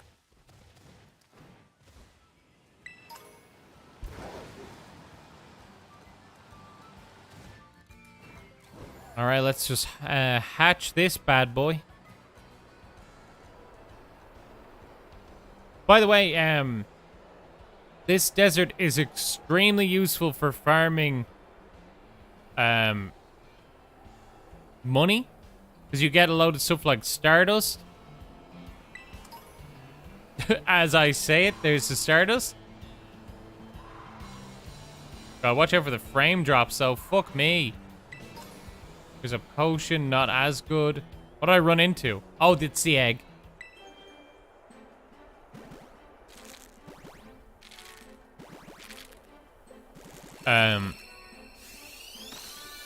Let's be honest, the slacking needs the help. Bruh. Hey, there he is. Not the Ditto. Poor two-pump chump. Bruh. Sorry, didn't hear the joke. I got worried that my egg was missing. So I said, oh shit, I put all my eggs in one basket. It was a good joke. You should be proud. I should be. By the way, I don't think that Discord link is working. So if anyone wants to join the Discord for trading or battles or anything like that, the link I just sent in there is the working one as far as I know. I hope so. It was a good joke. You should be proud. I am. That was fast, just like Dad. By the way, how do you get the eggs? You need a Ditto, or you need just a certain level of friendship? I have never gotten any eggs, though. I haven't had many picnics either. Oh, PG, you're on the other chat. Welcome in. Spent like an hour looking for one. I forgot you can just breed one. Yeah, exactly. That's the thing. Sometimes it's way quicker. I have a feeling. I have a weird feeling the peanut butter and banana would actually taste good. It actually does. Oh, thank you for following on Twitch, PG. Ditto is non-binary breed king, baby. Oh yeah. The way that you get eggs is the reason I use a Ditto is that Ditto can breed with any Pokemon as well, except for like certain ones. Only like genderless or legendary Pokemon usually can't breed with Ditto. Otherwise, if you want to get eggs, you either need a male and female of the same Pokemon species, like for example, a male and a female Slakoth, or a male and a female Pokemon of the same egg group. You'd have to probably look up what egg group certain Pokemon are a member of. But a good example is that you can breed a Wailord and a Skitty. And that they're able to make eggs together for some reason. And the result of the egg will always be the same species as the female Pokemon. So if it was a female Wailord and a male Skitty, it'll make female Wailord, or it'll make Wailord eggs. But and the way that you make the eggs is that you just have to sit in the picnic and like give the Pokemon washes, or make them a sandwich. And as long as they're compatible, an egg will turn up in the basket. It'll only take like a few minutes. If you make a sandwich that gives egg power, it will make eggs quicker. So that's the only reason I made the peanut butter sandwich. Oh, hell no. No way Skitty consenting to that. It is. It actually... It's the one that wanted it.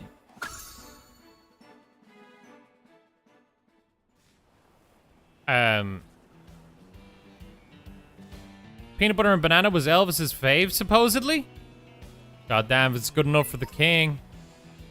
Yeah, look at that. Stardust. Potion. Soft sand.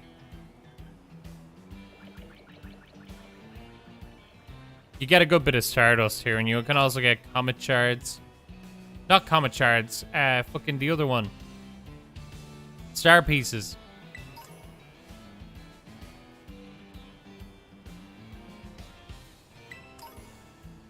And apparently a lot of potions. But yeah, you can just grind out this area. The little shiny ground things respawn quite frequently. You just basically beachcomb the whole area.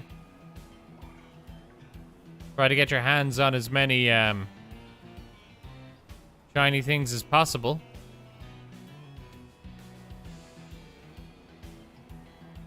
I thought that was a shiny. It's just a female. Scared the shit out of me.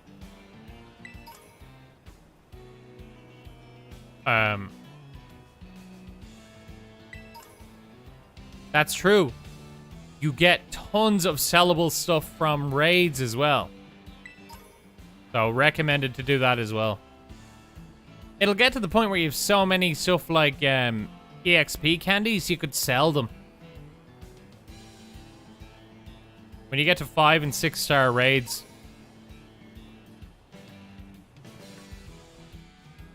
What did I miss? You just got here? Oh, I've been breeding Pokemon, catching Pokemon, evolving Pokemon, the usual. Yeah, you get a Ditto in your party to simplify it. That explains why this VTuber friend from Japan was searching for a Ditto. Oh! Not only that, but if you want to breed shiny Pokemon, there's the Masuda method, which relies on getting a foreign Ditto. Normally a foreign Ditto. So that's why people will want Dittos from other countries. Like why people from English versions of the game would want a French, Japanese, or German Ditto or something like that. You have a Japanese Ditto? Hell yeah!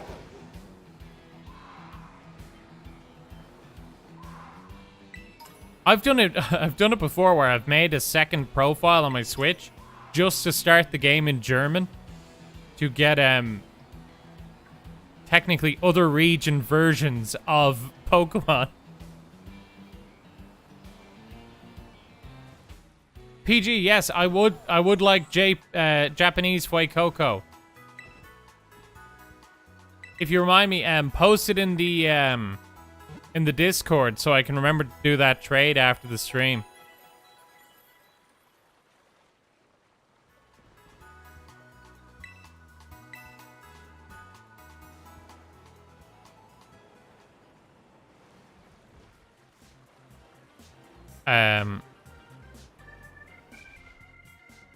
Oh, yours is set to Spain, so it's Spanish. Fuck yeah. Yeah, that counts. That's great. Yeah, it's called the Masuda method. Technically, it doesn't need to be a Ditto. It's when you breed with any foreign Pokemon. It ups the rate for a shiny. And the thing is, it's great because it promotes people to trade globally, which I think is really cool. And again, it's just more useful when you've got a Japanese Ditto. Or not a Japanese Ditto, a foreign Ditto. On my Pokemon Home account, I have I think it's a German Ditto with perfect IV scores, so it makes really good competitive Pokemon.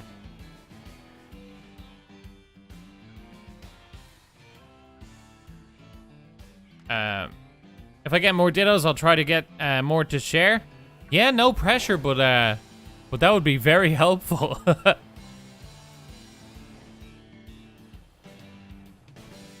That's what you're doing too, Ivy? What exactly is Pokemon Home? Pokemon Home is an app for, I think, Android and iOS.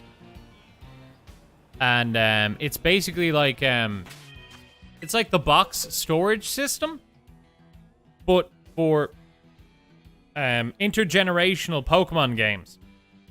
So, for example, all of the Pokemon that I had on my Nintendo DS games, I was able to transfer them to Pokemon Home.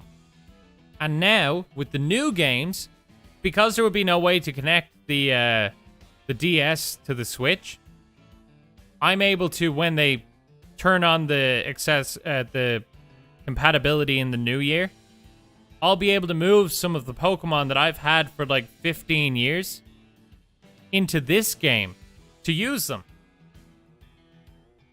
So it's like a big storage box with thousands of hundreds, and I think there's like 1,000 boxes. So it's basically just a box system for all different Pokemon games. You just store them in there, and then you can move them in to the new games as long as they've included them in the games. But yeah, I have so many Pokemon in that. I have Pokemon that are genuinely about, they got to be close to 20 years old. I was trying to get an Annihilate and accidentally gave it 73 of my large XP candy. Oof. You mind posting the shiny sandwich recipe table on the Discord? Yeah, of course. Here we go. I'll post it in Shiny Show Off.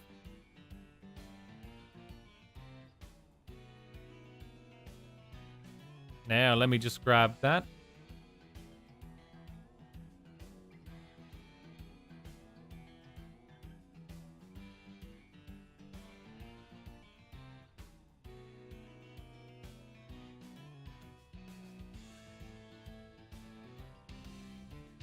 I pinned it as well, so anyone who comes in can see what sandwich recipe to make to increase the shiny odds.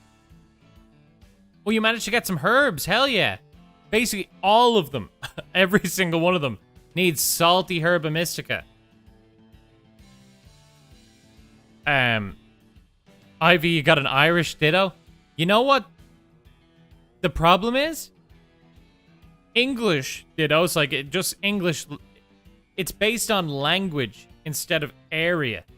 So English Dittos, even if they're Irish or America, count as the same, which is a fucking massive shame. And I really wish that they didn't. But unfortunately, they do.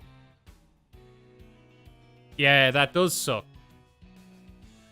But a Spanish Ditto, a French, German, Japanese, basically any other language location, that gives like, there's a little symbol. Hold on. Let me check. I think I don't know if I have any other language Pokemon.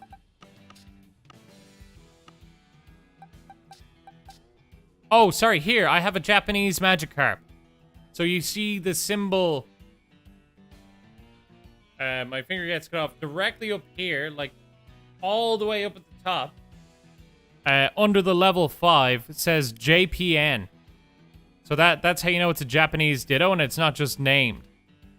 So that's the difference between this Ditto, which is just my Ditto, or this Magikarp, which is just mine, and this one, which is Japanese.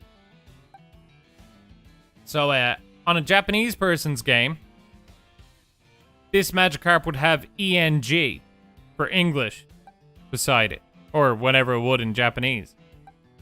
So, so you need that for it to work for the Masuda method. Hello, Lotus.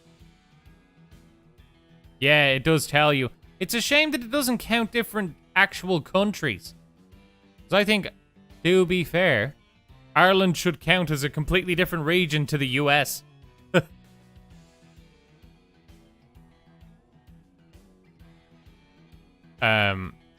Tatsugiri shiny good? What's its shiny? Hello. Oh, you forgot that was a feature, the different regions? Yeah, that's real important for shiny hunting. Actually, I have a Japanese scatterbug as well. That's the most useful thing for the trade feature. If you're doing surprise trades, you get a lot from other countries that way. Now, I'm meant to be doing the Pokédex, and I can't think.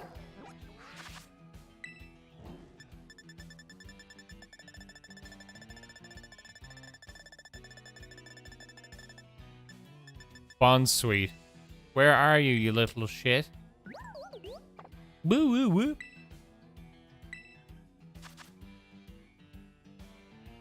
Alright, simple enough.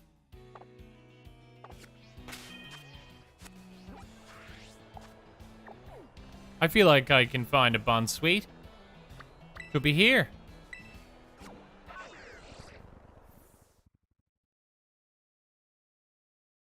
Have to go again. Bye. Have a nice stream. Thanks for popping in, Lotus. I hope you had a good time. Hope you enjoyed watching. How many Pokemon have so far? Yeah. What is it, 257? Oh my god, I always press the wrong button instead of minus. 258.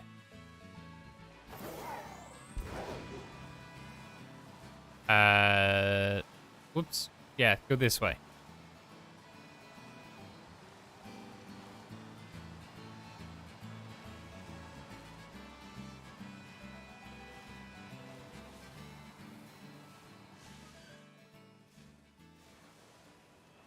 Bonsweet?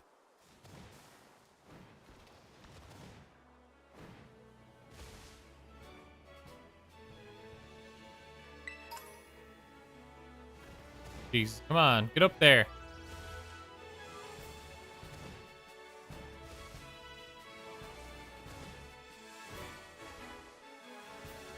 Paldean Wooper. Hey, hold on. A little bit of a revive there. Nice.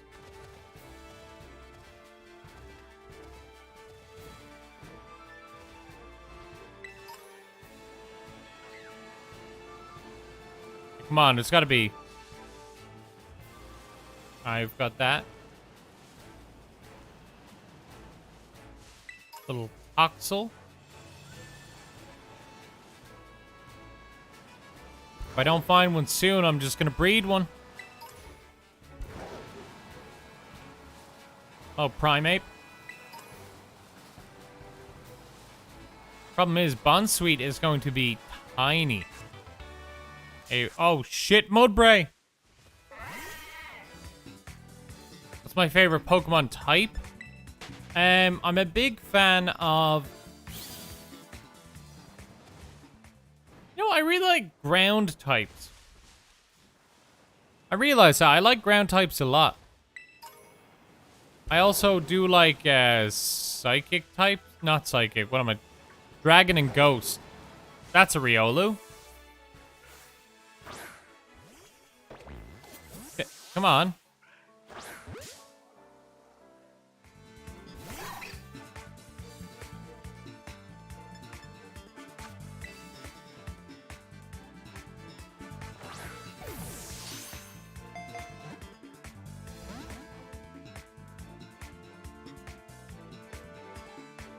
Not effective. Haha.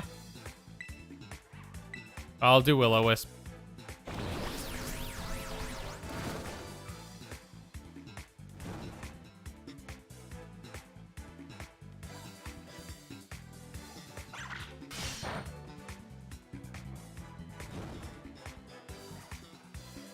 Lucario had an evolution?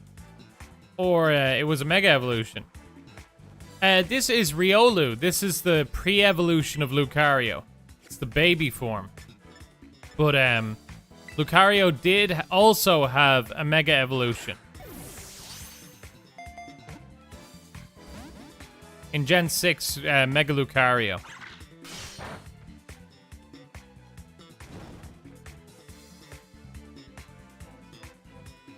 Which I didn't think it was a great one. I didn't really like the style of it.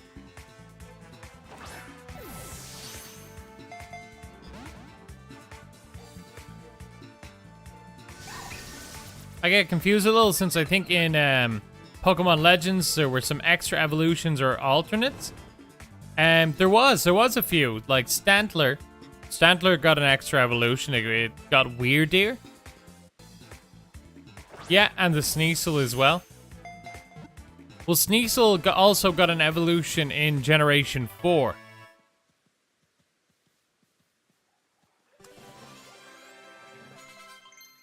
Hey, PG, don't pop story spoilers without warning people. It has the peculiar power of being able to see emotions, such as joy, rage, in the form of waves. Have to go. Be back in like 30 minutes. No problem.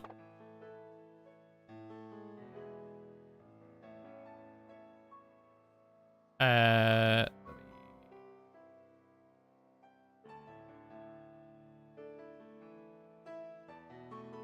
worry. It's Cassiopeia is the name of Team Star's boss anyway. But just don't say the real name. Don't worry, PG. It's fine. You didn't say the real name, so it's okay. I was just telling you for future reference.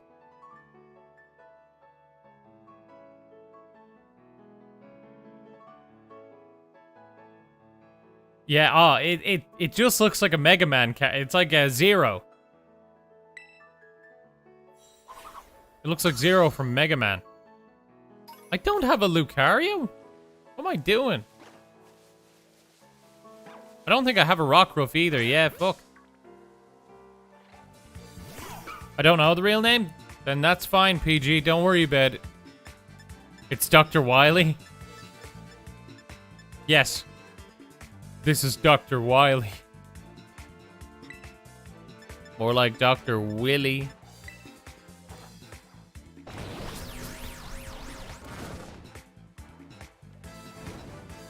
Oh, you've been trying to breed a shiny Rockruff.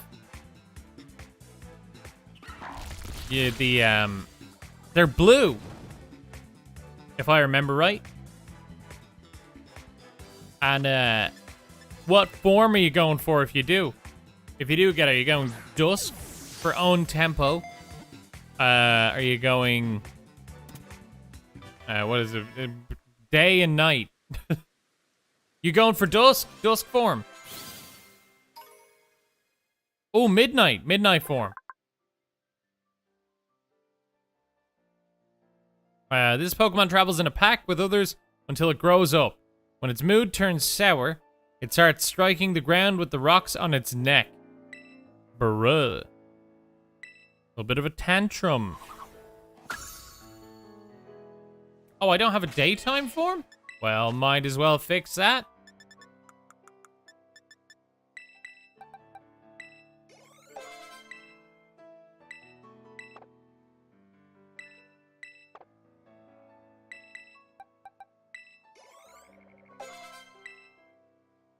Wait, it's max friendship, isn't it? Hey, never mind. It might have been level 25. Who gives a shit?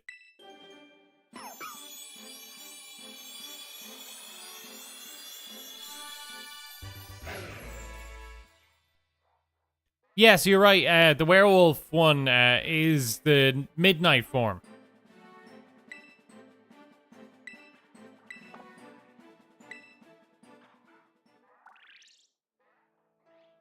Got a shiny Dusk and Sword and Shield surprise trade. Fair, nice.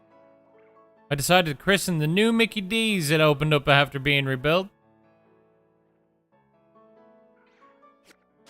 Mickey D's classic.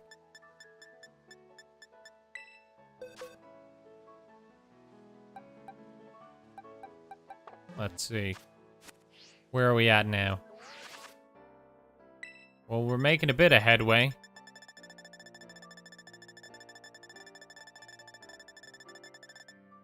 Oh, it's still a Bunsweet. Alright, then we're gonna hit the Steenie. Whoops. Boxes.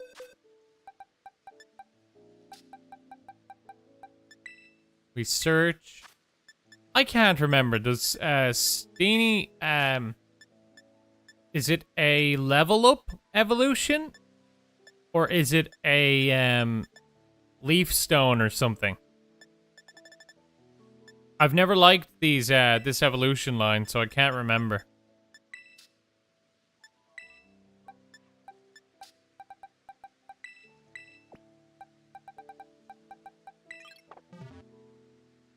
Jesus, Mudbray.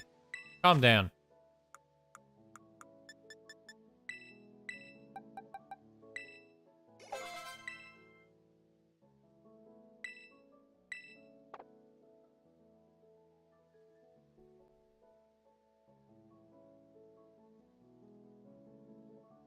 Now,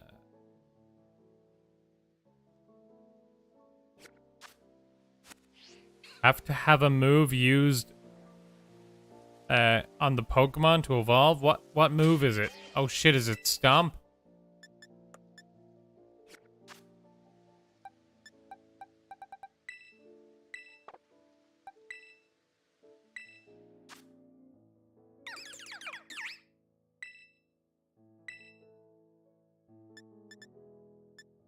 Fuck, it is Stomp. I remembered as soon as you said it. I was like, oh shit, that's right. They made it very, dominatrixy, which is a bit weird.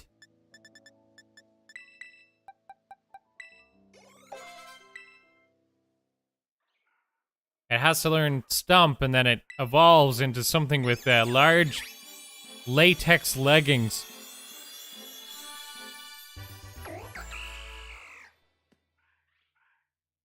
Yep. This Pokemon launches fierce yet elegant kicks with its long, slender legs. It views Quaquaval as its rival. Ah, that's fun.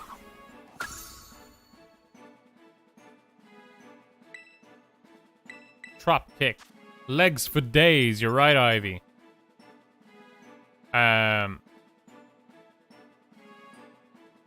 Lowers the target's attack stat. Drop kick.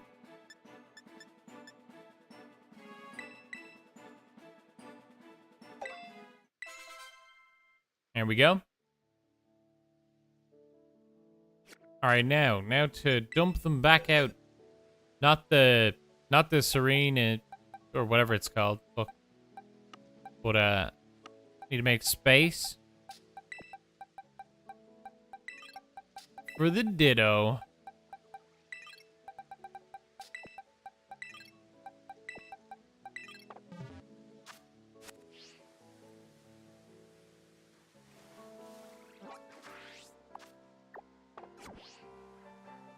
E.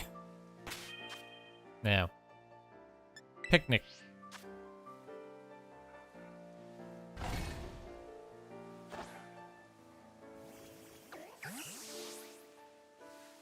Let's give Ditto a wash.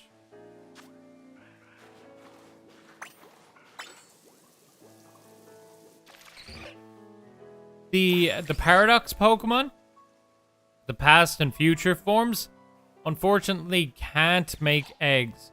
Or at the very least, because I only have Violet, the future forms can't make eggs.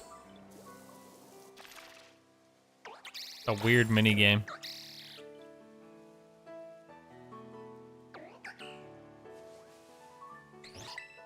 Oh. But the good thing is, you can get multiples. Like, you can just catch more. So you're not limited to just one.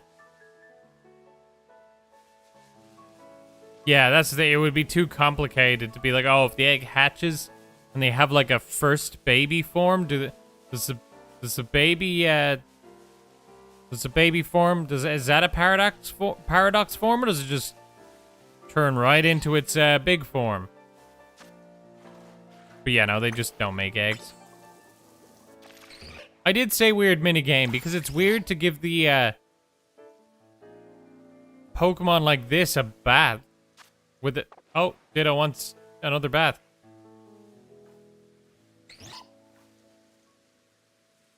It's like the people who like Lopunny. You know what I mean? It's just strange.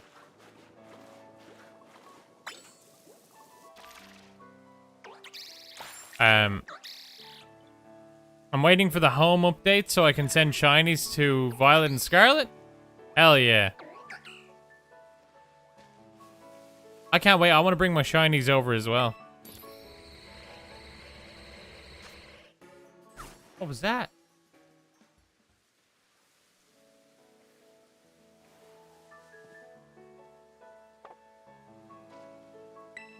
Hey, Pokemon egg. All right. Oh, bro, washing the Gardevoir? Bruh.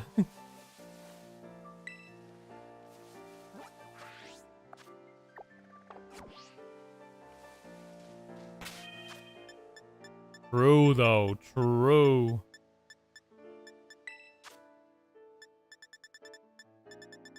Now. Oh, the egg's gone back in the box. I always forget that part. Here we go. Ditto out. This thing out. And now we hatch. Ba-ba-ba-bum.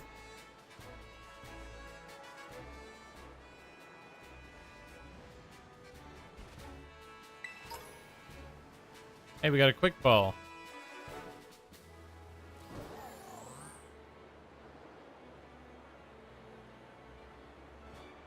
Jesus, the game's fucking struggling here.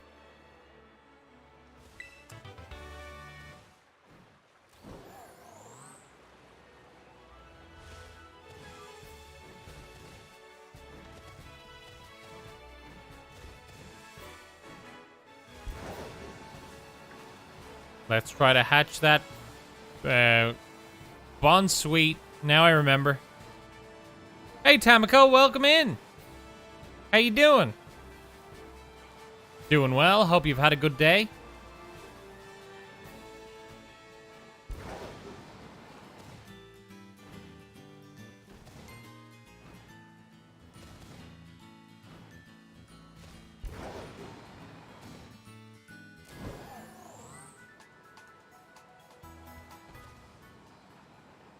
Come on, this egg's gotta hatch sometime.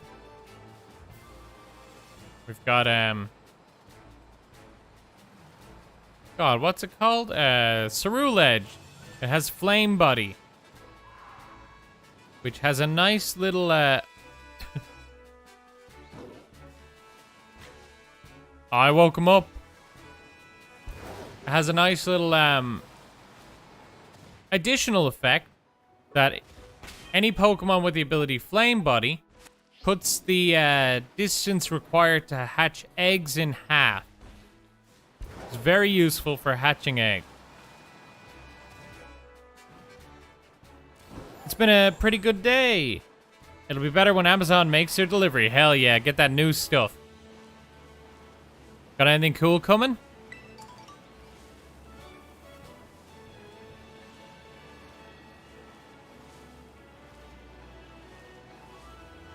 I feel like your eyes get accustomed to how shitty the graphics are because the grass looks so weird in the stream. When playing, I don't notice it. 100%. That's the beauty of immersion. Oh, shit. If you're immersed, you just don't notice. Everything's fine. You just go along. You don't realize that the grass is just fucking popping in every 2 feet. And the world's all right as rain.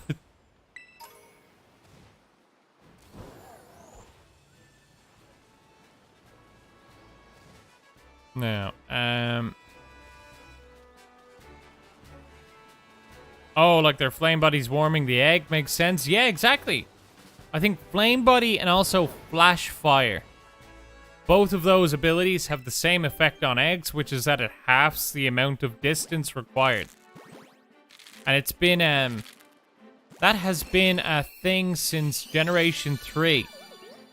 So it's been, since 2004.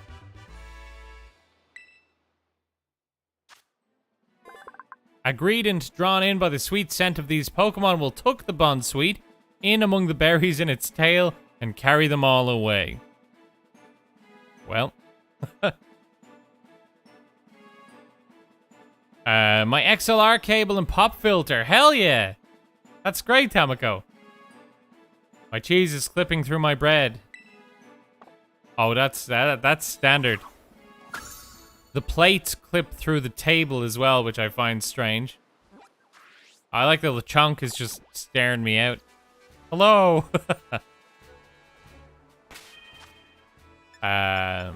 Let's see.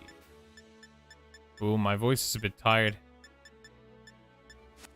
I don't like when it gets that weird rasp to it it's when I've spoken for too long.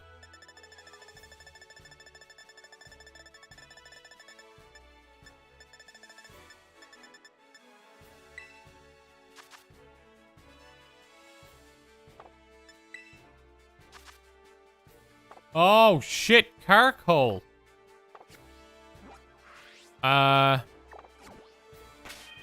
You know what might solve this?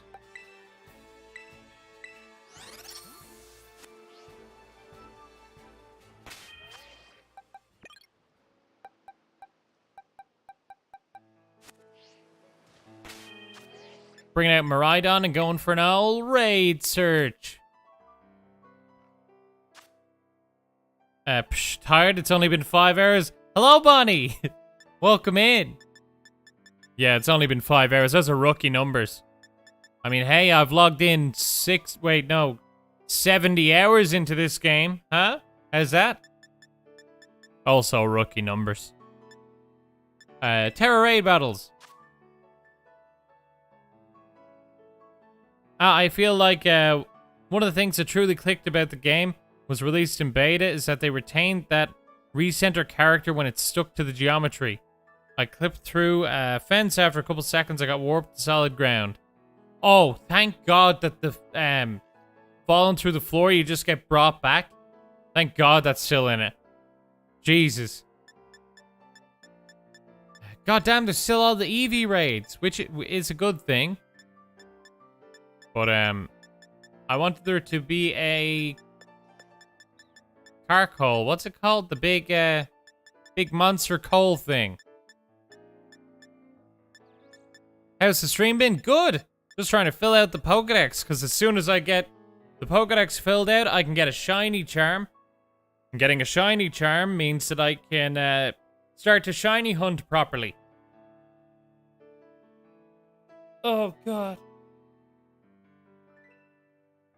80 hours myself, I barely have like 330 Pokemon. It takes a while. It's hard.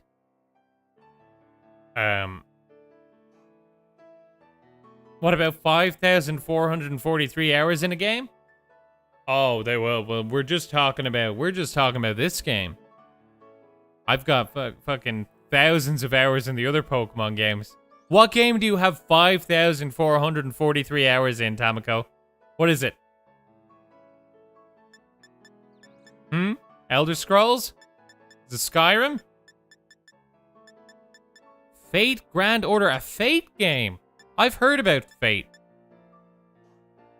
I have no idea what they're about. I just know it's very anime. No, we're not getting it. Damn.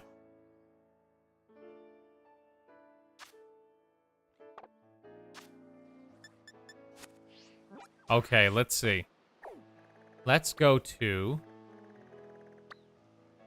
this area. I think this area will have what I'm looking for.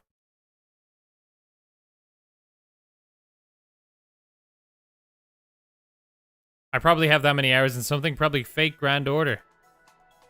Oh, you both said Fate Grand Order. Goddamn game has been like 8 years out. Yeah, I mean, I've got at least 5,000 hours in the Sims games added up throughout my life. Oh, Sims is a time sink. Jesus. Sims 3, oh, God. Hours of my life. Hello, Hariyama. What's a Hariyama with you?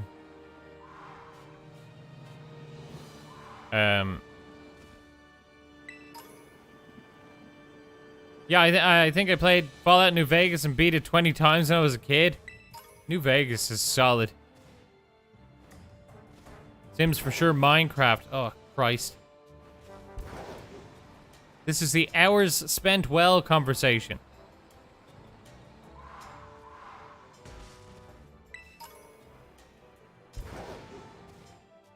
$410 hours in Breath of the Wild. God, I love Breath of the Wild.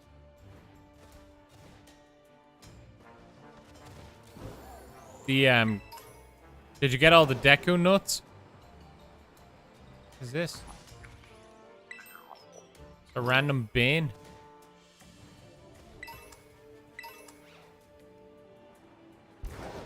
Come on, where's the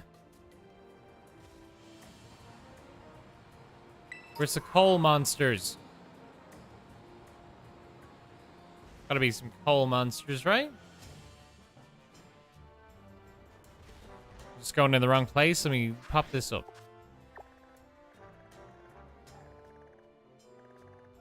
Maybe I should go here.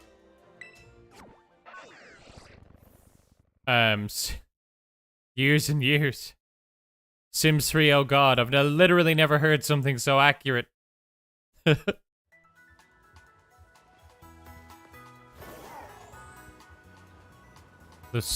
pseudo-singularity, bruh.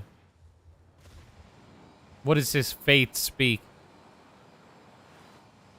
A lot of hours in Pokemon Unite. You know what? I need to get more into Pokemon Unite. I really do like it. Oh, Jesus. Oh, yeah, no, it's free to play. You're right. I really like it.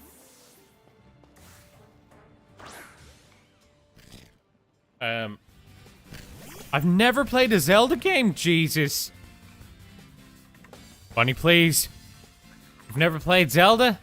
I mean, sure, a lot of the other ones, but Breath of the Wild is a fucking really good game. Twilight Princess is also, I think, my favorite Zelda game.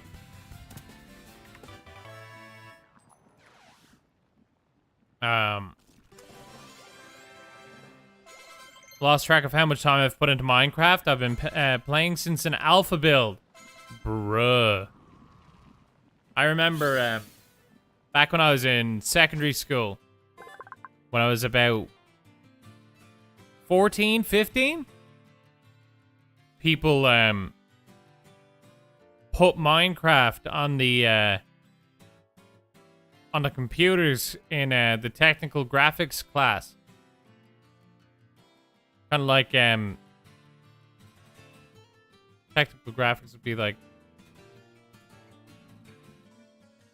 I don't know, making billboards and shit.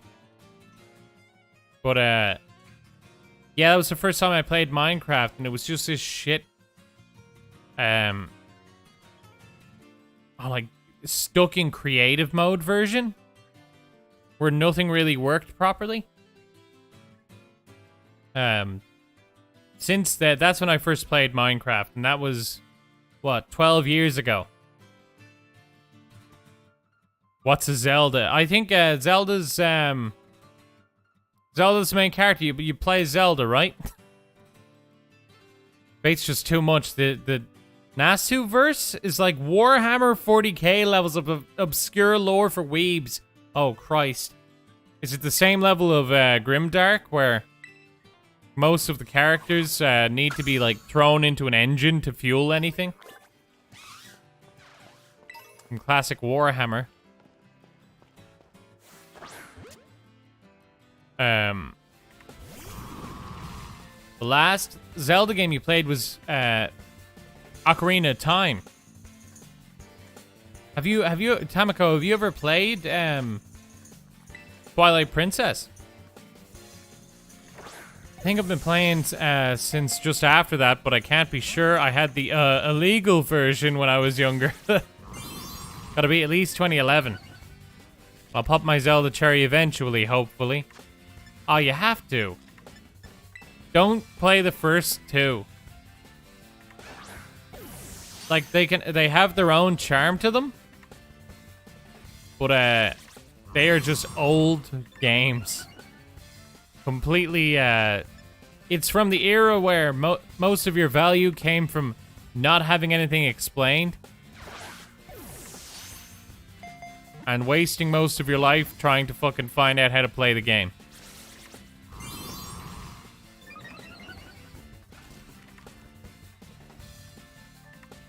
No, PG. I think Zelda's the main character. I don't know who Link is. Link's not real.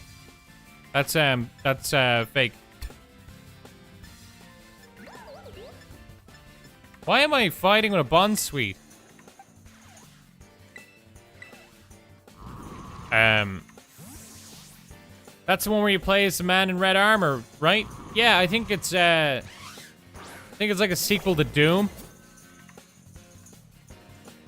Master Chief.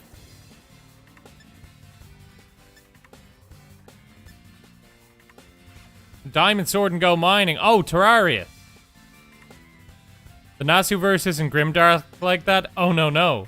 They fight to the death to fuel the Greater Grail. The omnipotent wish granter that can grant any wish. Ah, yes, it's more anime Grimdark. You've not played Twilight Princess. It is my favorite one. I think it's great. If you liked any of the Legend of Zelda's at all, I would definitely recommend it. Or any of the older school ones. Breath of the Wild is very open world and appeals to different people. Doesn't affect. What am I trying to do? Oh, it's a fire type. Bruh. What am I doing? Well, that means I can hit it with Bitter Blade, probably, right? I don't know. Fate is shown in trash, but then they add multiverse, magical systems, gods, the destruction of humanity. Hell yeah. And concepts like pruning theoretical phenomenon that need encyclopedia entries to explain. That sounds pretty weeb. And that's probably why it's good. Only consoles I've played Zelda on were the original chunky Game Boy with the olive green screen. and the Nintendo 64. Yeah, that's Twilight Princess is GameCube era. Actually, it was even on the Wii. I think it came out in 2006. Due to the coal tar created inside it, the heap of coal on Carcoal's back never falls apart, even when the Pokemon rolls around at high speeds. Nice. I had a Game Boy Advance SP, which was you know, the flip screen Game Boys. Flip screen Game Boy Advance. But not only was it a flip screen Game Boy Advance, it was the tribal version that had tribal tattoos on it. Yeah, because that was the height of rebellious cool back in the 2004 era.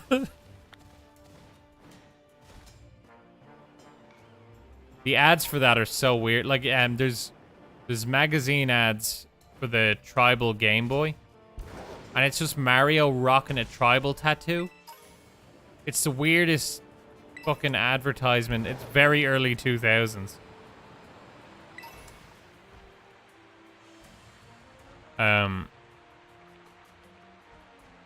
Don't try to kill the Zelda chickens. No. The cuckoos. No, you don't. For pain of death. I'm more into the dungeon-oriented Zelda titles. When I was in primary school, I think I beat Zelda Ocarina of Time like 20 times. That's what I really like. Twilight Princess, and it's the same. It also has dungeons. It's a traditional Zelda. It's got the temples.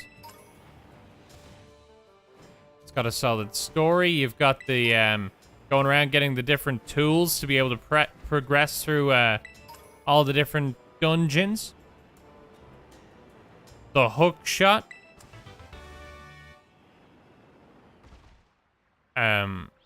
Fate did start as a visual novel way back when, with about 100-hour read time.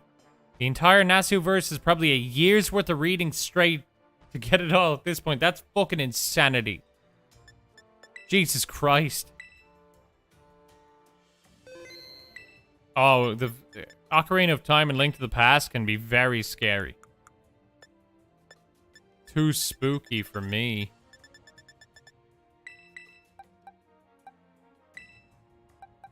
Let's give them 5.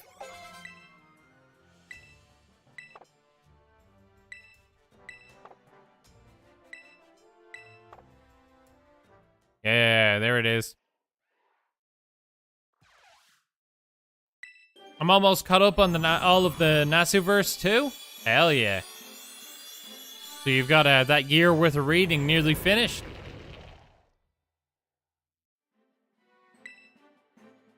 I remember that in the latest stream of Fate Grand Order, they showed a humongous script that was like 2 feet tall. Fuck. It's usually gentle but fearsome. Excuse me. Usually gentle but fearsome when angered. With a body that burns at over 2,700 degrees Fahrenheit, it crushes foes and turns them to ash. Children control these Pokemon.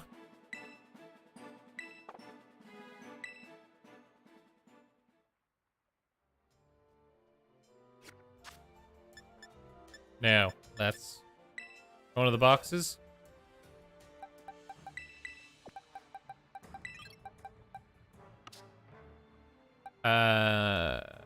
Oh shit, it's already 12. All right, well, you know what? Let's see the final tally for today. I'm nowhere fucking near finishing, but you know what? I've made good headway. 265 out of 400, so... Oh, fuck, that's worse than I thought. I should be finishing up soon, though. The Pokédex, I mean. I'm gonna be finishing for tonight. It's fucking late now. But let's see. That's the final tally. 265 out of 400. Hey. Fastball. Got 3 star pieces. Friend ball. Didn't get to 270. What a failure.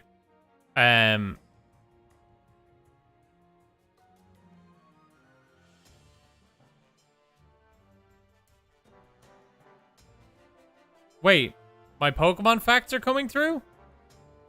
What does that mean? Oh, when I read the Pokédex entries? I've only been into it since 2019. I just feel like human beings in the Pokemon universe are canonically superhuman levels strong. Otherwise, we would have been exterminated ages ago. See, I think it, the level of tech that the Pokemon humans have is insane. Like, when you think about it, they're able to capture these demonically powerful creatures and digitize them into computer storage boxes. The humans have multiple times created life, like Porygon and Mewtwo. And Ash just punches most legendaries. He's fucking an animal. So I think just through tech power alone, that's how the humans have survived. Also in Legends Arceus, they just go through the fact that life is hell and Snorlaxes cause famines. I will be going to bed. I'm gonna go to bed now. Pokemon Facts voice you do. That's, yeah. Yeah, it does. Then again, people can swim for kilometers, get through wastes unassisted, have psychic powers, can crush rocks, beat Pokemon hand-to-hand combat. Yeah, that's true. They are crazy. I could play Zelda 1, 2, A Link to the Past, Majora's Mask, and Ocarina of Time right now. Neato. Hell yeah. My mental canon is that the average human in the Pokemon universe is at least as strong as a macho. And if they train, they can be even stronger. I think,